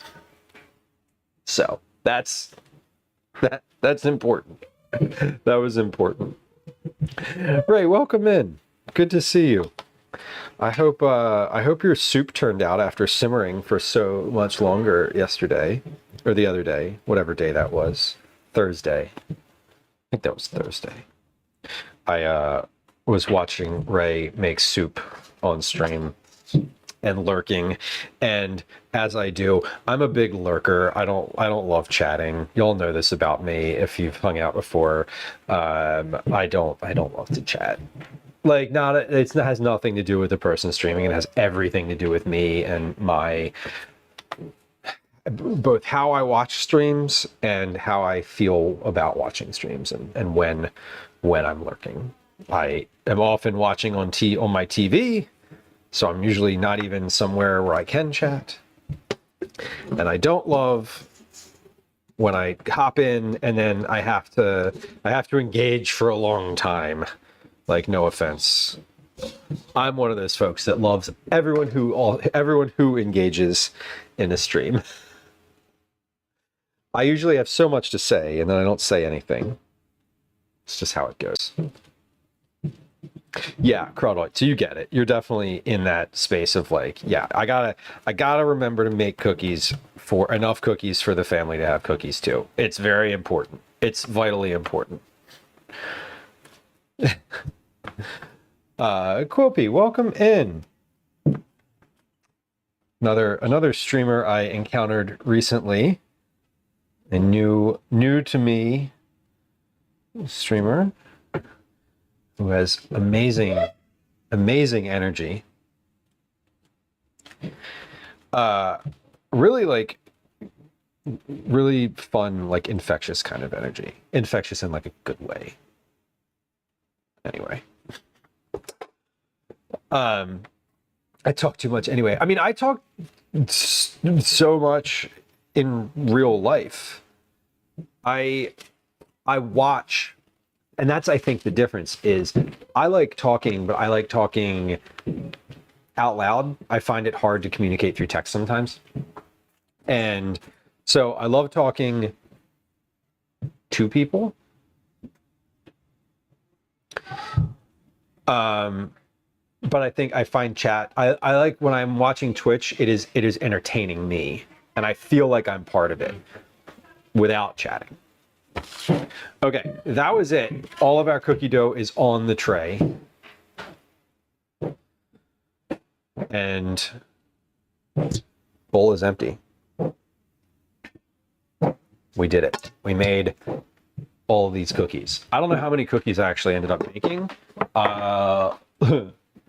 Let's count. First off, how many do we have in the oven? I think I got 15 in the oven. 1, 2, 3, 4, 5, 10, 15 in the oven. 16, 17, 18, 19, 20, 21, 22, 23. 23.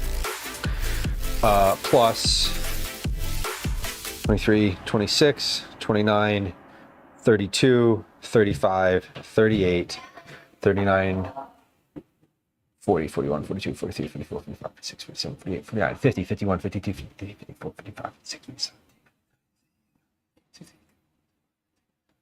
57, 70, 73 cookies. Y'all, I calculated this out, so I'd have 72. Yes. We love a mathematical win. Cheese, welcome in. Cheese, it is really good to see you. Just as a generalized human, I know I've seen you on the internet, and I've seen you, I've seen you on the internet. Anyway, it is good to see you. I hope you had a really lovely Sunday stream. Sean the Sheep, welcome in. Sean, Bacon, welcome in. Bacon Sits, Dr. Spaghetti. I love it. My partner loves plain spaghetti with butter. She needs to go see Dr. Spaghetti sometimes. Wow, that is... Anyway, hello, welcome in. I like your name. So thank you for this. Shout out to Cheese, please. Cheese is very chill. No, totally. Friends who were hanging out on this stream with me already. Cheese Please is a fellow food and drink streamer. Cheese is also variety, I would say, does a variety of things. I learned it at TwitchCon. They're like, don't tell me you're a variety streamer because I don't know what variety means. And I'm like, but that's what people say.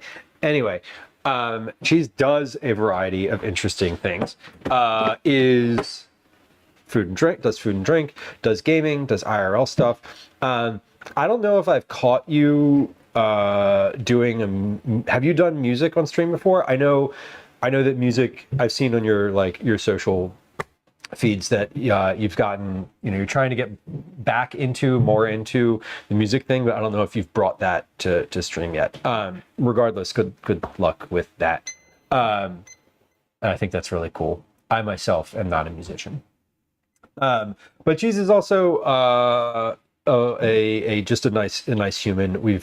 I've met in real life. We did a stream together at the Southeast Asian market here in Philadelphia, and is a super, really kind, cool, nice person.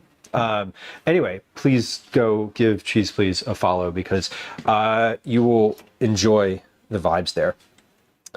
Today on stream, we are making apple crispy, the title of it is crispy apple fritter cookies, but I'm going to amend that to say that we're making apple fritter cookies because they're not turning out super crispy, TBH. But we're making apple fritter cookies. When they're fresh out of the oven, they look like this. I just literally just pulled these out of the oven. These are the second to last tray coming out. We now have the last tray in the oven. We're gonna leave these sit on the tray for a few minutes. This is what they look like when they are out of the oven. We have, move over there. These are cooling. Yeah, these are cool enough to glaze now. The crispest of friends we made along the way. That is true.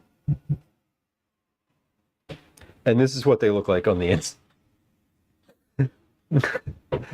I feel like having crispy friends is some sort of like new slang I just haven't heard yet. That's gotta be. It's gotta be. This is what they look like on the inside. Hold on. We're gonna zoom until we can't zoom anymore. There it is. We're 400% zoomed in. Here's the tops. Here's the bottoms. Here's the insides. They're a little soft on the inside. So they're very cake-like.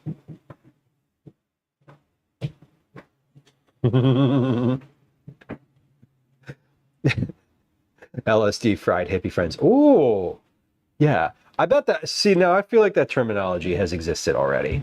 It had, yeah. My fried friends are Grimace and the Hamburglar.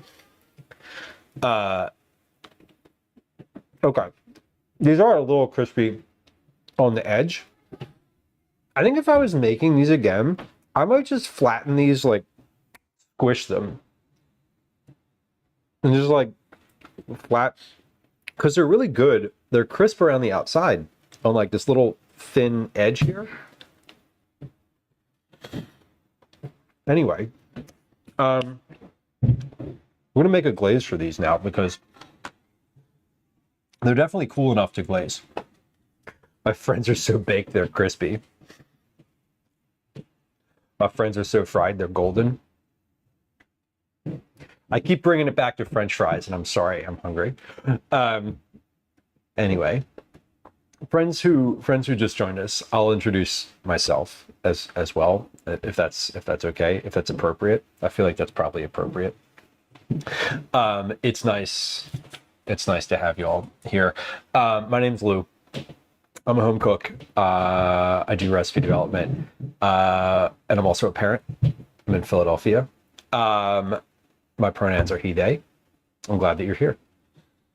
Our stream is generally all about cooking and conversations. Mostly what I'm cooking is vegetable forward stuff, family meals. I also do a bunch of recipe development on stream. Obviously some baking, we do meal prep. Tomorrow we'll be doing meal prep for a big trip. So if you like meal prep, that's a thing. And we definitely make a lot of snacks. Sometimes we do out in the world stuff, IRL, things out and about in Philadelphia and beyond. Most recently, last Tuesday, I was at the Philadelphia Wholesale Produce Market. We've been to the Renaissance Fair. We've been to Reading Terminal Market. We've been to the Southeast Asian Market. We have been to the Kennett Square Mushroom Festival.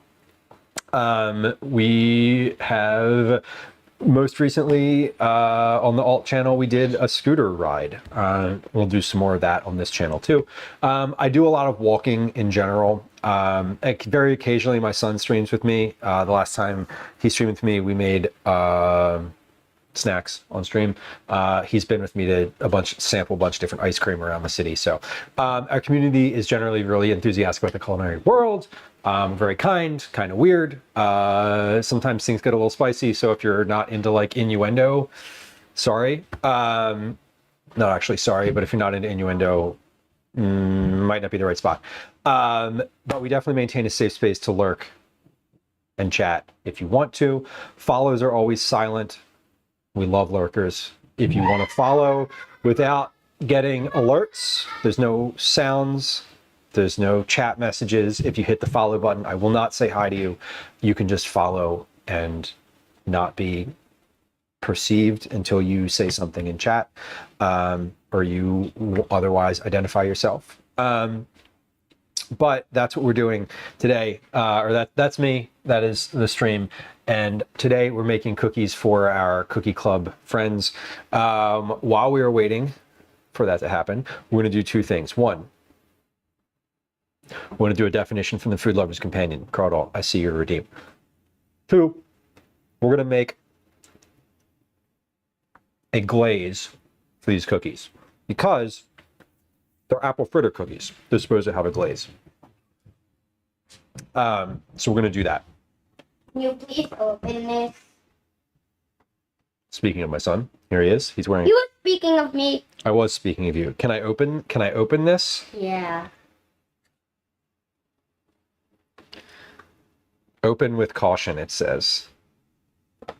Yeah, watch out when you do it though. Ah! It peed on me. What the fuck?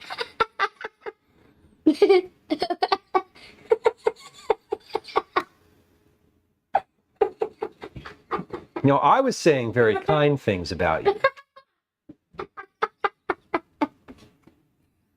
I'm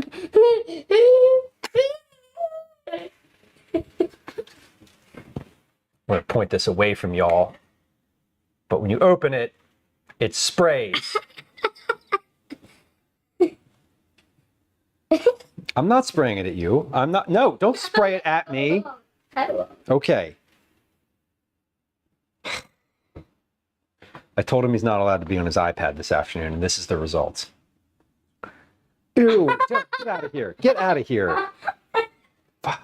So gross. It's sink water from upstairs. It's sink water. Mm-hmm.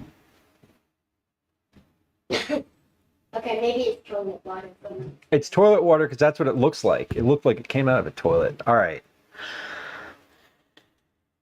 Well, I'm wet now.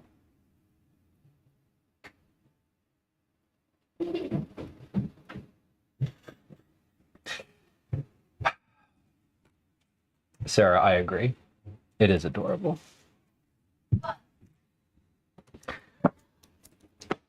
Food Lover's Companion.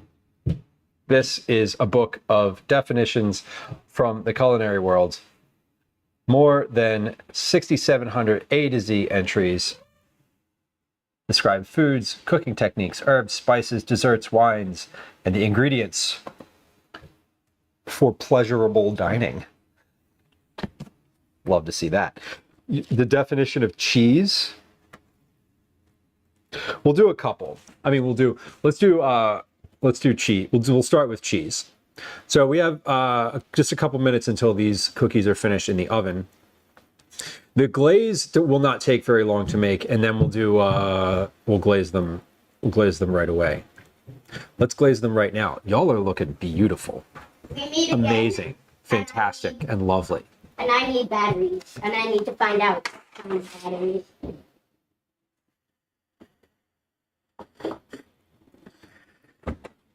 We meet again, he says. Okay, can you take your dusty fish thing off this counter, please? These are things for other people. I want What? nothing. You know what? Cheese. Yo, the definition for cheese is 3 pages long.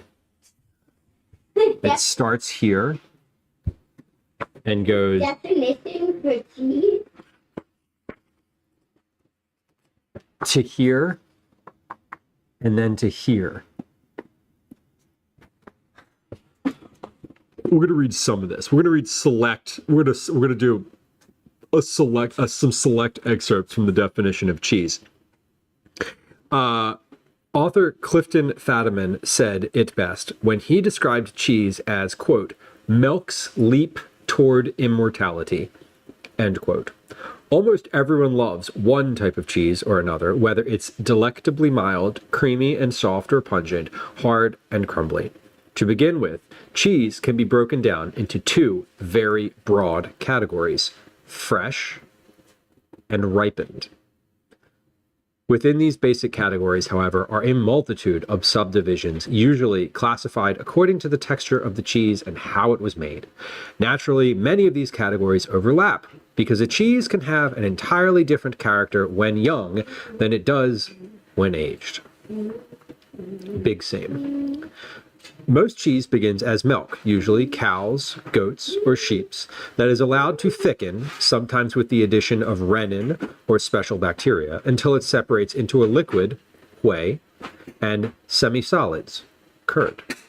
The whey is drained off, and the curds are either allowed to drain or pressed into different shapes depending on the variety. At this stage, it is called fresh, or unripened cheese.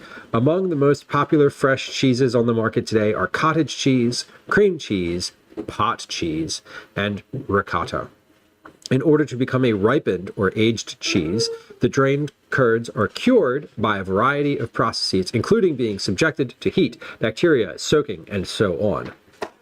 Do we still have this kind of battery? No. Dang it. The curds are also sometimes flavored with salt, spices, or herbs, and some, like many cheddars, are colored with a natural dye. When is dinner, by the way? After curing, natural cheese begins a ripening process during which it's stored, usually uncovered, at a controlled temperature and humidity until the desired texture and character is obtained. It can be covered with wax or other protective coating before or after this ripening process. Ripened cheeses are further classified according to texture. Hard cheese, semi-firm, semi-soft, soft ripened or surface ripened. Blue veined, pasta filata, whey cheeses, reduced fat and fat-free cheeses. And then there's a whole section here on imitation cheese and a section on storing cheese. That is more cheese information than y'all asked for, or anybody knows. Cheese, please. I cannot be contained. When is dinner? When is dinner? Calvin wants to know. When I'm finished with the... hold on, I got cookies in the oven. I have to get out. My timer just went off. When I'm finished with the cookie packaging process, I don't know. Mom had an idea for dinner the other night that I think is probably appropriate for tonight. So maybe you can ask her to enact that idea. What was it? Domino's, I assume? Something like that. But I'd prefer not that, but yeah. Domino's is, I think, famous that we need to Mm-hmm. Yeah, we don't have any D-cell batteries. I'm sorry. Is that all it takes? I don't know. That's all that was in here. Well, I mean, if that's the battery that was in there, that's the only kind of battery it takes. Okay. Yeah. Bye. Bye. Oh, wait, hold on. Bye.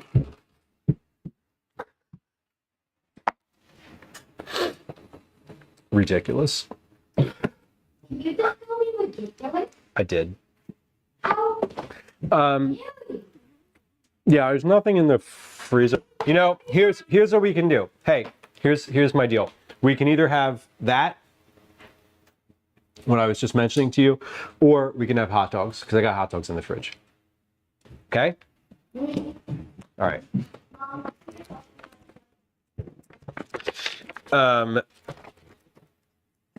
Okay. We're gonna make a glaze. I'm just looking to see if there's a definition of fritter.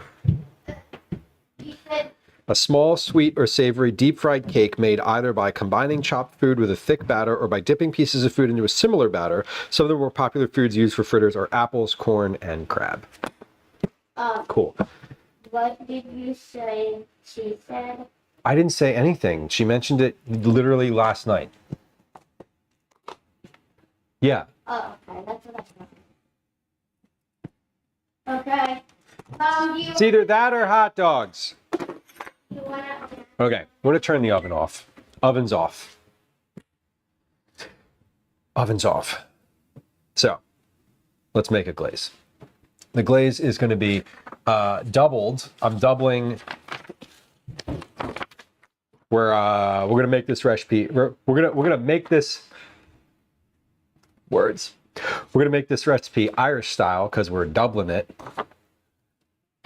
And powdered sugar, milk, and vanilla extract. Easy. Let's make this in drizzle over cooled cookies using a spoon or a piping bag. Okay, so I'm gonna actually make this in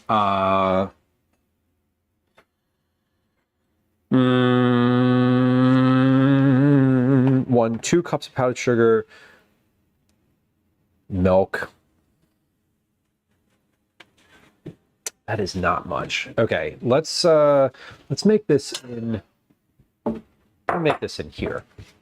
So if I make this in here, I can put I can whisk it, and then I'll be able to just like pour it out of here. I think that would be the deal. Am I supposed to order pizza? I don't know what to say. I told Calvin we can either do that or we can have hot dogs. You pick, or he can pick. I don't want to pick, but I don't really care. Just let me know which one, because one of those involves effort from me and the other one does not.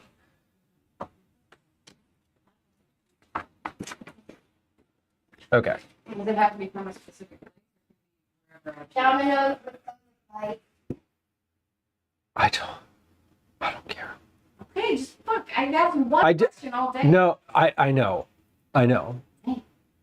I mean, I do care. I prefer not that, but I do what you want. Do your worst.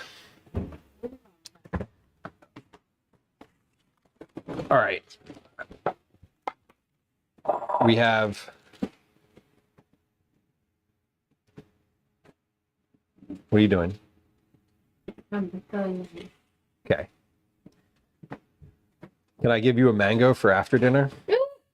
Yeah. Okay. All right. Deal. Let me wash my hands,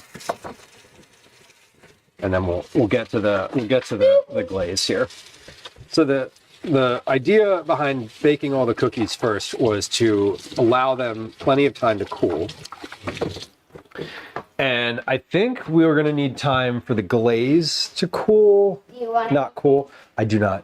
Okay. I think we're going to need time for the glaze to cool or to dry also. I'm not sure how long it's going to take to dry. So this is going to be an experiment here. But I've got a bunch of powdered sugar here. I've got 2 open bags of powdered sugar and 1 unopened bag. So we're gonna deal with the open bags first, and then we'll get to the unopened bags. This is a 1/3 cup. That's not what I want. 1/4 cup. Where do I put all my cup measures are in the dishwasher. Damn. Okay, that's fine. I got a 1/2 cup. 1/2 cup is fine. So again, we're making a double batch of this. So 2 cups of powdered sugar. 1. That's 1/2.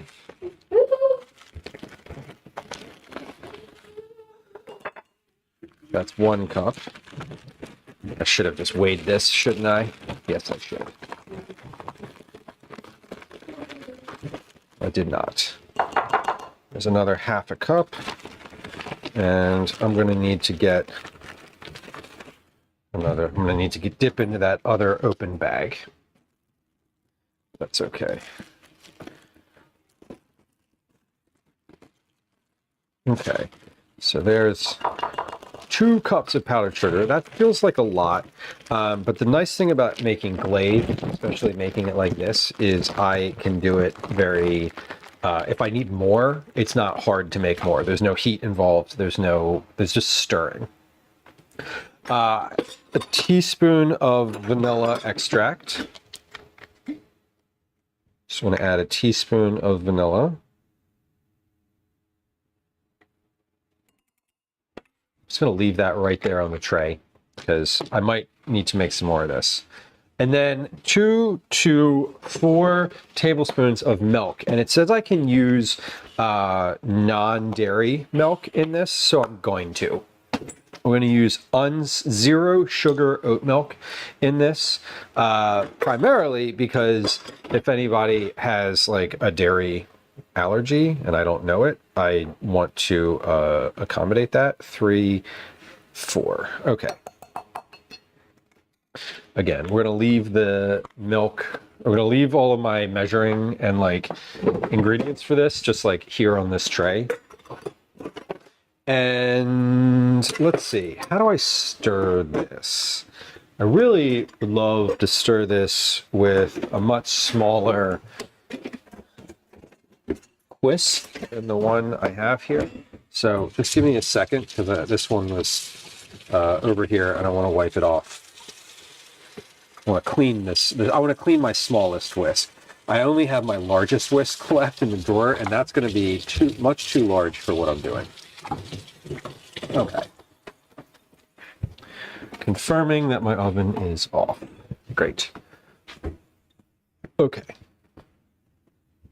So this is going to be a lot easier to whisk this with. So, and if this is too liquidy, I can just add a little bit more powdered sugar and that'll be fine too. Which I feel like that might be the case.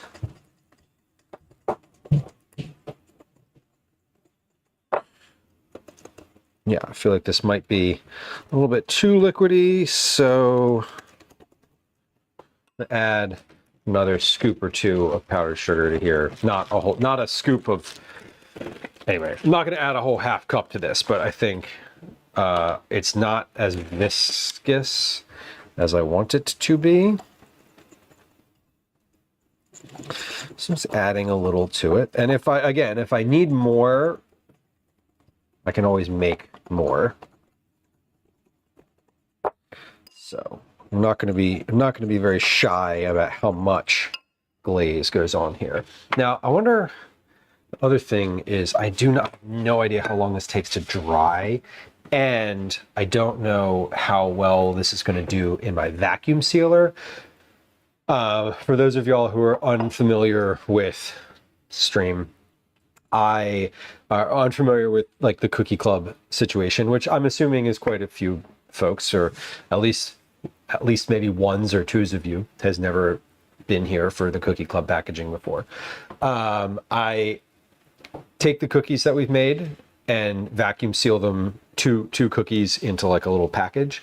And I've been kind of expressing concern throughout the stream that there may be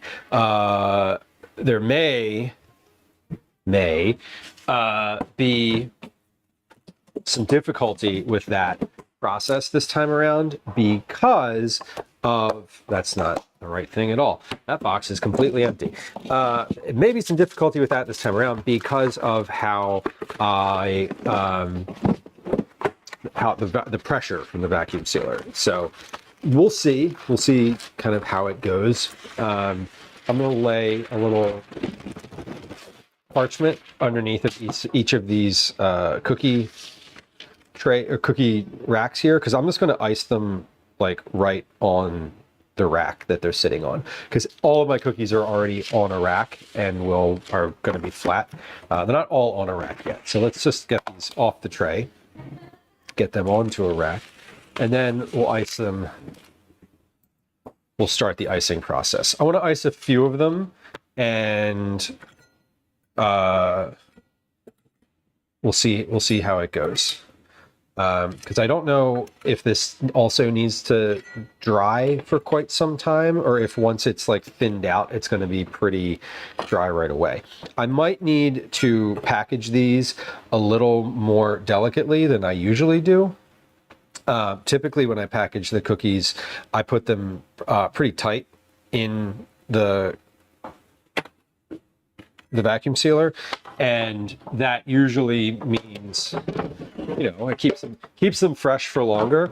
but I am worried that if I do that with these, they're going to, the glaze is going to stick to the inside of the vacuum sealer, and then it's going to, you know, they're going to kind of, when people unpackage them on the other end, they're going to get a package with a bunch of glaze on the stuck to the inside and not at all on the cookies. So that was my main concern with this month's cookies, but we'll see how it goes.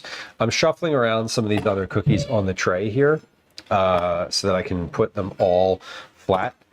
I just for today, not for today, but today is the first time that I'm able to actually have all of the cookies laid out on the tray. Previously, I didn't have enough cooling racks, and now I do. So it's a brand new day for us here. Everything is flat now on the counter. All the cookies laid out nicely, and we're gonna try to glaze some of them and see how it goes.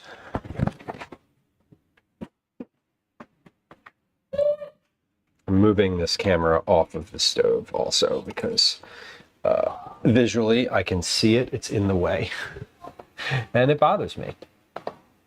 Okay, let's start with one of the racks that has definitely cool cookies on it, like physically cool. They are they've been out of the oven for a while. All right, I'll wash my hands here, as one does before starting anything.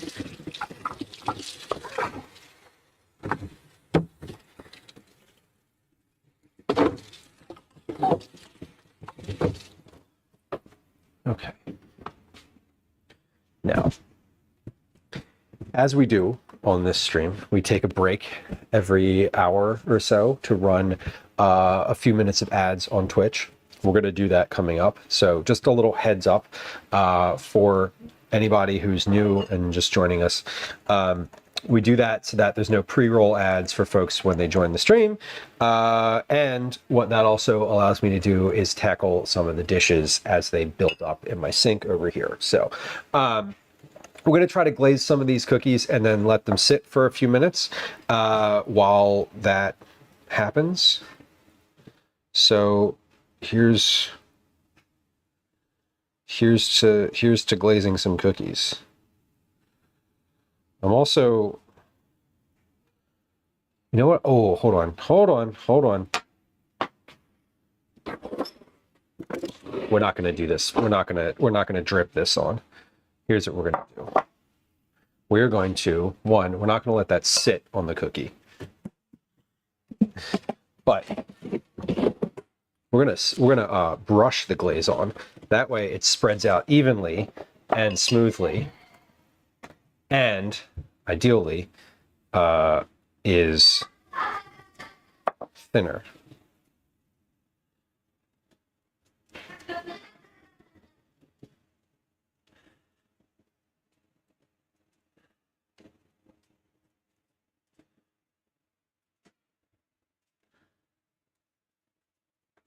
I paint a design.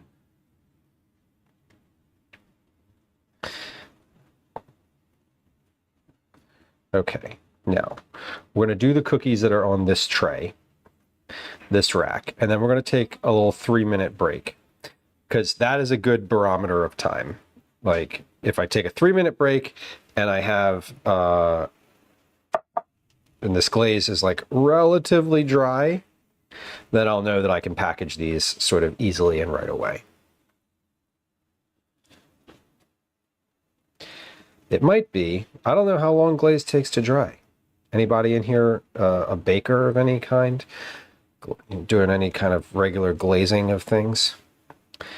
I don't even know if I'm doing this right, but we'll see. I do know that it said that if the cookies were warm when you put the glaze on, that it would just soak into them, and that they needed to be like completely cool before doing this part of the process.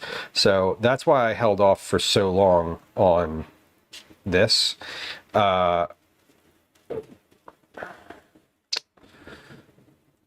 But this, what I'm doing here with the brush, seems nicer. Because I'm also not trying to like waste this glaze that I've made. If I was in a bakery and was like glazing things, I just have like a big wire rack that dipped into a tank, and then like when the glaze ran off, it just goes back into the tank. But like we don't have that right here because this is my house, and you know that's not how things work. So I'm trying to be conservative about the glaze usage here. And if it ends up not working very well, that's fine. Do like a little, some like drizzled bits here. That didn't really work because it's just going in.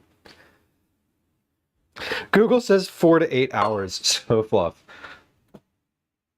Oops. Should have looked that up ahead of time. Okay, here's the deal though. Here's the deal for these.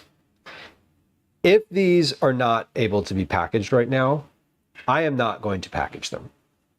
Because I don't want them to be, I don't want my work, I don't want the work that I'm putting into doing this to go to waste.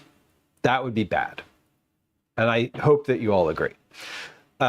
If this is just going to end up making like a sticky, awful mess inside of the packaging, I don't want to package them right away.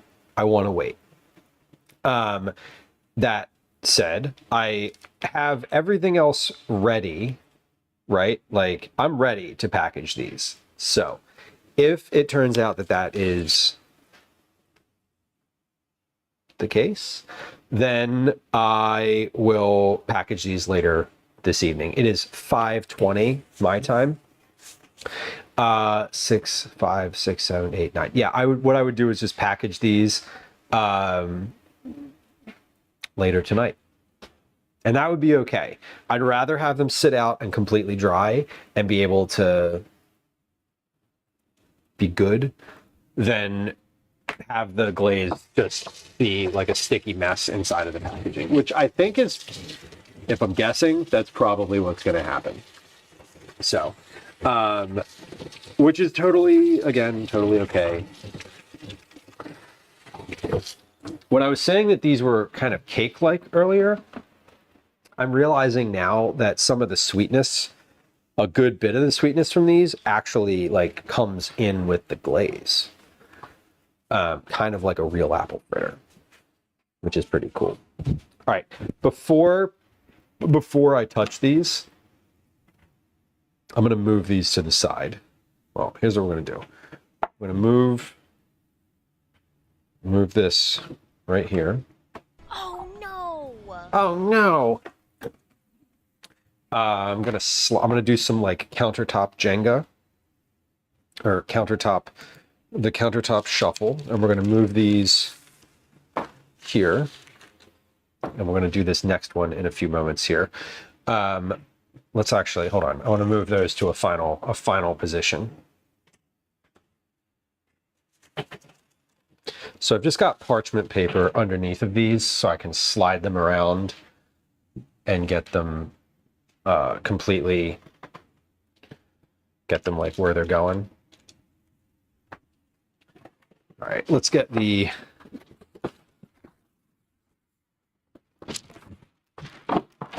this one ready to go. Now, also, I'm thinking about the glaze situation. That might also be with like hot, warm glaze, which we don't have, onto like a hot donut, which again we don't have. This is room temperature cookie and unheated glaze.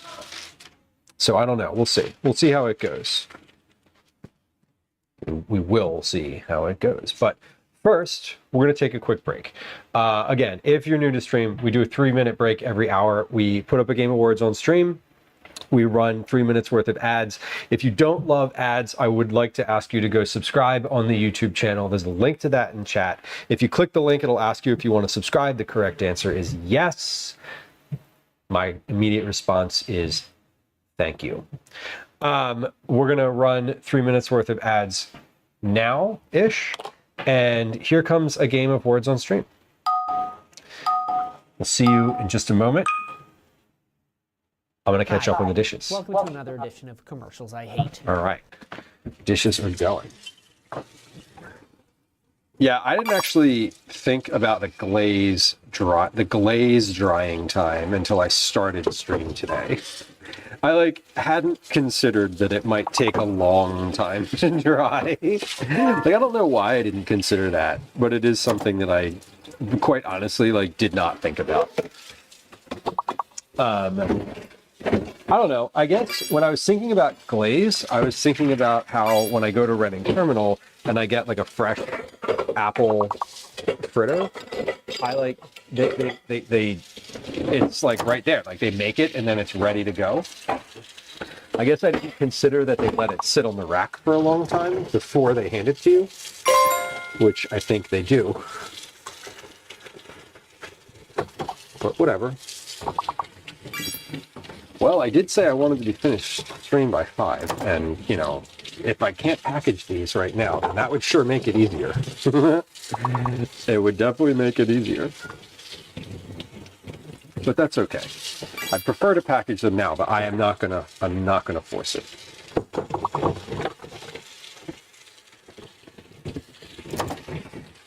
I hate to design. I am going to do these dishes in the sink though, because having the dishes finished at the end of stream is such an amazing feeling. When you pull dinner out of the oven and the only thing that's dirty is the casserole dish, it's basically the same feeling. If you've been doing the dishes all along, it's just fantastic.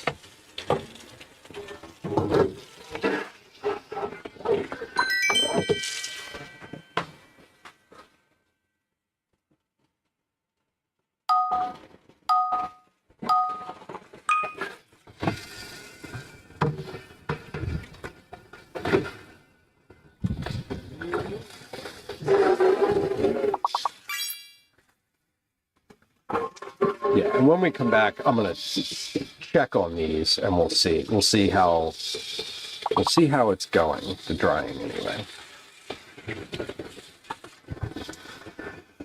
My guess is that I'm not going to be able to package these on screen. That's okay.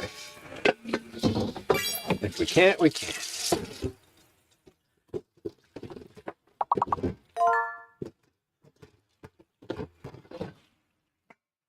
All right, we've done all the dishes except the sheet pans. That's kind of amazing. Dishwasher's loaded and ready to go. Hey, if you're on Twitch, welcome back. Thank you for being patient as the ads run. I know most people don't love them. The people who love them are strange to me. No offense. I only enjoy the ads because they help me have time to do the dishes during stream. Most days, most times. Which is great, because if you're cooking at home and you're not streaming, mostly if you're doing it right, you're doing the dishes as you go. But if you are streaming, most of the time, you don't do the dishes. A lot of people don't. I don't know. Some people, I guess, do dishes on stream if their sink is in a good spot to stream from. I do not, because mine is not. But anyway, thanks for the patience, y'all. I appreciate it. Just setting these sheet pans up to soak. Go. And choose. Okay. Fantastic.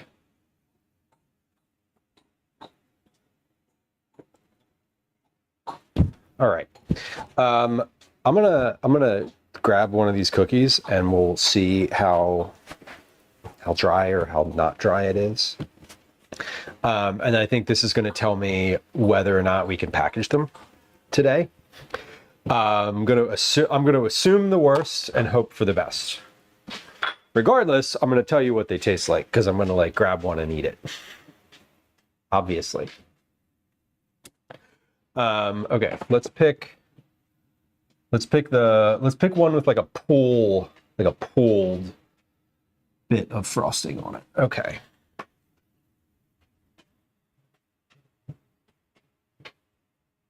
Yeah. Okay. The ones that have frosting sort of pulled on them, POO. This is what I'm talking about, right? Like this area is still pretty wet. This area where it's smooth is tacky. It's not quite dry yet. So they're really good though. The icing makes all the difference. Yeah, like icing makes a difference.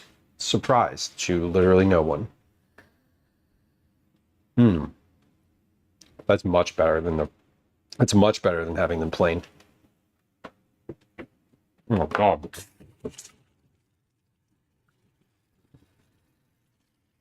Okay. World of difference. However, that is not dry enough to package. It will be. It will be. Eventually. It is not right now. Now, I'm pretty sure that by the time I finish icing these, it's also not going to be dry enough to package. So, I want to say that we'll not be packaging these on stream. They do need to dry. The icing is going to need to dry for a little bit more because otherwise it's 100% just going to stick to the inside of the bag. It's going to stick to the inside of the bag kind of regardless. And when I do package these, we're going to make sure that the packaging is a little less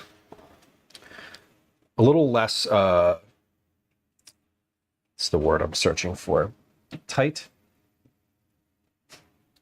But I don't want to package these right now because it will probably ruin the icing on them.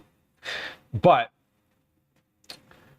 we will finish icing them anyway.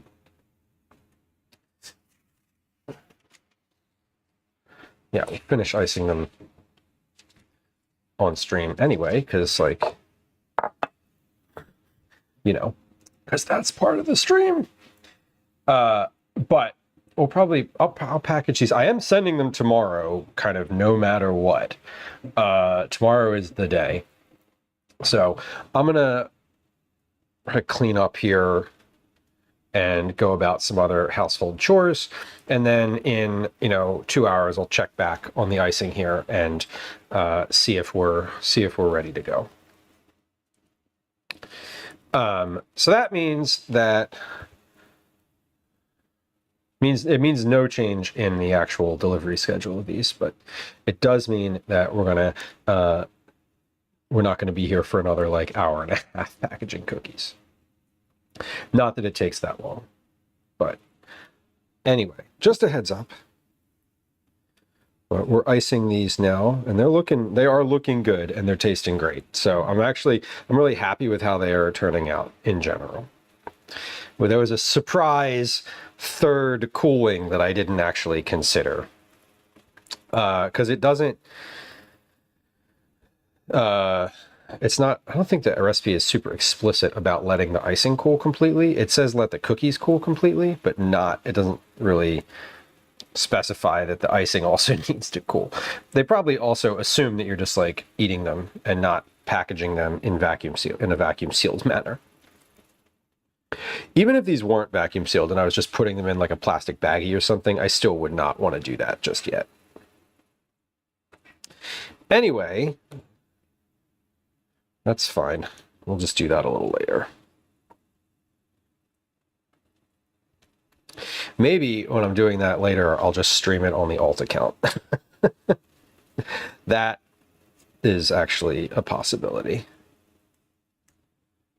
Because I'm not going to fire up the main stream again for just some packaging cookies, but I think that that's possible or not. I don't know. I might just watch YouTube instead. I might help try to repair my YouTube algorithm during that time. Who's to say, really? All right, we're gonna do two more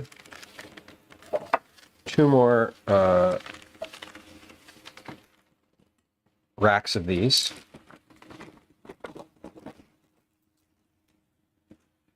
They look great though. Like the end result here is, one, pretty delicious, and two, visually pretty cool. I mean, they're supposed to look like apple fritter.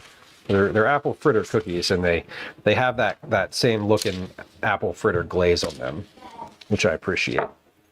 What, Cal? It's going to be like half and half. What do you want on your half of the pizza? I would like black olive and mushroom, please.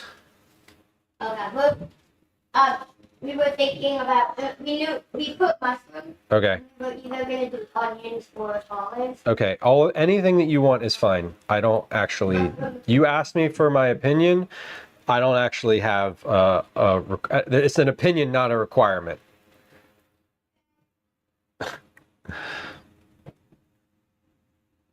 Okay. We're glazing. We're getting through it here. I think that my thought with these is that I would probably be willing to package these now if I let them sit for like half an hour, but because they have spots on them where the icing, the glaze is pooling, that means that it is not going to dry in that spot for a little while. So that's my consideration, is that the pools of icing I want to dry. All right, but these are looking good, and I'm happy with how they've turned out. So there's that. Alrighty, I'm gonna need to make a little bit more glaze here.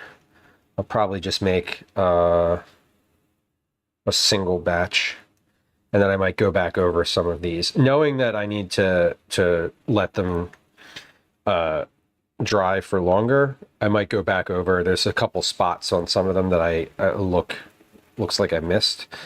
So if I do I'm going to make some more icing, and we'll do that. But okay, let's make some more icing right now, because I'm getting to that. I'm getting to the point where this is super low, and I need more. And I need more. It's not enough to have it's not enough to get on the brush. Okay, so let's just do one.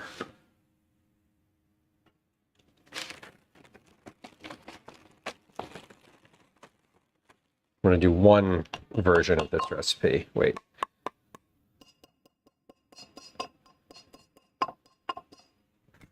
Rinse this off. We'll start with a fresh brush too. Mainly because I just put powdered sugar all over that one, and it's not going to work very well. Okay. Where's that clean towel? There it is. A cup of powdered sugar. We'll do a teaspoon of vanilla extract. That's about one. And then 2 to 4 tablespoons of a milk. This is non-dairy oat milk. So I'm just going to do 2. Let's do 3, because 4 was too much last time. I had to add some powdered sugar. So Let's do 3. And then whisk. Where's that whisk? There it is. Okay. Combine all that together.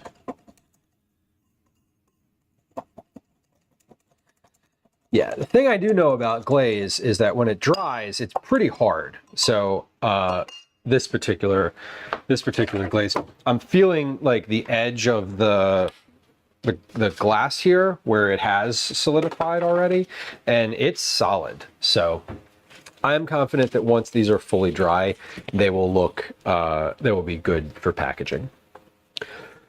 I don't want to keep trying them though, because I didn't make like tons of extras for the house. I made enough, but like the more I test of these, the less there is for everyone else that lives here. So I want to be cautious with how much quote unquote testing I'm doing. Because at this point, I'm just eating them. I know that they're good. I'm not testing anything.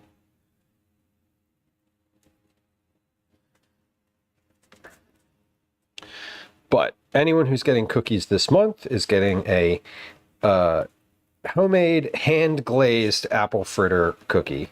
Or two. Two, actually. You're getting 2. And the glaze is worth it. One of the other options that they gave on here was to do a cinnamon and sugar. Basically, you roll the dough in, before you bake it, you roll it in cinnamon and sugar instead of expecting to glaze it at the end. I don't see why you couldn't do both. That seems like it would be, great to do both of those things. I don't know why you really have to choose, honestly. Okay, that rack is good. Let's slide this one off to the side, and then we'll get our fourth and final rack.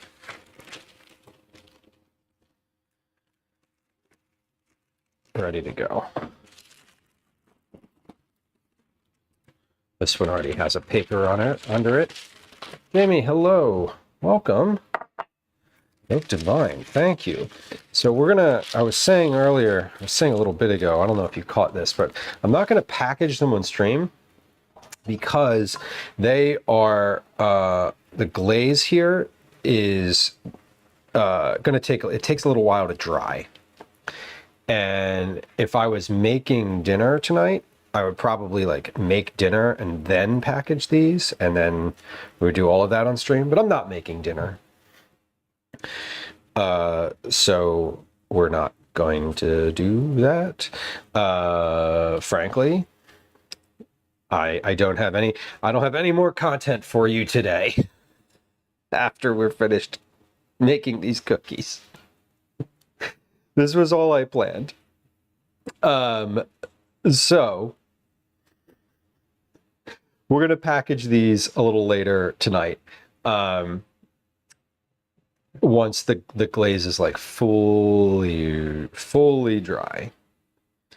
Oh, I had cold. Oh no. I'm sorry. That's a terrible way to end a Sunday or start a week, depending on how you look at it. Do y'all consider the Sunday like the end or like the beginning? I sort of see Sunday as the beginning of the week. Only insofar as like I start planning for Monday. I have like, I think changing that mindset. I shifted my mindset. That's what I wanted to say, to thinking that Sunday is like the first day of the week. And like it avoids sort of that like, oh no, I have work tomorrow. I have like the Sunday scaries, you know, like that whole thing. It just kind of resets the narrative for me for that, in a nice way. Like I don't work full time in a office or anything of that nature, so it's a little different. I think. I mean, I obviously also see the week a little differently, but it is. I don't know. I kind of see Sunday as it's like a reset day, and then Monday I just like start again.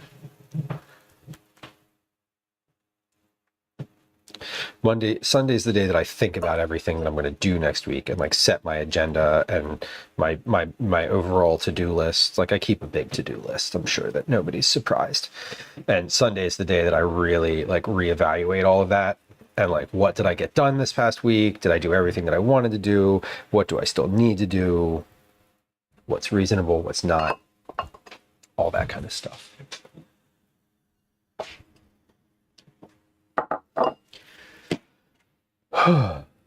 Jamie, everyone made their own dinner. Amazing. Wow, what's that like? Woman says Sunday in Arabic is Al-Ahad, which literally means the first. Which, yeah, and that's okay. I like that though. I like that. That's sort of, I like that there's a word. I like that that is the word, and that has a specific meaning in that way. Yeah, I sort of see it as the organizational day. That's how I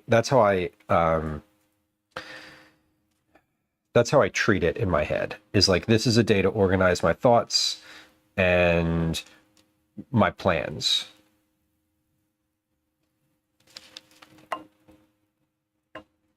All right, I'm going back and putting some more glaze on some of these that look, that have like some dry spots in some areas.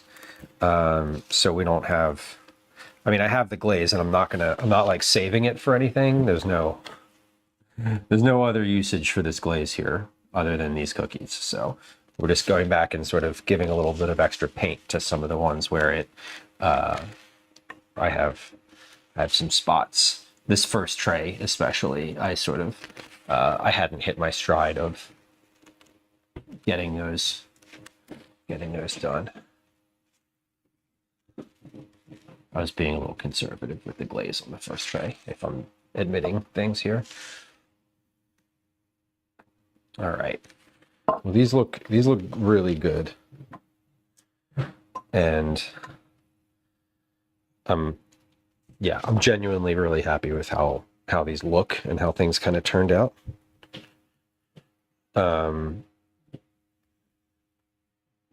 Yeah, I don't know.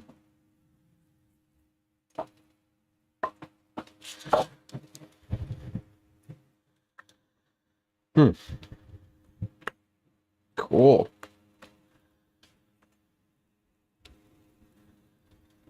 All right, well, they look good. Let's let them dry. Let's see how things go.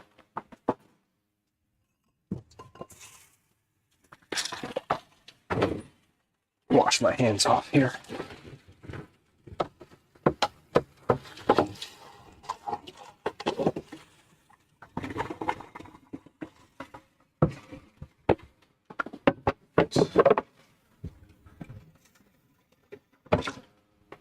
All right, well, the cookies turned out great. They taste good and they look good. We're not going to package them today, but this is what they look like currently.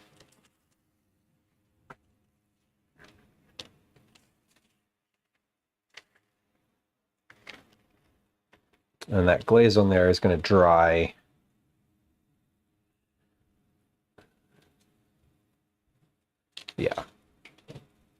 Yeah, the glaze is going to dry. We'll give that kind of probably like 3 to 4 hours, I would say, to set. The goal again is I just don't want it to stick to the inside of the packaging. Because if you've gotten cookies from me before, you know that I vacuum seal them, and the vacuum seal, kind of no matter what you do with it, is going to be a little bit tight, a little bit constrictive. So we're gonna wait. I'm gonna wait, and we'll package those. I'll just package those up later tonight, once that glaze is completely set. And I'm gonna be sending them tomorrow, regardless of when I end up packaging them. Now, not packaging them right now means I do have to like not completely clean up in the kitchen. It also means that I can't package the boxes until later either. But so kind of extrapolating, carrying the one here. I might not be at the post office first thing in the morning. I am going to package them tonight. Oh, wait. The post office doesn't open till 9. I'm dropping Calvin off at the bus stop. Or school is 6:45. I don't need to package these in the boxes tonight at all. The popcorn's already made. The boxes are already put together. Everything's good. If they're in plastic packaging by the time I go to bed tonight, that means that I can package the boxes in it only takes me like 20 minutes to put the boxes together at that point. Anyway, TMI, probably a lot of TMI right there that you didn't really need to know, but all that is to say, we will have these ready and out the door tomorrow morning. We'll be at the post office at 9 a.m. Darlene on YouTube, thank you for letting me know. I appreciate it. We're really, these were, the directions on here say prep time 20 minutes, cook time 12 minutes, total time 32 minutes. And it doesn't say, yeah, there's like, this is what happens with recipes from blogs. When you get a recipe from the blog, sometimes they're missing some vital information. Like, hey, the icing's going to need a little bit of time to set.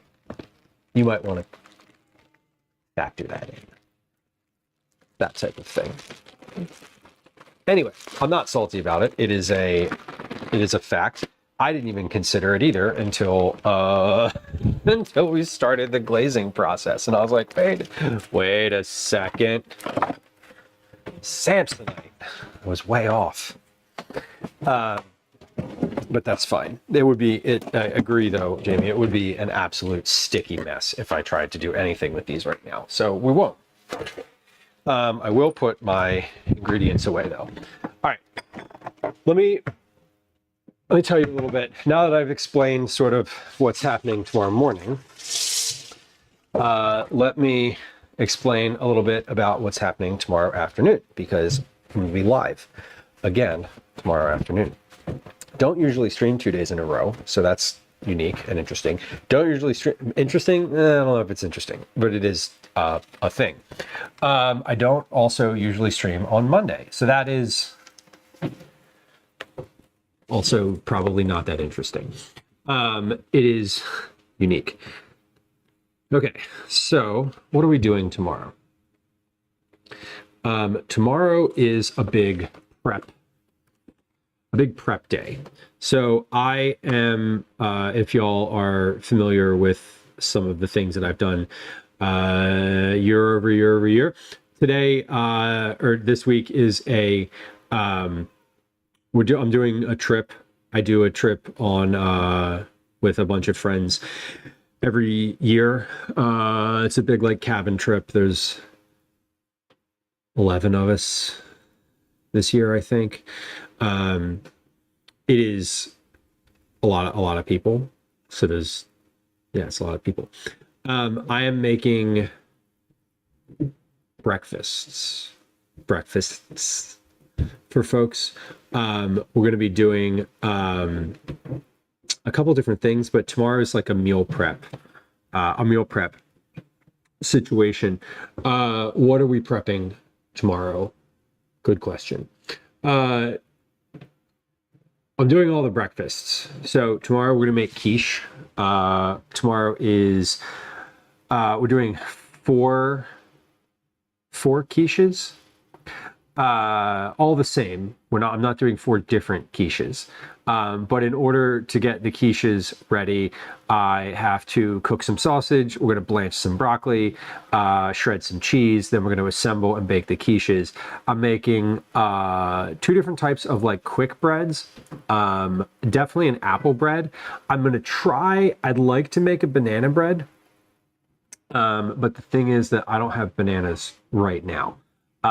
And usually with banana bread, you need to have, some bread that's like or bananas that are old, which I don't have. So I might just be making 2 different types of apple bread. Jamie, pumpkin bread's a great idea. Yeah, I might actually end up doing pumpkin bread. That's a good idea. I like that. If I don't write that down, I will not remember it. But pumpkin bread would be good. Pumpkin bread, I might have to make a second stop. So we'll see. But yeah, banana bread. I could also do like zucchini bread. Anyway, pumpkin? Question mark? Maybe. Belly flops, hello. Good to see you. Welcome. Welcome. So we're going to do quiche's start to finish tomorrow. So that's one of the things that we're like going to completely do. Other breakfasts, we're going to do quiche one day, oatmeal another day. So for the oatmeal, all I have to do is like portion that out. It's been ordered. Is just portion that out. Thank you, Calvin. Estimated time is 6:14. Okay. Sort of portion out the oatmeal. Another day we're doing sausage, egg, and cheese sandwiches. So I'm getting croissants. I have to slice the croissants. I'm gonna make sausage patties. Actually, no, I might not make the sausage patties because I asked. Because I'm getting small sausage links, so I might not. I think I'm just gonna like cut the links in half and fry them that way instead of making patties. So that would actually be easier. So we're making another day we're doing there's the quick breads like I talked about. So one day is like banana breads, then sausage, egg, and cheese, then quiche, and then oatmeal. So those are the 4 breakfasts. I'm also making lunch for one of the days. We go on a big hike. So I'm making like lunch for the hike. That's going to be chicken salad. So, you know, nothing special. Y'all have seen me make this chicken salad like probably 15 to 20 times at this point in the history of the stream. And shocking, we're going to make it again. But that includes roasting the chicken for the chicken salad and then assembling it. It has grapes, chicken, mayonnaise, mustard, like your basic chicken salad. But it's going to be quite a bit of work, and I always sort of underestimate how much work it is because I'm like, oh, chicken salad's not that hard. I'm like, yeah, but when you're cutting up grapes for, 20 portions of chicken salad, it ends up being quite a bit. So, anyway, that is what we're doing tomorrow. We will be live sometime between noon and 1. I'm not going to commit 100% to a time because I'm not sure exactly when we're going to be live. I have to get back from Reading Terminal. I don't know how long it's going to take me to shop. So that's really my limiting factor. Okay, we're gonna be done. We're gonna be finished today, though. Today has been a good stream. We made cookies. Obviously, we made cookies. I don't know where we're gonna go. Let's see. Where should we go?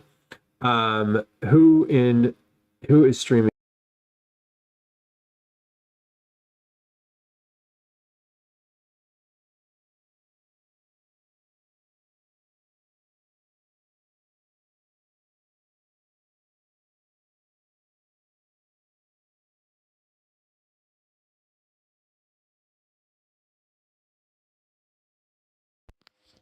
Got it. Thank you. We must have hit the 5-hour mark on the stream. Kanara is streaming. We have Wido is streaming. There I am. I'm streaming. Kitchen View is streaming. Hippie Wayfarer is live. Nearly Squid. Nearly Squid. Who is Nearly Squid? I'm not familiar with Nearly Squid.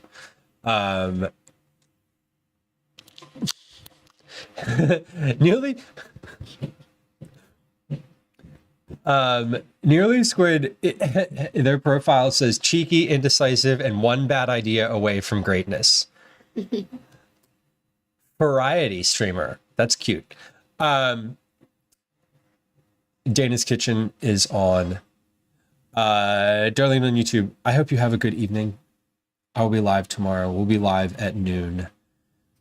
Anywhere between noon and 1. Bellanissima is streaming.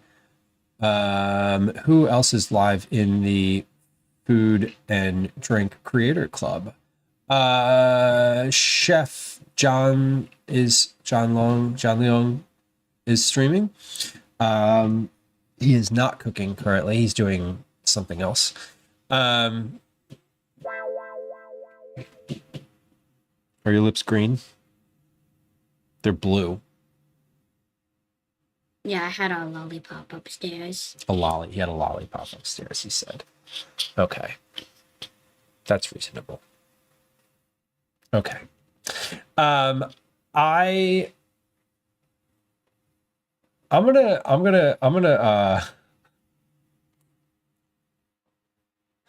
gonna do a blind raid. We've not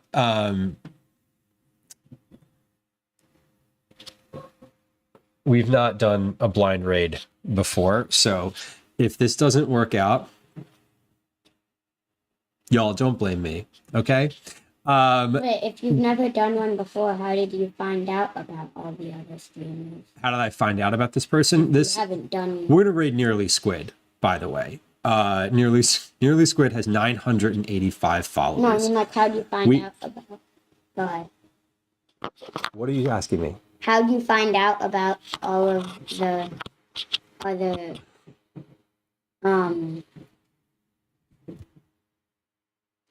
other people like that you watch regularly?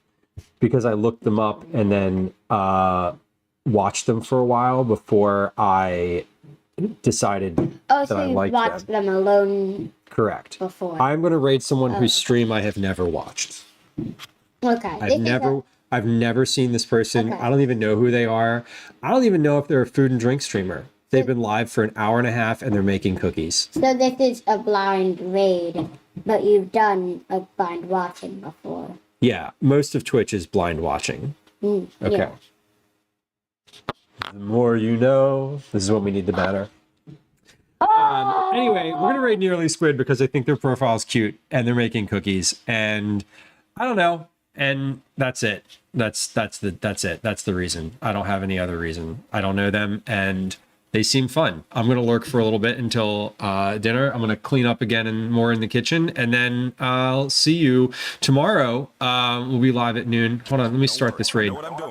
Luke, welcome. Thank you. We're gonna raid Nearly Squid, y'all. Like I said, don't blame me if. No, feel free to blame me, but you know, while the buy command works now. Here's some raid messages for you to copy if you're interested in that.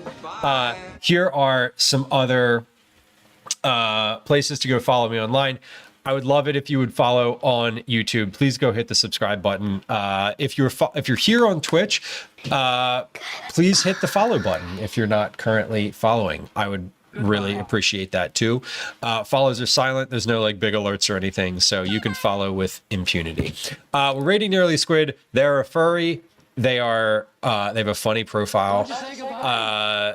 They're LGBTQIA plus friendly, and they're making cookies that look like their avatar. I'm just intrigued. I'm intrigued. I don't even know what their voice sounds like because yeah, a furry. I think you're safe. It's co-signed, fully co-signed on that statement. Yes.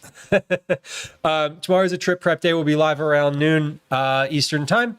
Thanks for hanging out today, y'all. I appreciate it. I'm going to package these cookies and they'll be out the gate. They'll be out the door and at the post office before I see you again on stream. If I don't see you then, I'll see you in chat.